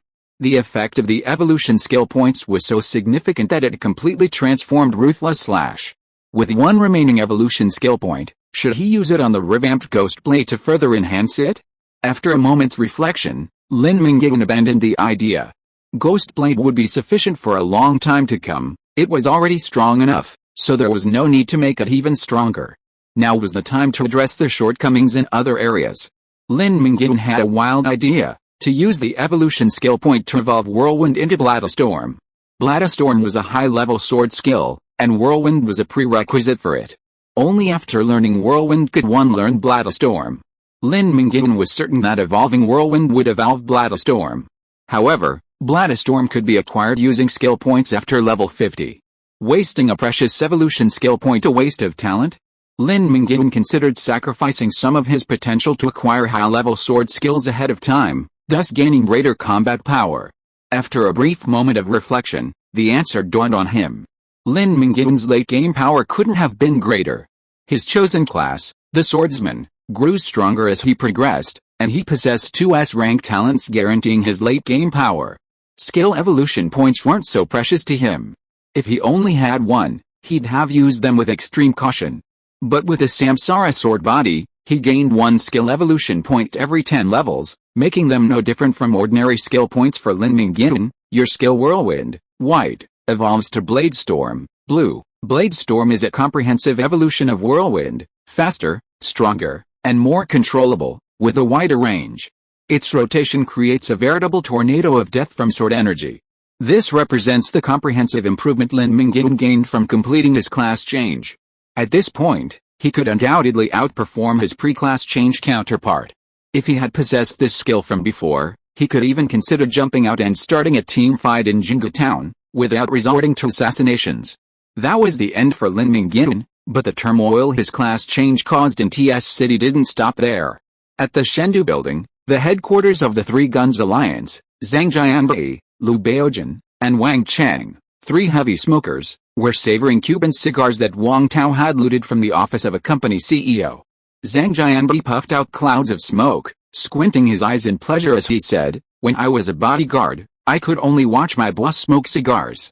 Today, I finally got to taste a cigar." Wang Cheng couldn't stop grinning. "When you fucked the boss's wife, didn't she give you a cigar to try afterwards?" Zhang Jianbai said, "Shit, back then, we had to pull up our pants and get out quickly to avoid being seen. How could we have time for a cigarette afterwards? Life is still so comfortable now. We can do whatever we want. As long as we defend the Crystal Monument, we will have the lifeline of TS City in our hands," said Liu Baojun, the brains of the 3. The founding of the Three Guns Alliance is a somewhat legendary event. The 3 men had never met before. Zhang Jianbai, a tall, muscular man raised abroad and skilled in gunslinging, returned to China to work as a bodyguard for a wealthy businessman. Wang Cheng was a badass, having been in prison for rape. Liu Baojin was an accountant. These seemingly unrelated individuals first met at an armory outside the city. Three ambitious individuals, all eyeing the armory, collided. Liu Baojin proposed equipping the Zerg with weapons. Rather than a bloody, mutually devastating battle, it would be better for the three of them to unite and establish the Three Guns Alliance at the armory to jointly rule Qianxue. After forming the alliance, each of them recruited a number of men and distributed weapons, embarking on a relentless expansionist campaign to seize territory. In the early days of the apocalypse, firearms were still powerful, and the Three Guns Alliance, with its firearms, was invincible. Neither human strongholds nor zombie swarms could withstand the Three Guns' advance. Only after they seized TS City's East District and brought a crystal monument under their jurisdiction did they temporarily halt their expansion. Oh, by the way, Wang Tao just mentioned that someone went to the crystal monument to exchange something. Could he be changing his job? Zhang Jianbi asked. Liu Baojin was about to speak when all three of them paused. Wang Cheng extinguished his cigarette, his expression serious. Did you all hear that? The two nodded, and Liu Baojin said, that Lin Mingyuan is amazing. He changed his job less than a week after the catastrophe. The highest-ranked member of our Three Guns Alliance seems to be K. Daewang, and he's only level 11, he's quite capable. We need to find out his background. If we can recruit him, then recruit him. If not, then kill him. Zhang Jianbi's face was grim. What good would a job change do? Could he be a match for the rifles and rocket launchers of the Three Guns Alliance? Everyone in the city knows he's changed his class, so it's hard to move against him. If we kill him right after he changes, what will everyone think? Everyone is worried about the Three Guns Alliance and will have to treat them as a thorn in their side. Remember, as long as we hold the Crystal Monument, we can continue to seize wealth. By then, the Three Guns Alliance will be full of experts. It's okay to let him change his class first so we can catch up later. Liu Baojin is a smart man and the Three Guns Alliance's think tank. Zhang and Wang are willing to listen to him and nodded in agreement. In the Ghost Forest, Li Zuwen, who was wielding a two-handed greatsword while battling a bristle crab spider, also heard the news at the same time. The sudden news spurred him on. He slashed with his greatsword, chopped off all 8 of the crab spider's legs, and then plunged the sword into the crab spider's forehead, which was covered with dense compound eyes. I'm only level 15, and he's already level 20. So fast. Who the hell is this Lin Mingyuan? Li Zuwen panted. He couldn't help but feel hostility at the mention of Lin Mingyuan, as if he'd stolen something precious from him. He hasn't come back in a day and a night, and I can't contact him. Sigh, did he run into some undefeated monster? At Taipingxian camp, Li Tong, who periodically glanced toward the mountain pass, paced the living room, sharing his anxiety with the fiery mane lion. The fiery mane lion, sprawled on the cool tile floor, let out a lazy roar, and only Li Tong, who shared its empathy, understood its meaning. Kane thought Li Tong was worrying too much. How could a man who could capture it alive with a single blow be such a hassle? Instead of worrying about him, he should worry about the monsters he discovered. It was the monsters who would be most unlucky if they encountered him. Kane failed to comfort Li Tong. Concern made him confused. He began to wonder what trouble Lin Mingyuan had encountered. Li Tong frowned, but the next second, his frown relaxed. He laughed loudly in the living room and said, "You are worthy of being my brother. The first professional to change jobs in TS City. How impressive." Yan Qianxue, who was oiling and maintaining her beloved bow, flashed her beautiful eyes and said, "The boss is the boss. I won't let you pull me too far away. Wait for me." Chapter 24, Shocking Change. Back at camp, Lin Mingyuan felt like a hero. The guards on duty spotted Lin Mingyuan's motorcycle at the foot of the mountain and immediately spread the word.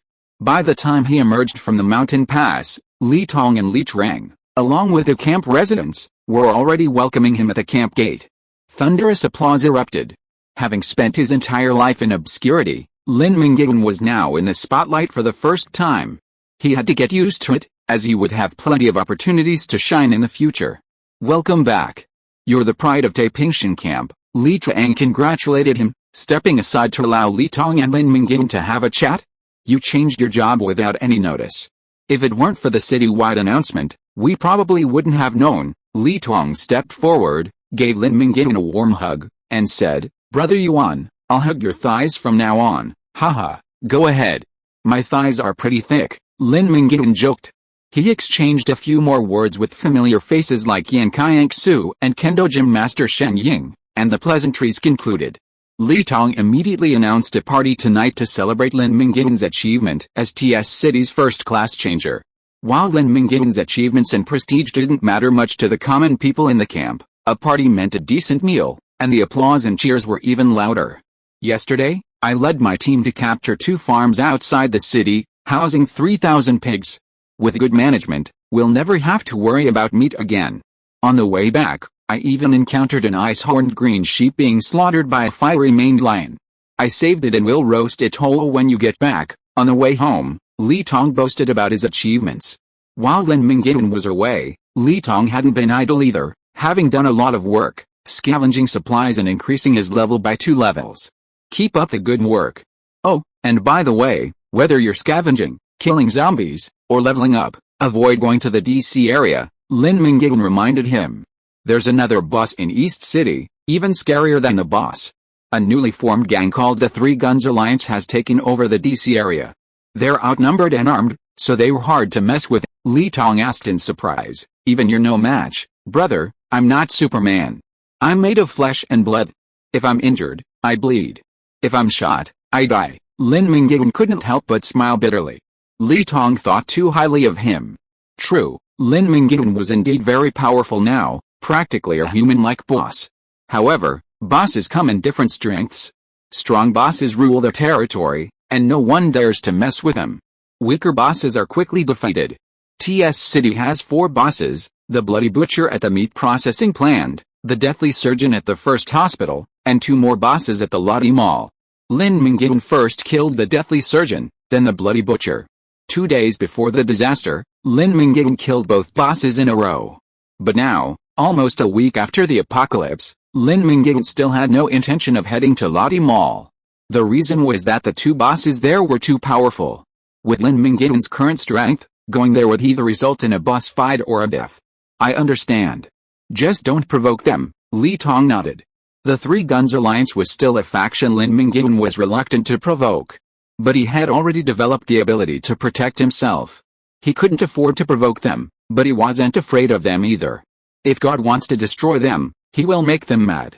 Dealing with the Three Guns Alliance wasn't just Lin Mingyuan's responsibility, but that of all TS City professionals. It was also a good opportunity to rally the scattered TS City professionals. Tired after a busy day, Lin Mingyuan went home and fell asleep. When he woke up, it was already evening. Outside, he saw barbecue grills set up on the green, open lawn, their glowing charcoal blazes illuminating the happy smiles on the faces of the camp residents. A barbecue party is a meat eater's paradise. The sizzling sound of the golden fat from the steaks dripping onto the charcoal, driven by the intense heat, is the most beautiful sound in the world. Waiters arrived bearing ice buckets filled with drinks cooled on ice. In the center of the party area, a bonfire, long enough to burn for hours, was piled high with wood. Lin Mingyuan would light the largest bonfire himself, and the party would begin.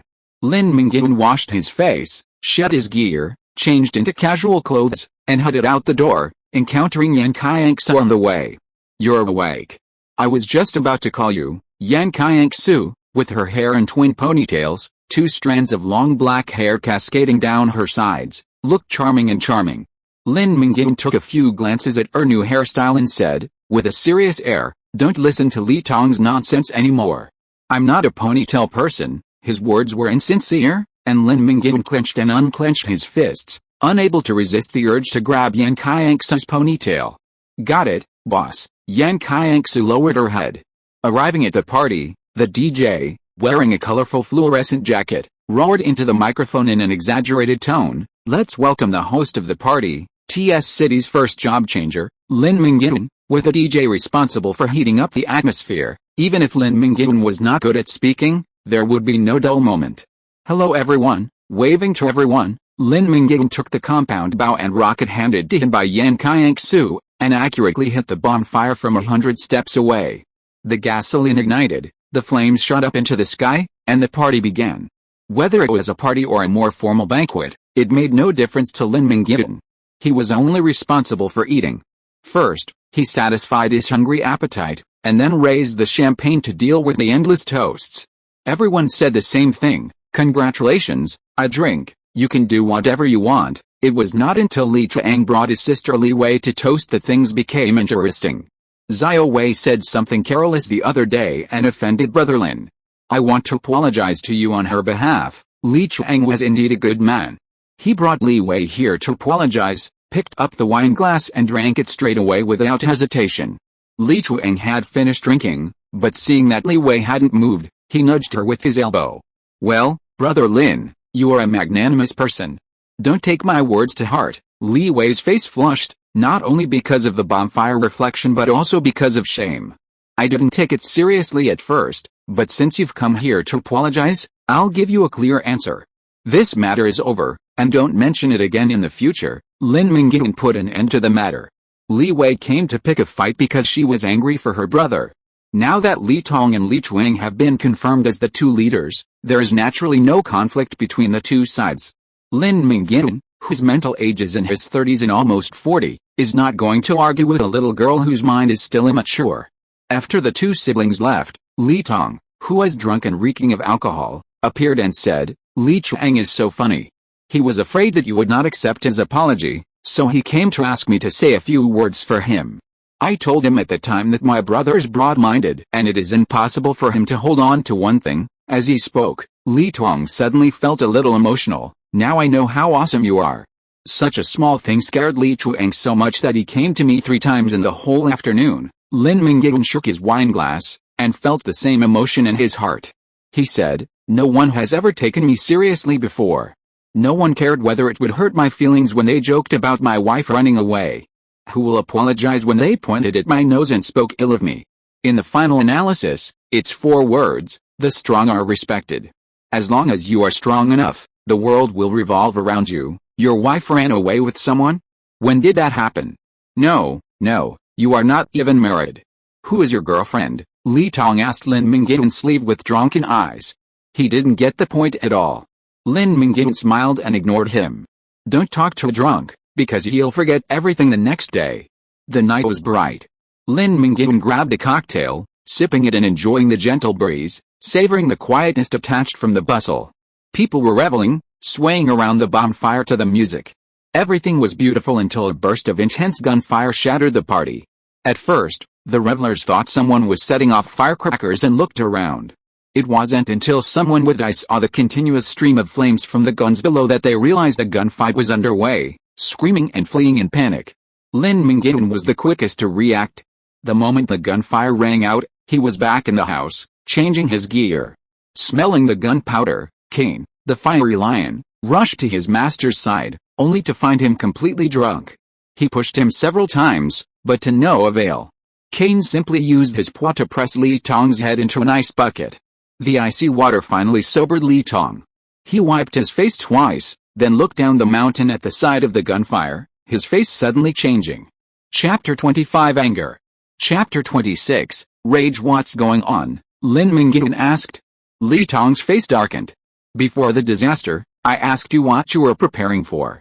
You told me to stockpile more food and purified water, right? Yes. How much did you stockpile? I bought 8 tons of rice alone, filling 6 warehouses. I also rented all the storage warehouses down the mountain for flour and oil. Li Tong was fully prepared for the apocalypse. With food on hand, he felt at ease. As long as the food didn't spoil, his reserves would be enough to feed him and Lin Mingyuan's families for a lifetime. Even if expanded to the entire Taipingtian camp, his reserves would be enough to feed the thousands of people in the camp for a year. But now his food warehouse had been robbed. He wanted to fight the bandits, but they had guns, so he could only ask Lin Mingyuan for the final say. Brother Yuan, what should we do? We can't just stand by and watch them empty the warehouse. They're bullying us. If we give in, we'll never be able to stand up straight against the 3 guns. Lin Mingyuan had been thinking about temporarily avoiding conflict with the 3 guns that afternoon, but plans couldn't keep up with changes. The 3 guns had already reached their doorstep, and this was too much to bear.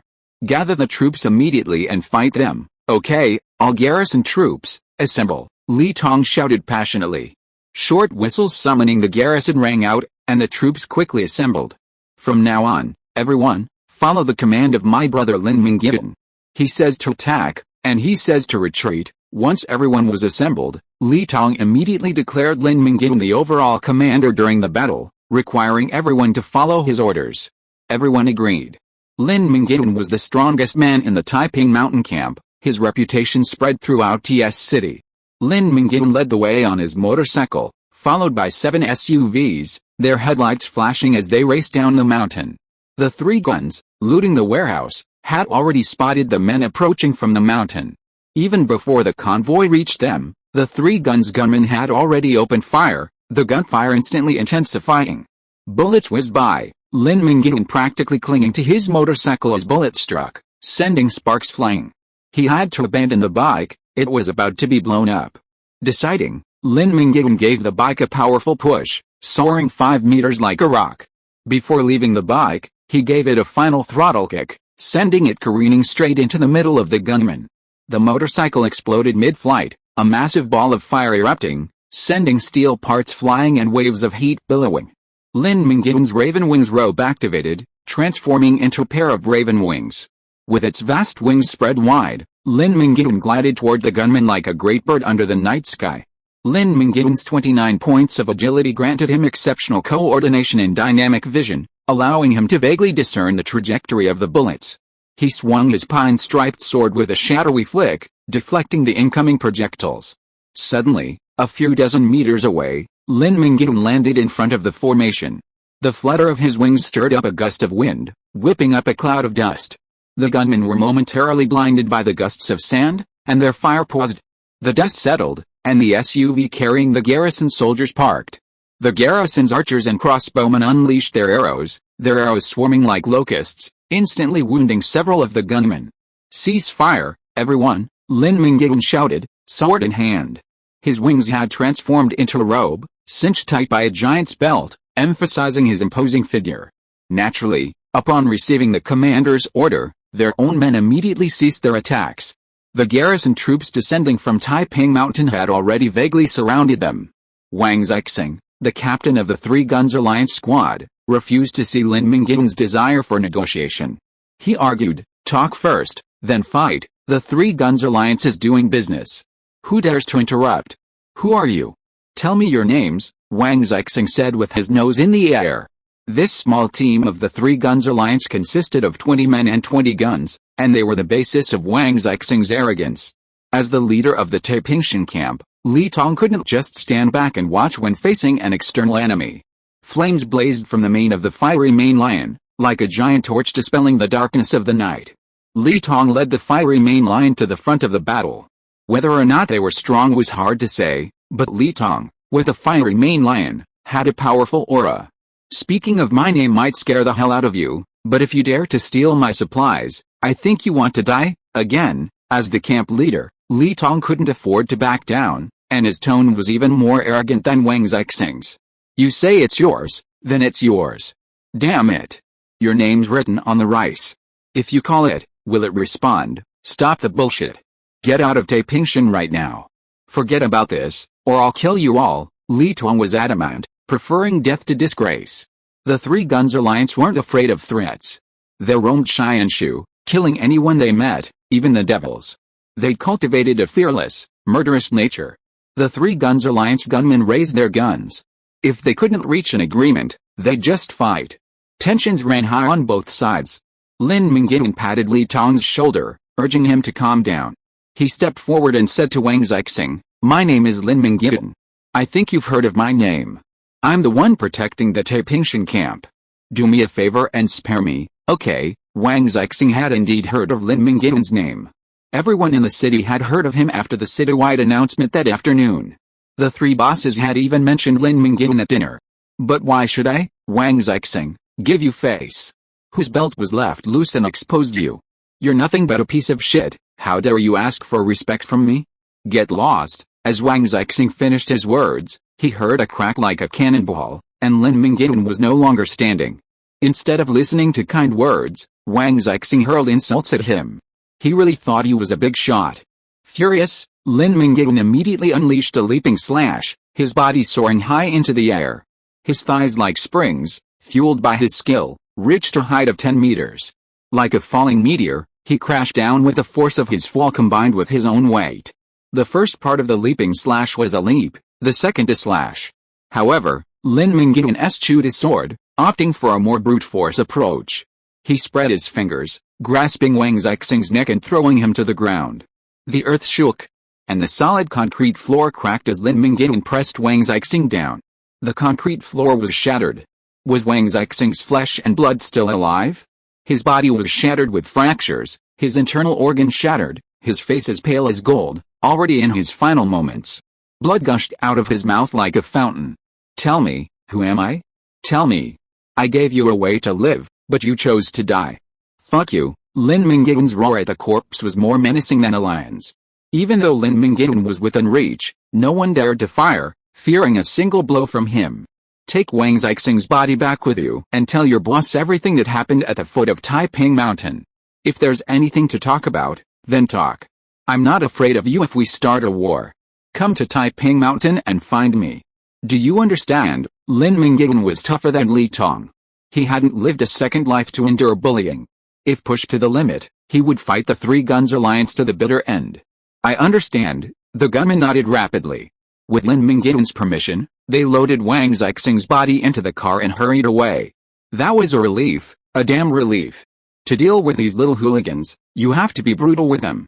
Reason won't work. Li Tong was so engrossed in the scene, he exclaimed, spitting at the retreating Three Guns Alliance gunmen. The Three Guns Alliance gunmen had left a mess behind. The warehouse door had been shot to pieces, and the guards' bodies had been carelessly discarded by the gunmen. Li Tong had his hands full now, not only moving the grain but also burying the warehouse guards. They killed 5 of us, and we only killed 1 of them. We lost out. We should have kept them all alive. As long as we kept our hands clean and didn't let any of them slip through, no one would know it was us. Li Tong began to think critically. Lin Mingyuan knew the Three Guns Alliance well and said, it's useless. Every team from the Three Guns Alliance reports to headquarters before any action. If a team member doesn't return, the Three Guns Alliance will send a large force to search for them. If we kill them all, we'll completely break off relations with the Three Guns Alliance, with no room for reconciliation. Then, changing the subject, Lin Mingyuan added, however, even if we leave some room for maneuver, I'm afraid the Three Guns Alliance won't let us off given their tyranny. Li Tong immediately felt the situation was difficult. With the strength of the Taiping Mountain camp, they wouldn't be afraid of a small team from the Three Guns Alliance, but if the Three Guns Alliance launched a large-scale invasion, the Taiping Mountain camp would definitely not be able to hold on. Brother Yuan, what should we do? Lin Mingyuan said wisely, don't worry, I have a plan. Go get a bottle of Cain's blood, and I'll take care of the rest. End of this chapter. Thank you so much for reading until the end. Don't forget to give it a like. Looking for more exclusive content and immediate access? Subscribe to our Patreon. Remember, every like, subscription or donation encourages us to continue. Thank you all. See you in the next video.